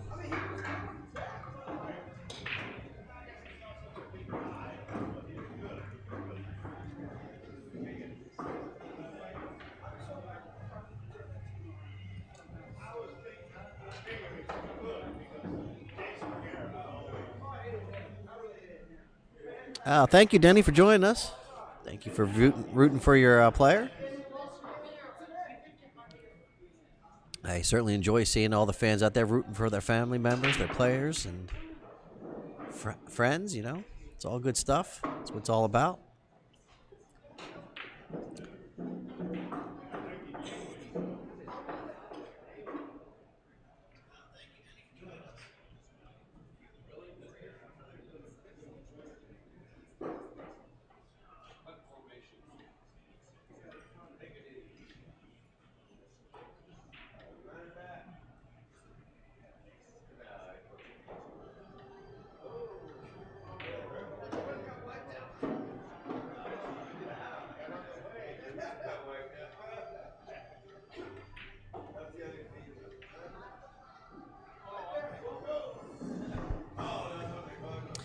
So the final for with Fred Chrislip and Brett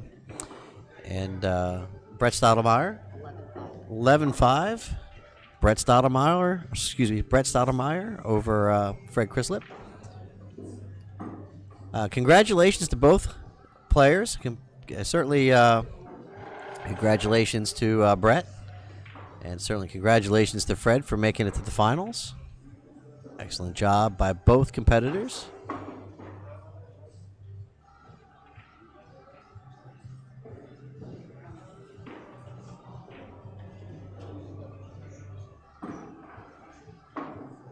So probably not the line you want on the 6-ball here. Let's see how he plays it. Careful not to draw it in the side pocket if you're going to draw over there for the 7. That's a good shot by Paul.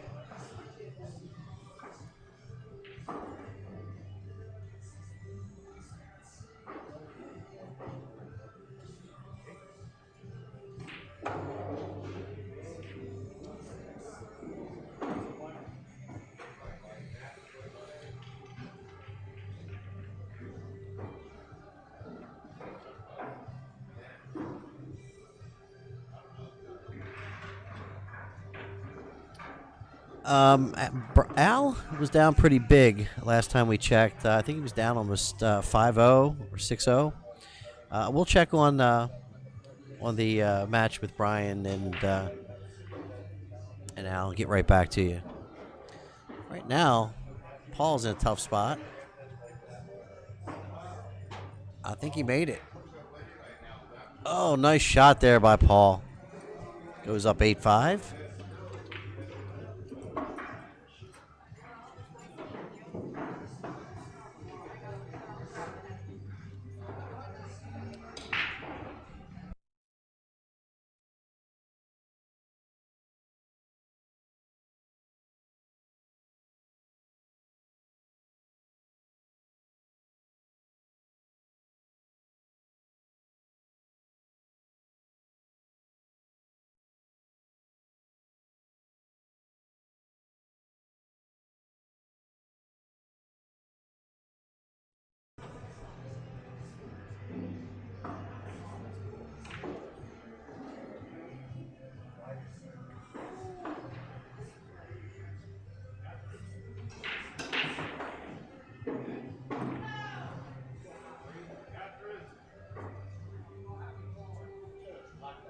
Yeah, so Jerry, I just gave you the update. Last time I checked, Brian was up pretty big over Al.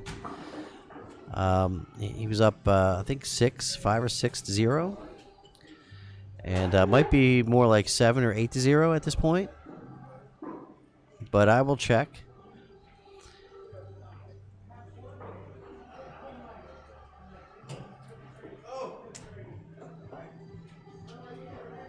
So thank you for all the follows today. That's awesome. Trying to build our community. Next brings to the table.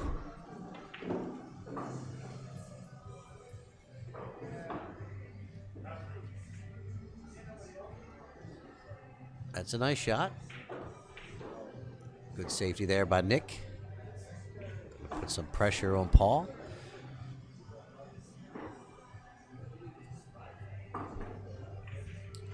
Oh, you're welcome, Jerry.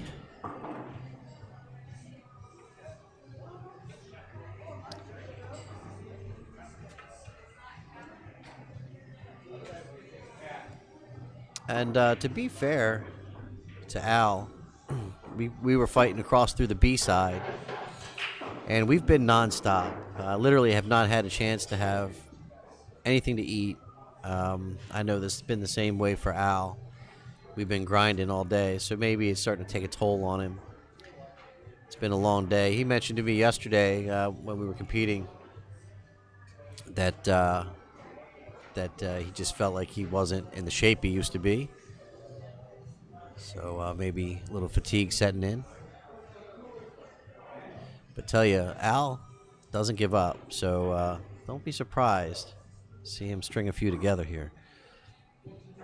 But we'll get that update and keep you up to speed on that match. Dave Barnes. I don't know where Dave is at. I don't think. I'll check. Are you certain that Dave is still in the finals? Dawn? Yeah, he is. I see him over there. He is still playing. And I will find out that match for you.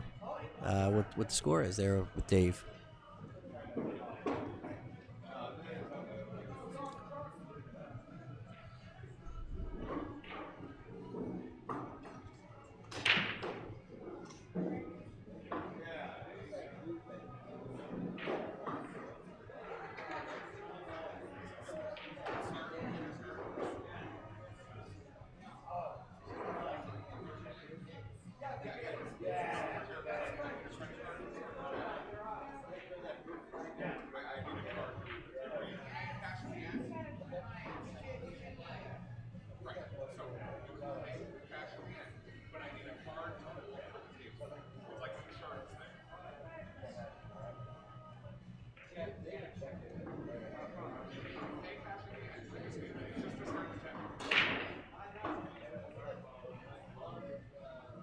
So Paul with safety play.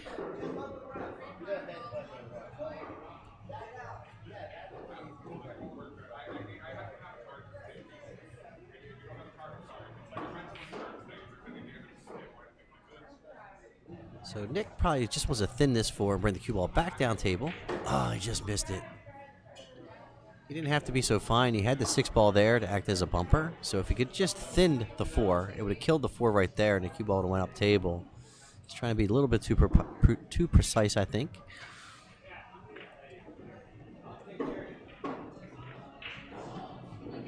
So Dawn, where Dave is at the moment, it's a little difficult for me to get there without walking through everybody that's playing.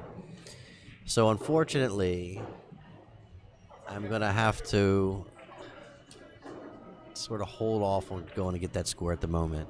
Sorry about that, Dawn.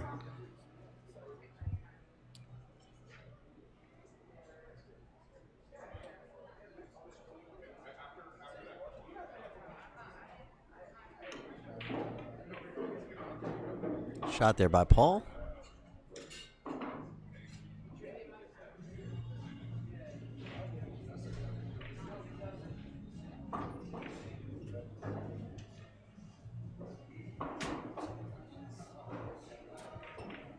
All right, so Paul takes a 9-5 lead. Shooting pretty good there.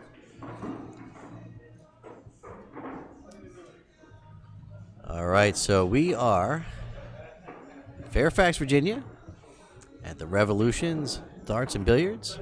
My name is Wayne Everhart from ThinkTech MD.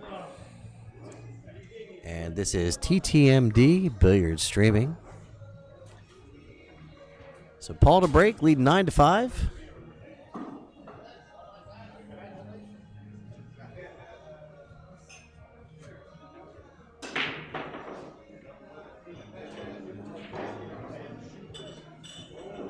Pretty solid break there, pocketed 3 balls. Can see the one.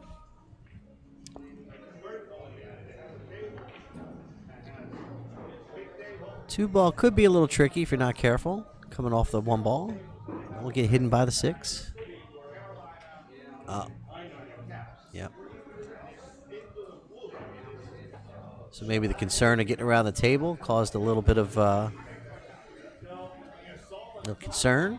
Caused a missed shot. So Nick Spriggs to the table.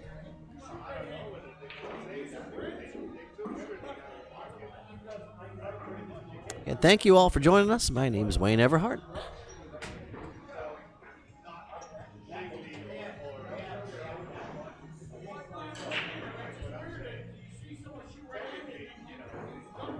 Oh, unfortunate.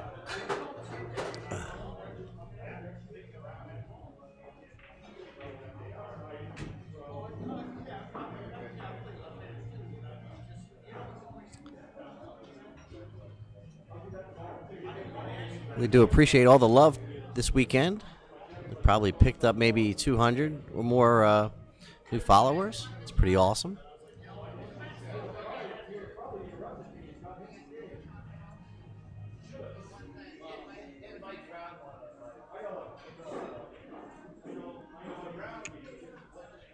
Well, Kenny, one thing I've learned about 9-ball is it can turn around quick.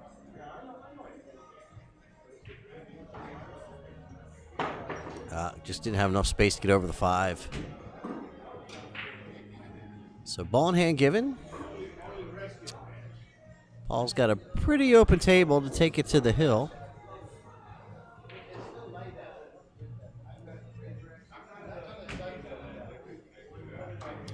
Robert, Al just finished up with Brian Dietzenbach, and it looks like Brian pulled out the win. I see them over there chatting, all the gears packed away. So if I was to hazard a guess, I would say that Brian was victorious over Al.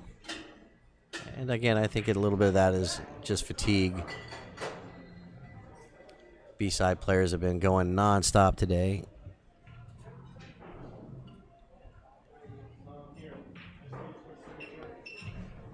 As far as the women goes, let me see what I can do about that women's score. Thank you, Donna, for asking. We had a ticker up yesterday that we were trying to keep up with everybody's scores. But to be quite honest with you, the APA was being a little tardy updating the score charts. And it was pretty much impossible for us to run around and keep score with everything without the charts being updated in a timely fashion. So we took that down and figured we'll try it again next time. And so maybe the next time we'll have a ticker going up and we'll be able to give everybody a heads up on the scores, what's going on.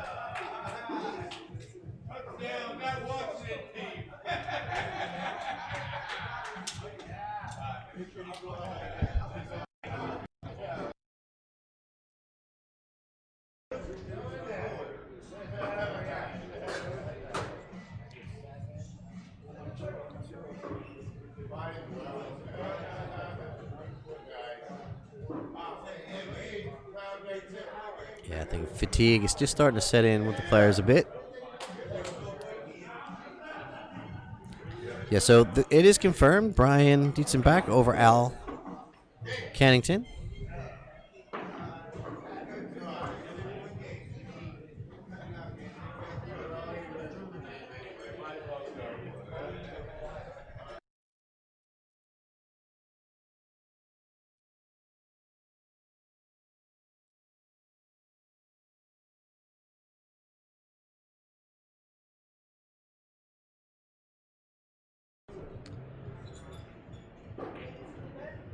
All right, so Paul is on the hill, 10 games to 5.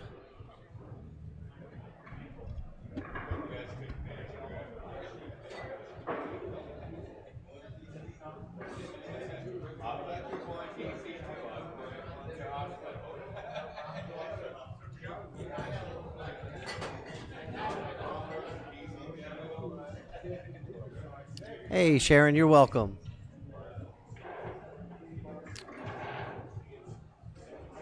Al is I played against Al twice this weekend, and I will tell you, my personal experience with Al, there's no better gentleman or nicer gentleman in the sport. Just a real class guy. So Sharon, it was a pleasure competing against Al, and I hope we get a chance to chat again and shoot some more pool.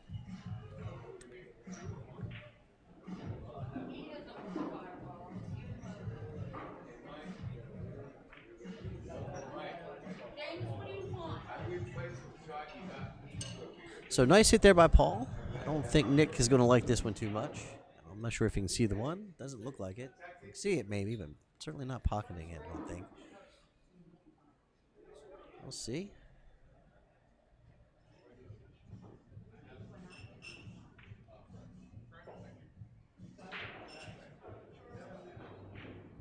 Good shot there by Nick Spriggs. Good safety play.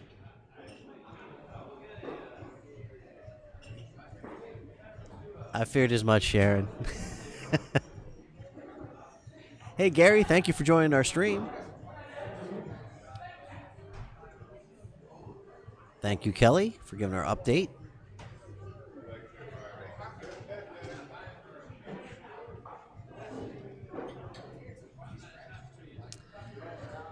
So, for those that aren't familiar with Kelly Daniel, that's my girlfriend. She helps keep things moving on the Think Tech MD side of things.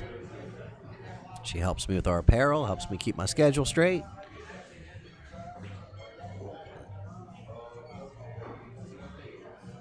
So couldn't do it without Kelly. And thank you, Kelly Daniel, for everything you do.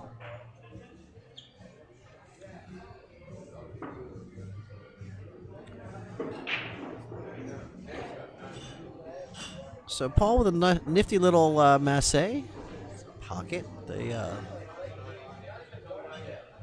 2-ball, I believe it was.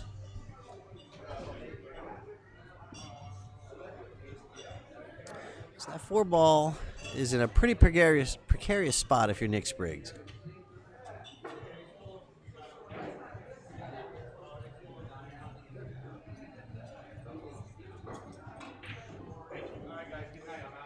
Yeah, I think just fatigue starting to set in. He's trying to power draw that ball back. Just called it too thin. You would almost had to hit that 4-ball more full in the face and spin it to throw it down the rail and draw it back past the side pocket.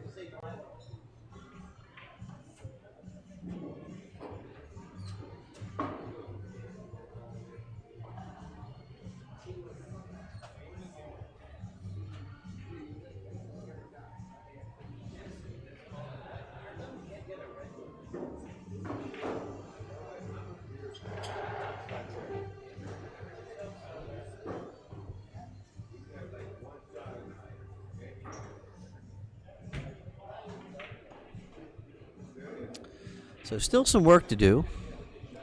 Gonna have to get back down there for the 8, have an angle.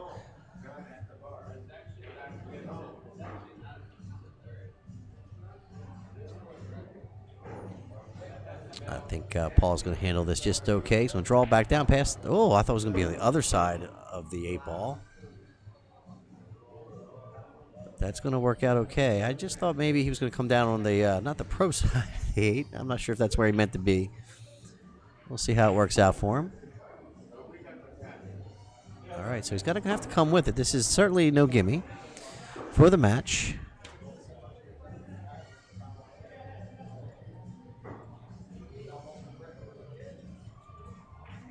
All right, so Nick is still in it.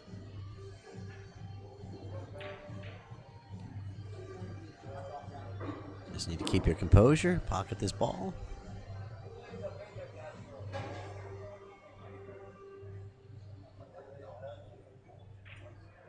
All right, so Nick Spriggs, 6 games to 10. Paul Adelini with a 4-game lead.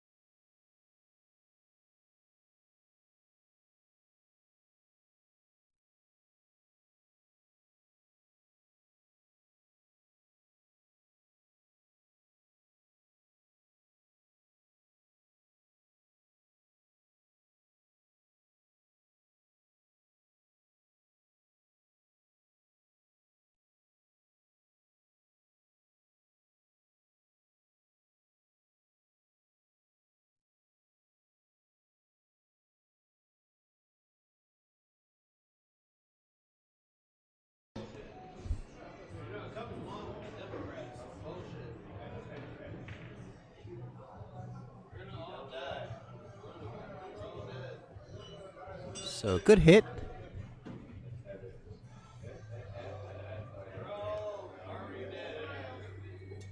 So Paul sticks Nick back up on that 7 ball, plays some safety.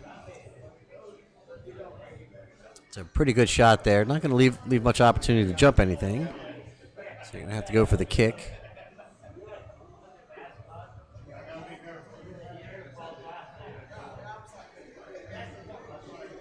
Might be able to go, let's see.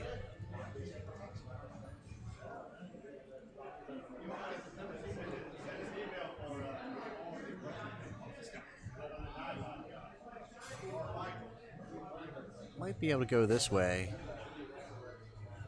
Down here for the 1. One of the best drawing in the world. Oh no, the illustrator. Good hit. The illustrator won't let me turn it off. There we go.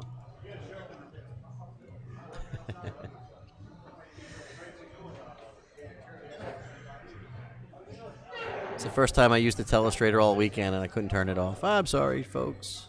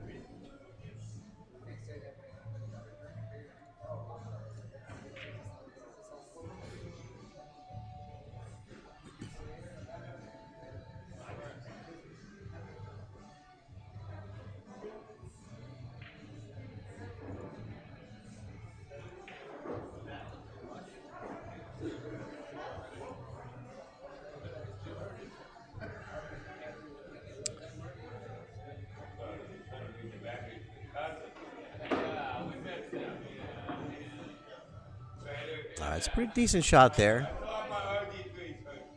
Gonna have to roll the cue ball very gently. You want to hold it for the 5.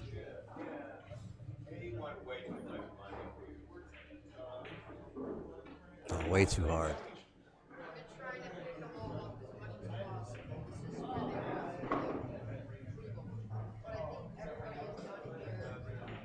So I'm not sure if he was just trying to slide the cue ball over and hit the 5.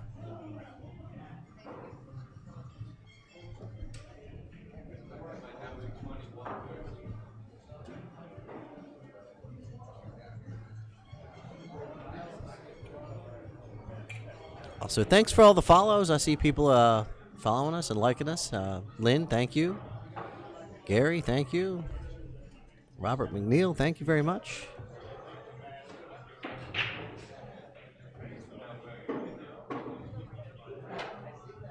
Well, sometimes you got to get a roll. He had the extended pocket there. The 8 ball sitting by the corner pocket.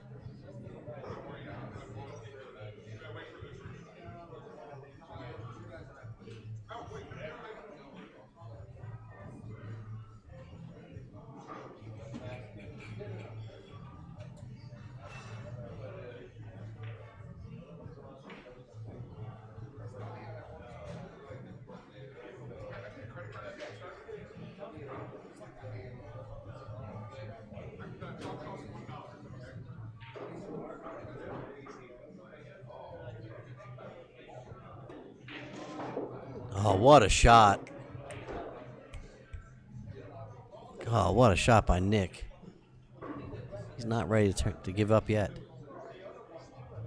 Hey, Delaware. Thank you for joining us.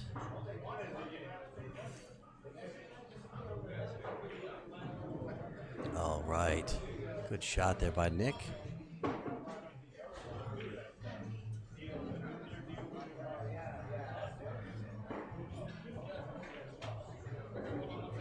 Good shot. So Paul's going to go ahead and concede that rack. 7-10. So Paul Adelini over Nick Spriggs. Leading by 3 games. All right, so we're going into rack 18 on a race to 11.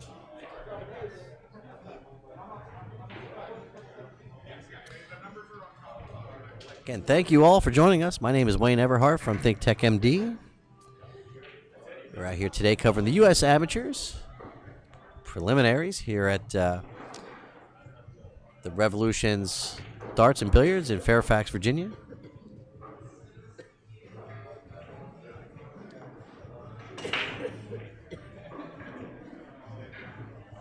So the 1 ball goes in the side pocket. Another ball in the corner pocket. So the 2 ball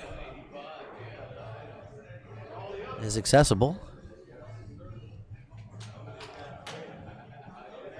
Yeah, Jerry. David Barnes is still playing, but where he's at, it's very difficult for us to get over there. Kelly's going to try to go over and get the score for us.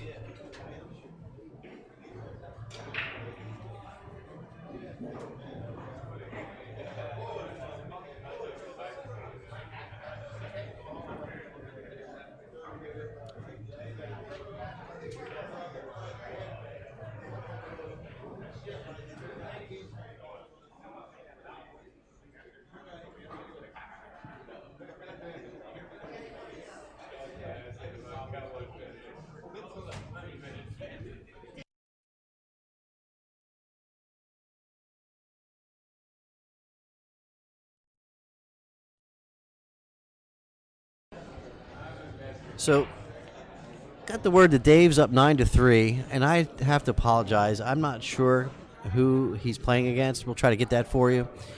Not familiar with all the players here today, and but we'll get that. Kelly's going to go check the chart for us, but he's up 9-3. Jay Coleman. And he's playing Jay Coleman. Jay Coleman. Hi there, Nikki. Thank you very much.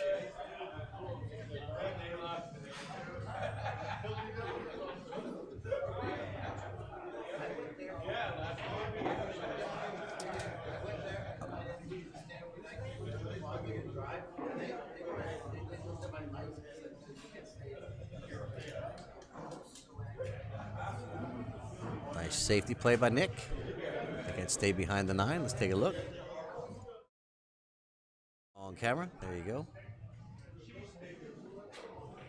So Paul can maybe go over a 4, but even if you make the jump, you might not be liking it. So let's see how Paul plays this. So go off that short rail most likely. Back towards 8-9. Almost pockets the ball. Pretty good effort there by Paul. And look at that leave. Man.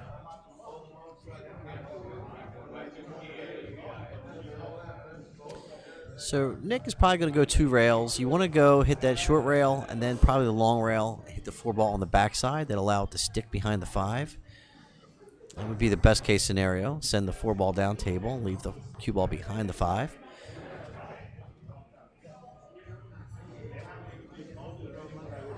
your setup there. I have the Blue Yeti too.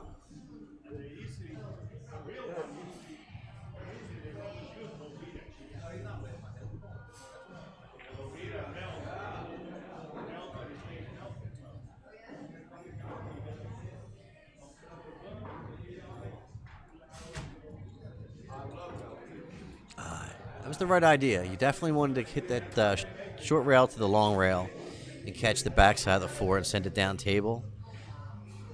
So Paul has got to get back down table for the 5, then back for the 6. So this is certainly no gimme.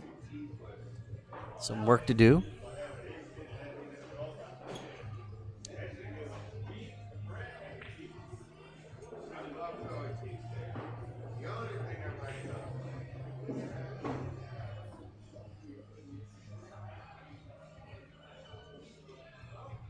And then you have that 8 ball to deal with. So you're probably going to want, I think the 8 ball goes by the 9 in that bottom left corner.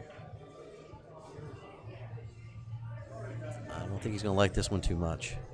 It's not where he wanted to be. So Paul, just a little shake of his cue, a little disappointment.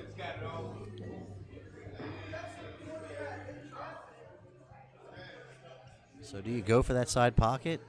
Or you just maybe put that 6 ball down there like you're going to make it, and if you miss it, it goes on the other side of the 8-9. We'll see how he plays it.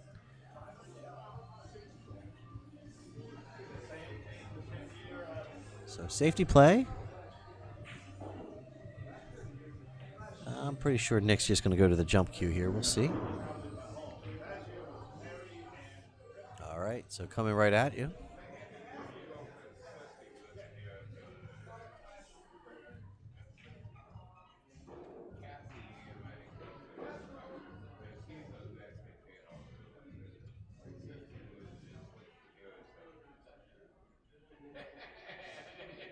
So Nick with that Lambros jumper.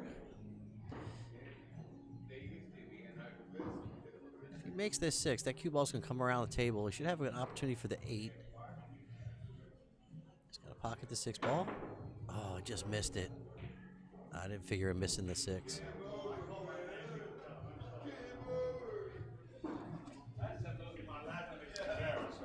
That's what happens when you're jumping a ball and you don't hit it square. You squirt it.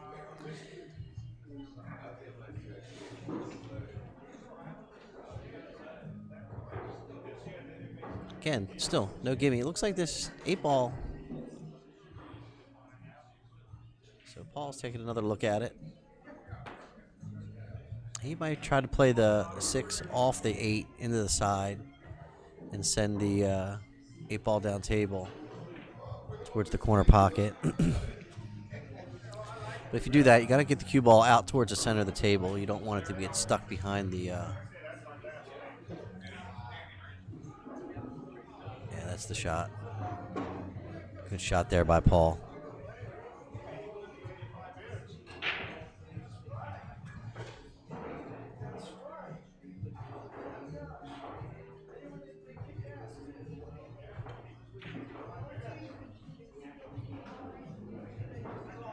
So, Paul for the match and heading to Florida.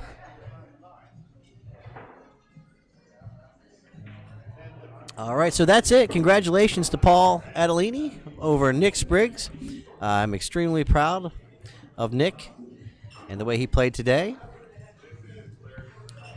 And thankful to have all of my team out here today, Team TTMD. We had Kelly Daniel, Nick Spriggs, and Christina Madrigal. If you want to mention who the 5 winners are.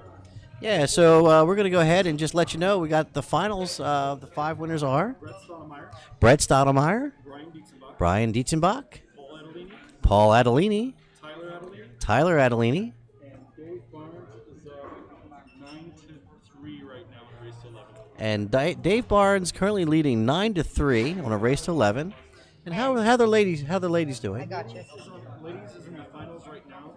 Maria is up 3-2. I think it's 3-2. 2. Yeah. Okay, and Maria's up 3-2 in the ladies event on a race to 7. Nope, race to 9. Race to 9. So I'm just getting some of the information. And thank you to Brian for everything today. Appreciate it. He was filling in for us quite a bit today.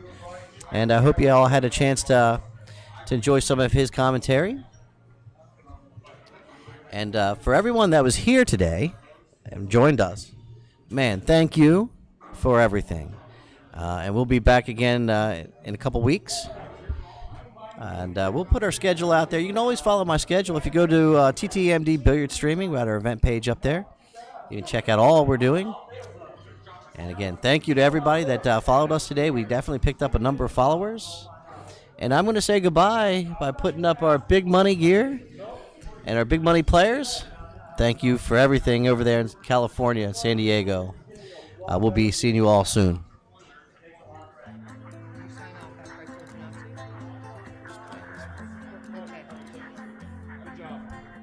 to? Crazy, local, just maybe I'll go to Tijuana. I'm still in that. Been a long night. I'ma see you tomorrow. Hero, Jose and Cuervo. You bring the marijuana and the pinata. Give me one night like a you're giving me a fever. Call Mamacita. She drinks margaritas. Only by the liter. Not drinking all the features. I'll be on tequila. Ain't never gonna leave ya. Oh no. Hello, me, I'm already young, but you know stereo. Mano, we mano, but we don't hablo español. When we say vámonos, oh, we say adios. Tonight we're gonna party like it's 19 Mexico. 19 Mexico. 19 Mexico. Can you take me to Cancun? No one knows. Tijuana, hasta mañana. Nice to meet you, but hasta la vista. Besos covered in queso. Yo quiero. Senorita, hot off the meter. I'm no believer, but I get the visa. You're giving me a fever. Call my mamacita. She drinks margaritas. Only by the liter. Not drinking all the features. I'll be on tequila. Ain't never gonna leave ya. Oh no. Hello, me, I'm already young, but you know stereo. Mano, we mano, but we don't hablo español. When we say vámonos, oh, we say adios.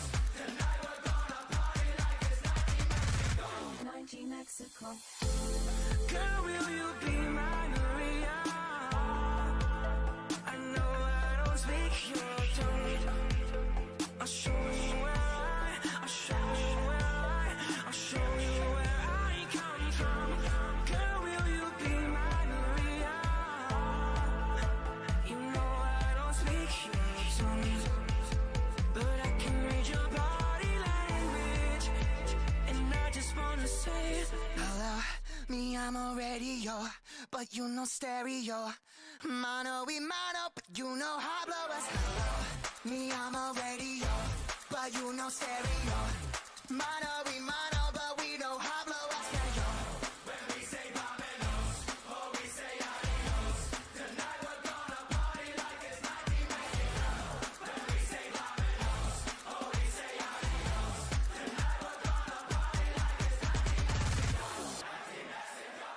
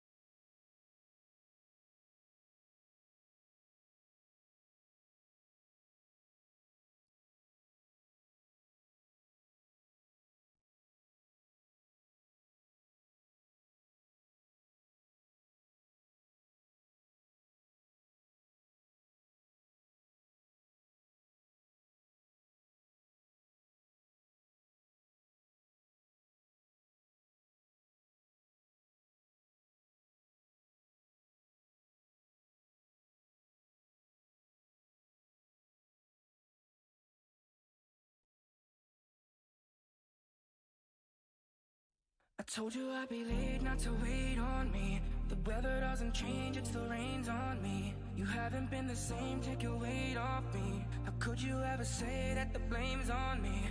And I am not a slave, take your chains off me. A lion can't be tamed, not a cage for me. You haven't been the same, why'd you change on me? How could you ever say that the blame's on me?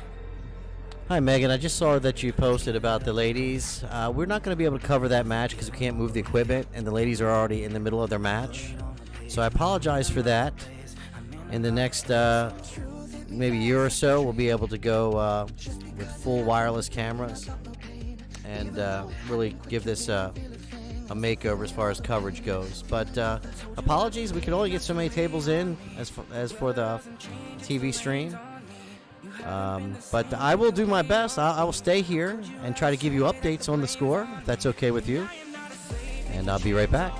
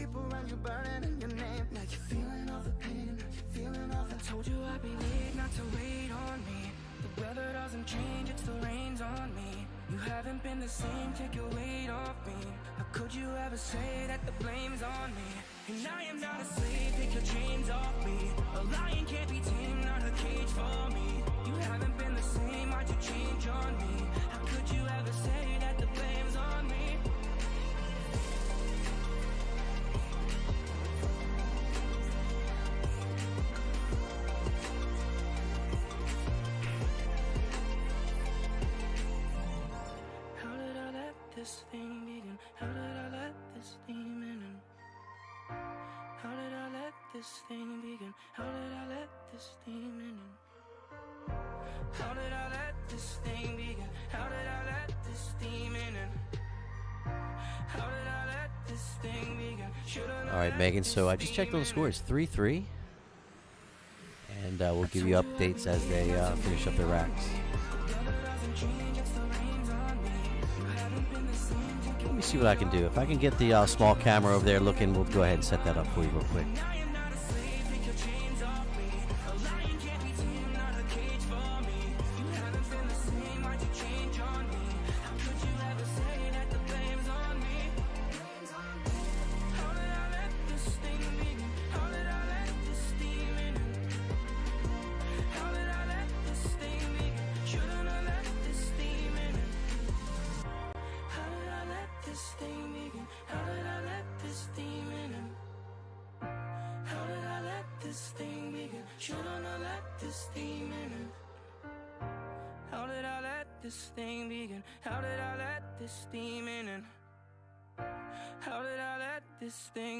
Shouldn't I let this demon in?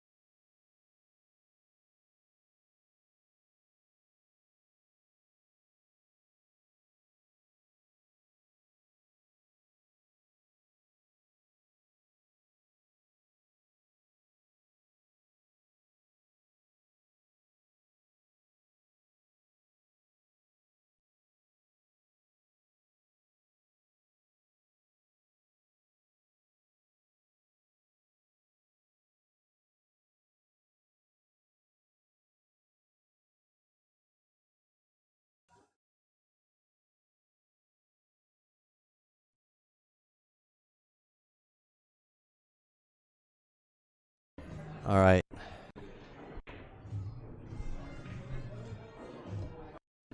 How's that? So let me see if I can zoom in a little bit. And I think they're 3-3, so let me go ahead and I'll go ahead and update the scores.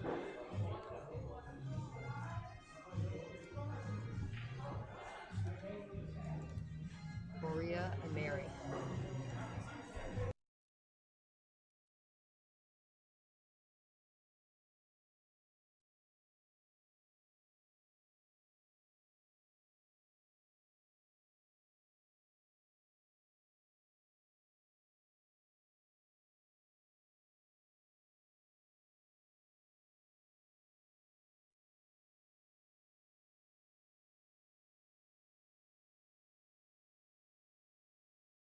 All right, so how's that?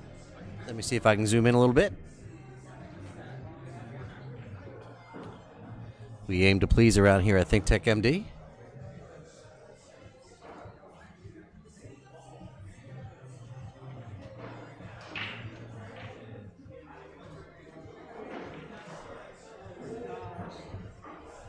just pissed the ball in. All right, Mayor. So then play it. Wait, we don't know yet. Yes. Come on, Mayor.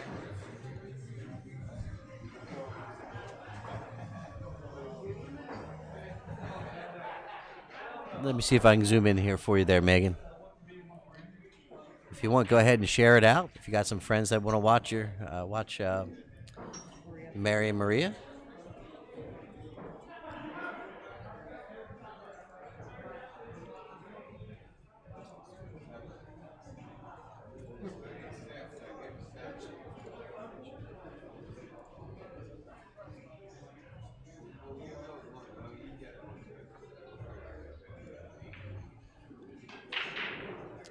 So unfortunately, when I zoom in, it's going to get a little pixelated.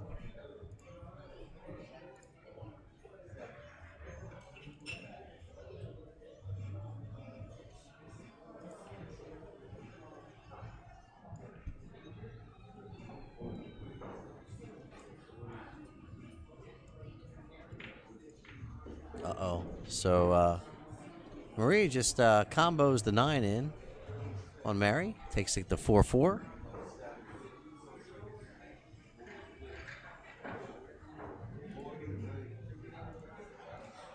And so that's about as good as I'm able to make the picture without making it look all blurry. So I hope you all forgive me. Just a little bit out of the capabilities of these particular cameras.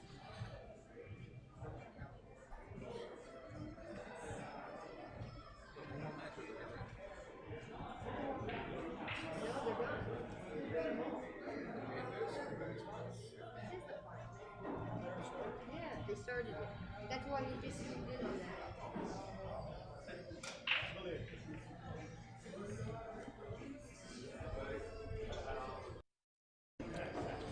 So, folks, if you don't mind, we have a very, very, we'll try to rephrase that. I have a lot of equipment to break down.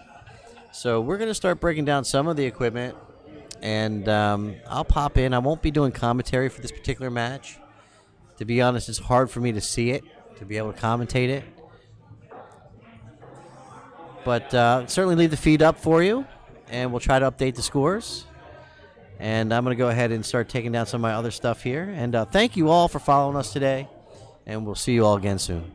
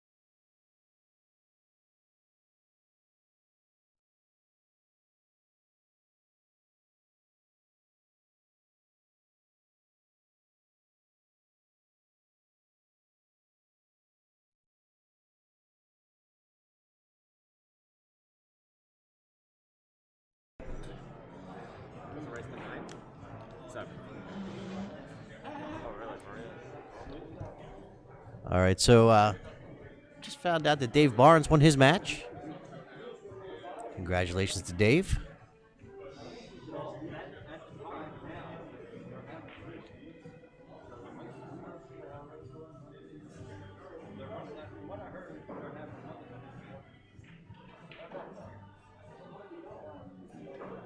So if you're just joining us on this late coverage, this what we'll call an encore coverage with the ladies. They were on another table going, and the main table finished up, and we weren't able to really move the equipment to accommodate a proper angle. So we're just featuring them from across the room. Hope you can forgive us. At the table, we just had Mary Watkins. Currently, we'll have Maria coming to the table. She's leading 6-4 in the race to 7. Again, I really can't give much as far as commentary because I can't really see the table from here, and certainly can't see any angles. But we'll at least keep score and have an idea what's going on.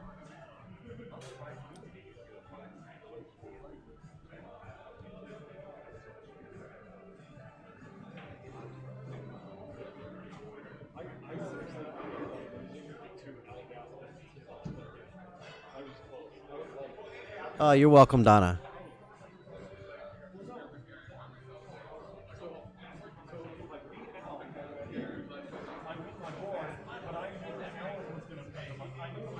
For me, again, it's all about taking care of the fans.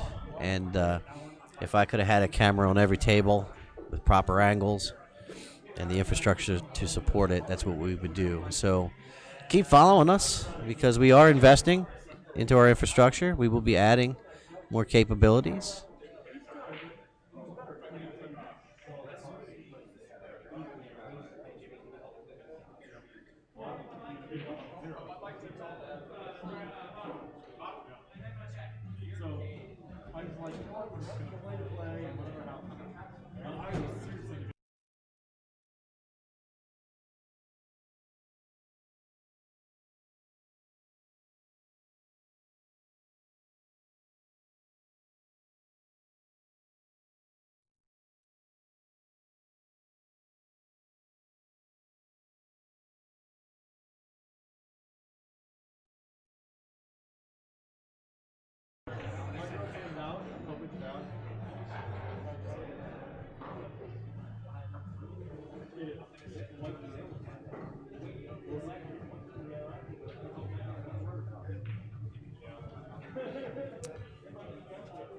So Mary looking pretty good here. Draw within 1. We do have Maria on the hill.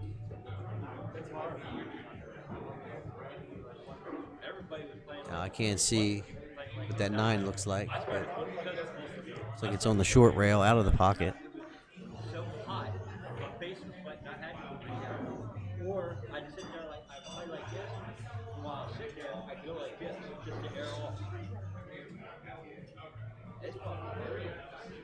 No. I can't tell. The angle looks like there. I mean, I don't think scratch is going to be in play. It looks to me like she might have a good angle to get down table for the 9. If that 9's on the short rail there by the pocket. Regardless, still got to make the 8.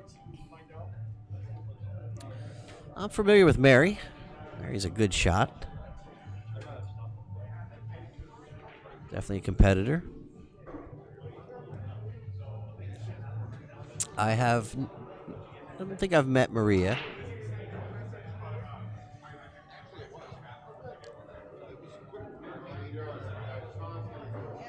But obviously, these ladies are in the finals.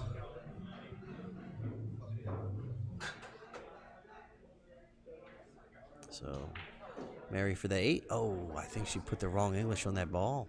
I think she was trying to hold it away from the corner pocket, thinking she might scratch.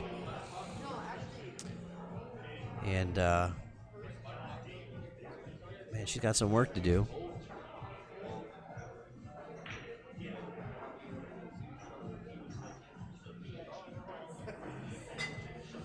So even if you spin this ball in with a little bit of left, spin the cue off that short rail and try to spin the 9 in. You could scratch down here where she's at in the corner, so that's not going to make you feel comfortable. Safety's almost ridiculous. I don't know what you would do for safety play here. Just have to touch it. Let's see what she does. Yeah, good shot. Pretty good shot, considering. It's going to be very hard to hold that cue ball. The table's playing very fast. So I don't know what happened there, but it looks like Mary's going to the table again.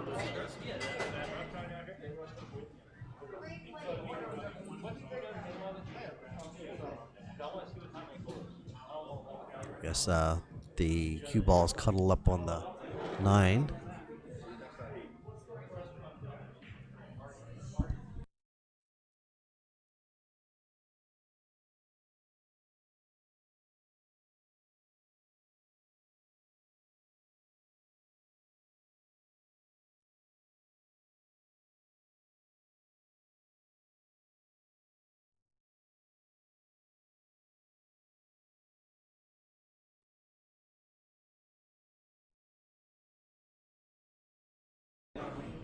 So Mary with safety.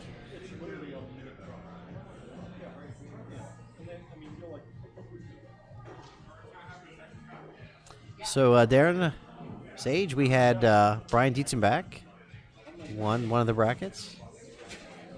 We had drawing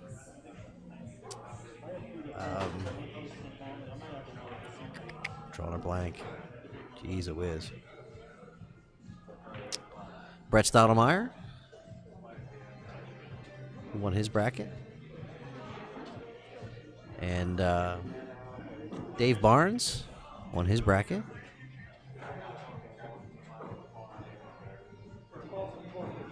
Trying to think if I'm missing anybody. I feel like I am. So Mary draws within 1.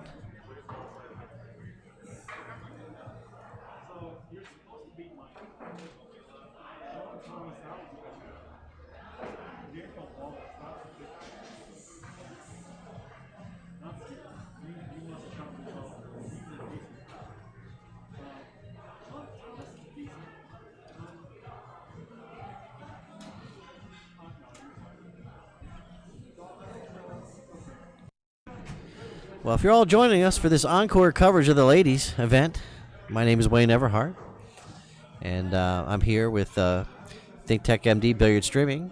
I'd like to apologize for the poor video quality, but we had several brackets today and several finals going on at the same time, and the TV table that we had set up had concluded, and the other men's matches had concluded. We still had the ladies going.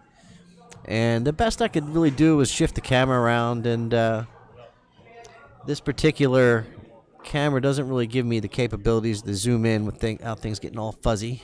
So we're going to, so isn't the best video coverage of the ladies tonight, and I do apologize for that.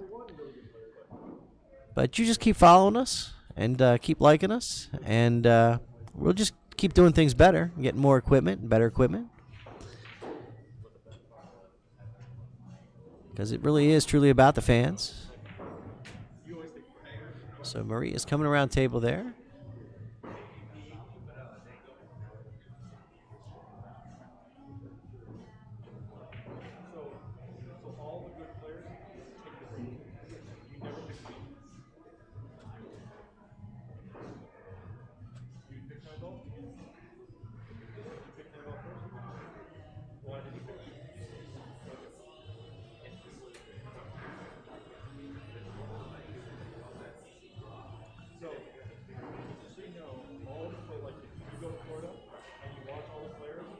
So it looked like a good hit there by Mary. Maria to the table.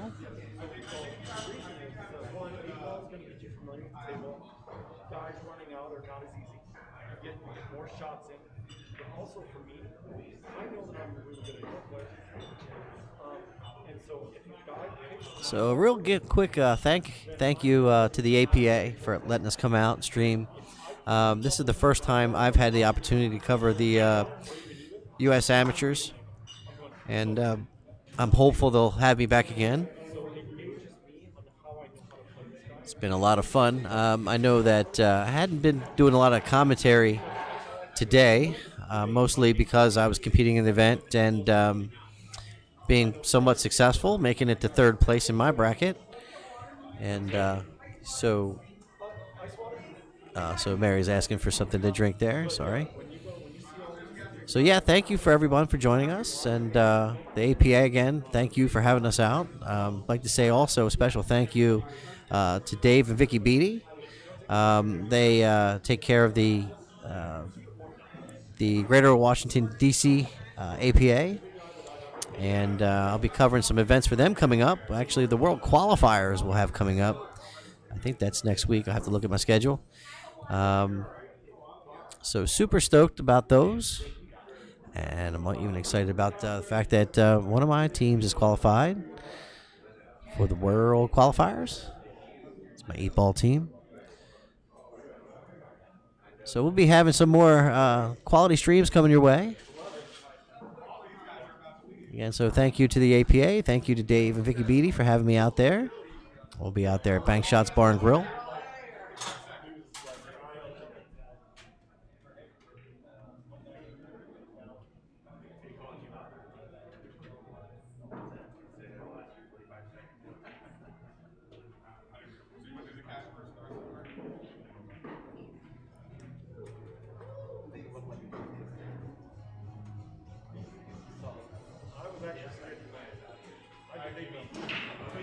So Mary has that 6 in the side.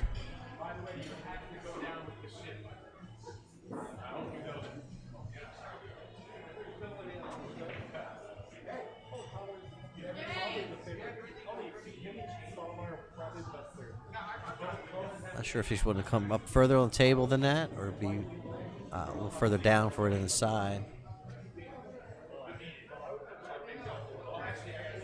So the 7-ball, I couldn't see from my angle, but it looked like it may have rattled over there in the other corner pocket and settled over on the opposite corner pocket.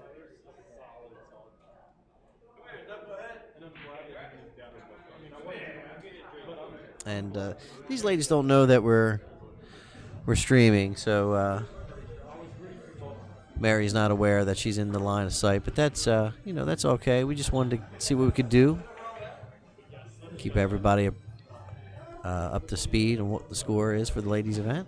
Certainly don't want to discount any of the brackets.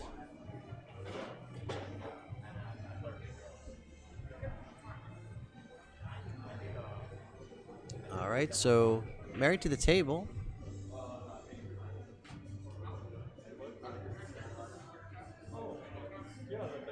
Bringing that cue ball around for the 9. 2 rails. To bring it hill. All right, so hill for the ladies. Pretty exciting.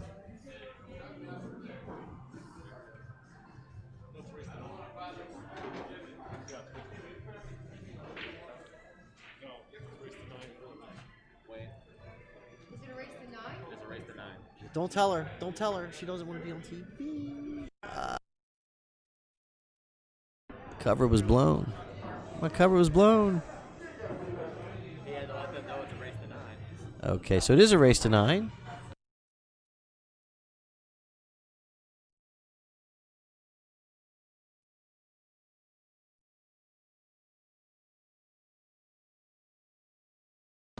So just got word that this is a race to 9. The ladies actually thought it was a race to 7 as well. Oh, you're welcome. It's my pleasure. I didn't want to. If it was up to me, I would have had every final on a streaming table, but can't always work out that way. Just thankful that we were able to turn the camera around and able to get a angle of this match. It looks like it's turning into quite a. Oh, they didn't play enough baseball games. I bet you they didn't play Oh, they don't. Looks like they didn't play enough 8-ball games. I wonder what they'll do.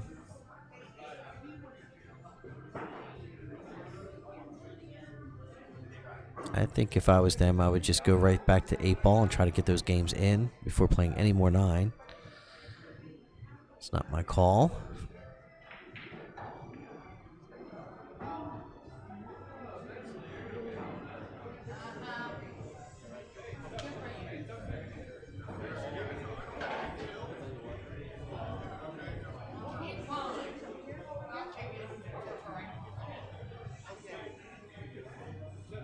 So it looks like they're trying to come to some agreement over there. No, I put him there. I just put him there. And I'll be right back.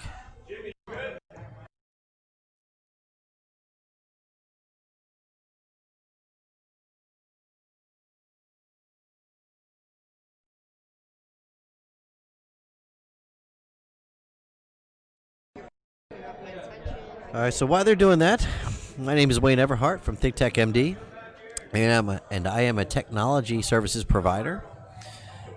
We are out here providing a billiard streaming service through my TTMD billiard streaming. If any of you tournament directors out there would like to have coverage of your event, just reach out to me. We can work that out. And so they forgot one game of 8-ball. They're going to go ahead and take care of that. I think that was the best thing to do. And what I was saying was, any tournament directors out there would like to have some quality streaming. I take every match very serious. Doesn't matter if it's ladies or the men. Treat it all the same. Requires and deserves the same affection and love.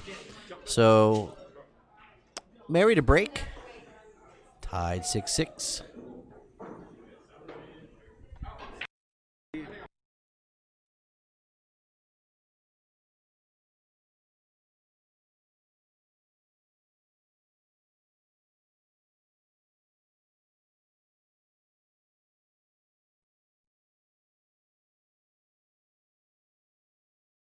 So just confirmation that they are going to get that one game of 8-ball in before it becomes a problem.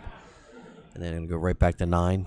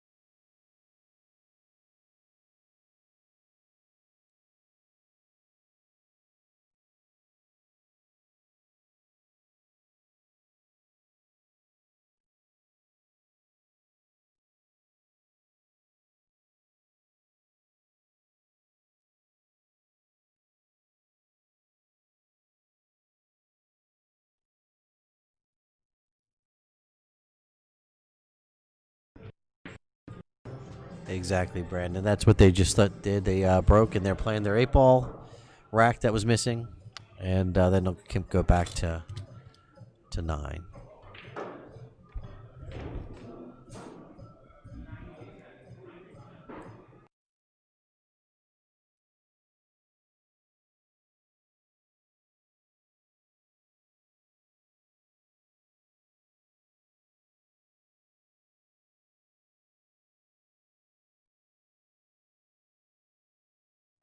So it looked like they're asking for some kind of call, maybe a hit.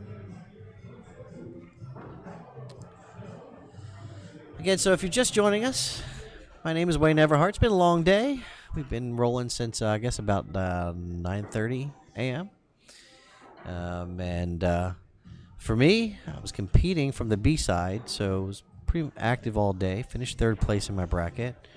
My partner, Nick Spriggs, he was also from the B side, fighting and dogging all day, making it to the finals. Congratulations to him.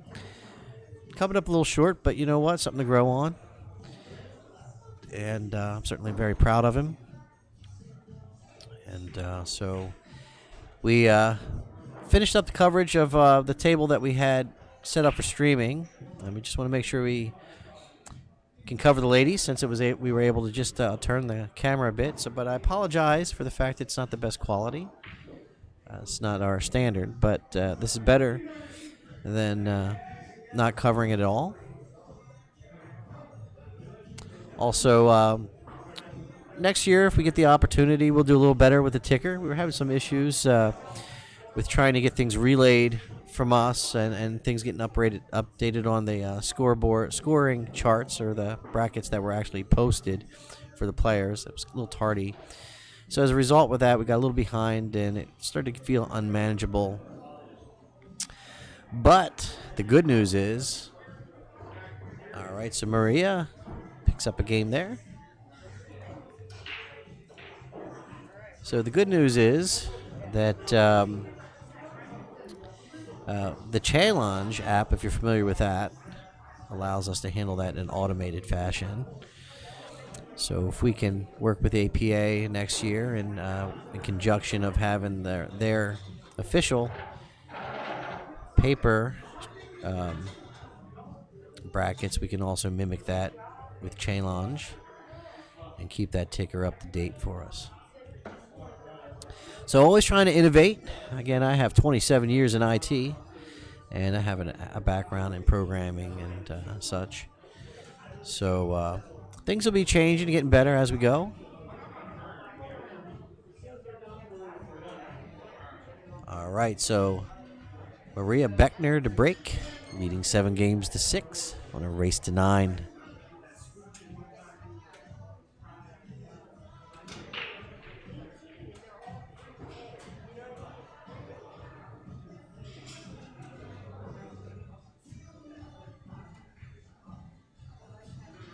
So I believe that was a dry break. It's going to Mary Watkins will be the incoming player.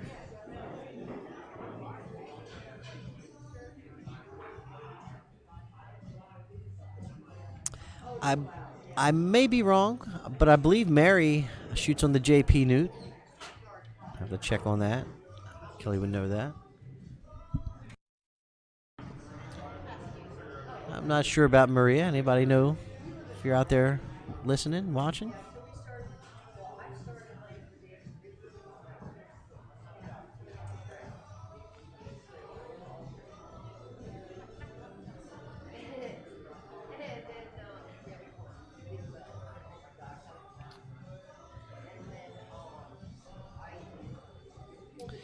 JP Newt does the Peach Hour Women's Tour. That's over here in the East Coast. And I think it's sort of a regional thing. But you can probably find out online if one of you ladies out there want to check it out. She shoots APA. Okay. Out of Peninsula Billiards. Okay. Oh, really? Thank you for the help. So the JP Newt is a little different than the APA. That's more of the ladies going into like the semi-pro, moving sort of out of the amateurish. So I'm not sure if she does or not. I'll have to find out.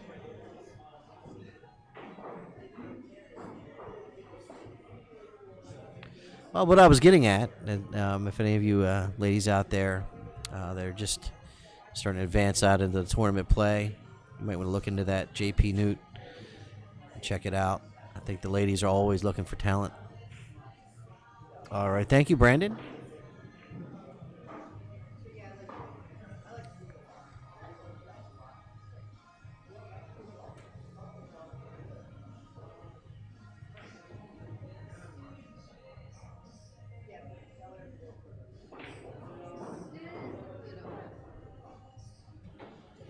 So how many of you folks out there are following Maria or friends with Maria?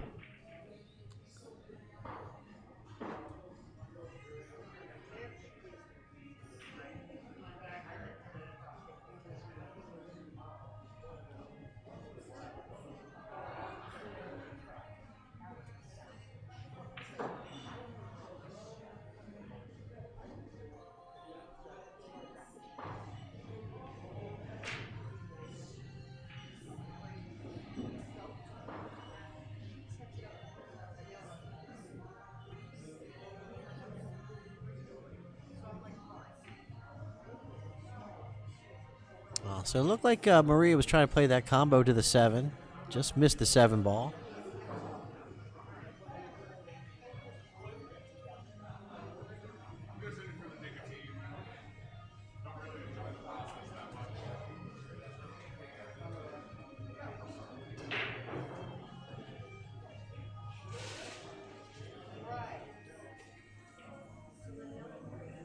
Oh, that's awesome. That's great to hear. The folks over there that are watching from Peninsula, feel free to jump on your Facebook, go over to TTMD Billiard Streaming, and follow us. We're probably just over 1,000 followers now, I'm pretty sure.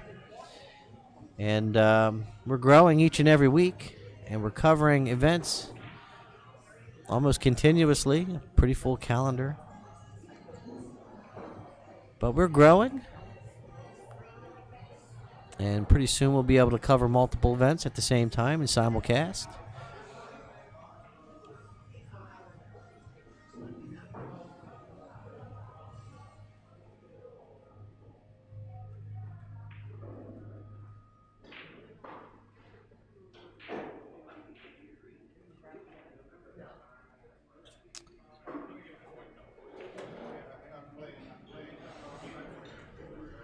So that 7 ball looks like to be pretty deep in the pocket. And if you're familiar with billiards and play pool, you know these can be a little tricky. Just got to get out there for the 8. Wow, well done. Well done there by Mary. That looks like it's going to give her a nice angle to get down there for the 9.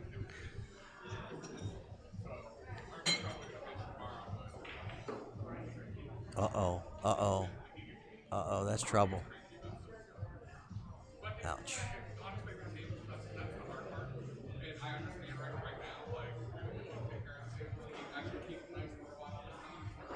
Hi, Natasha. So, the men's side, we had David Barnes.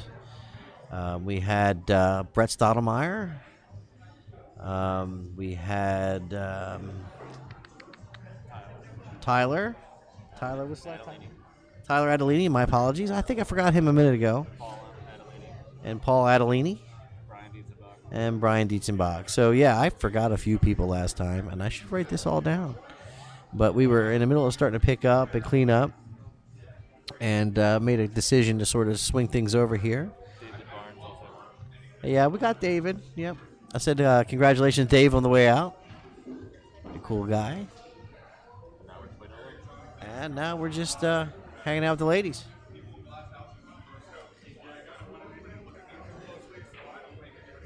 Look at that shot. Oh, wow. Good shot by Maria. Banking the 9 ball in.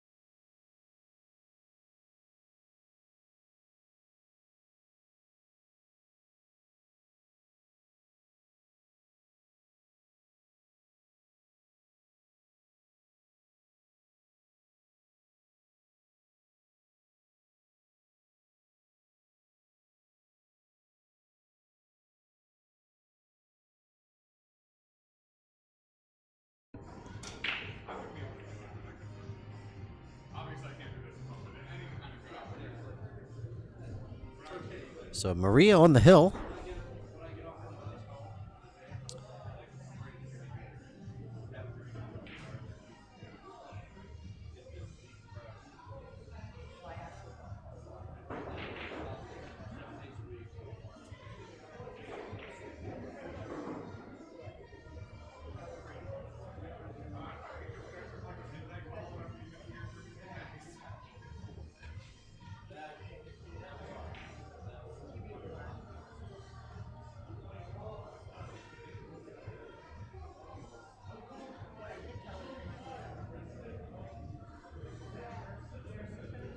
So if you've been following us all day, man, you treated some really good pool. I wasn't able to commentate most of the day. Brian Dietzenbach did a lot of that for us today, but that's a good thing. That means we were out there competing. And I can't say that Brian wasn't, because he won he won his bracket. He just happened to take care of business to the point where he was sitting around chilling. But very thankful for him.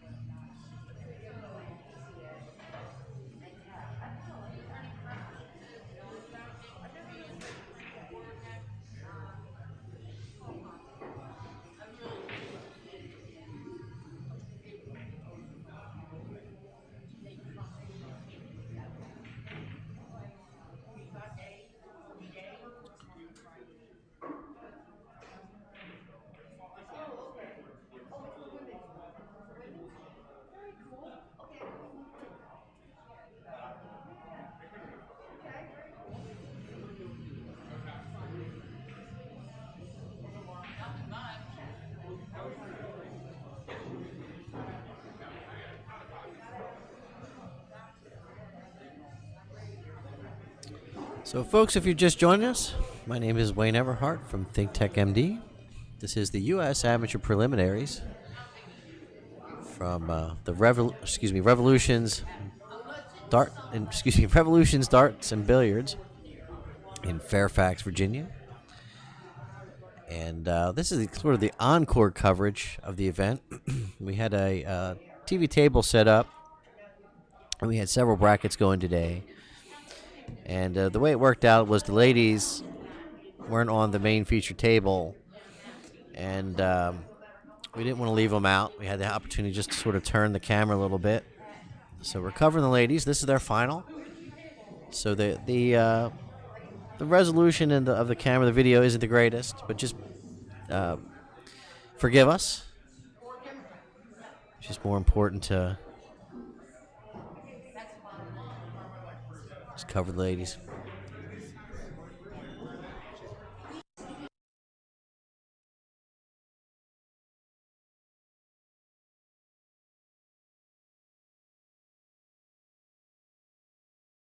My assistant just popped in and said Marie is a skill level 6 player. And all right, so 7, excuse me, 8-7. Mary Watkins is behind by 1 breaking. Man, that was all backwards. Forgive me, man. It's been a long day. I'll try that again. All right. Wow. Shoo-wee. All right.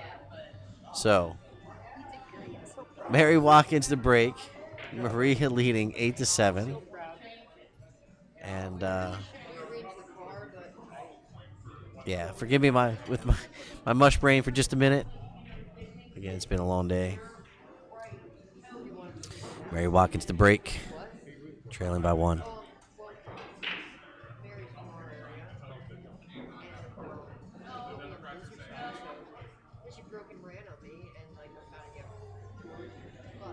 Yeah, Rick. The men's all are finished. Let me go ahead because it's going to keep coming in. I'm going to go ahead and just make a list and I'll put it in the chat of who won their event. Just give me just a second.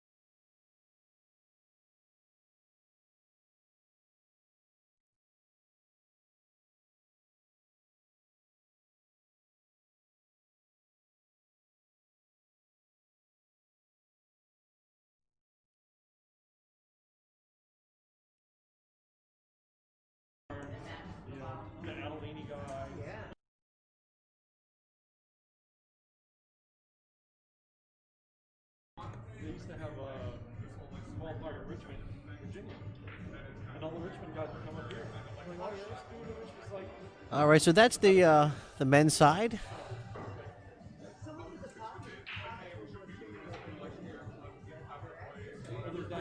Hope that helps.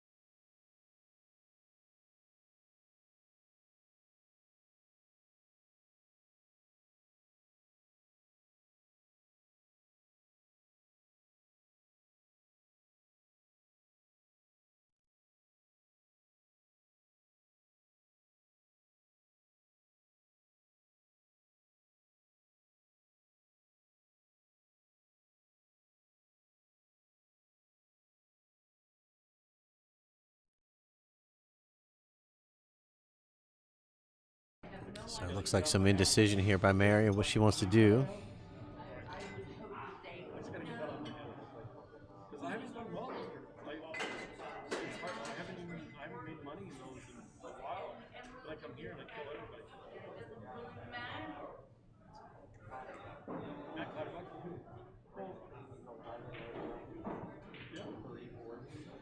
Oh, All right, so Maria to the table.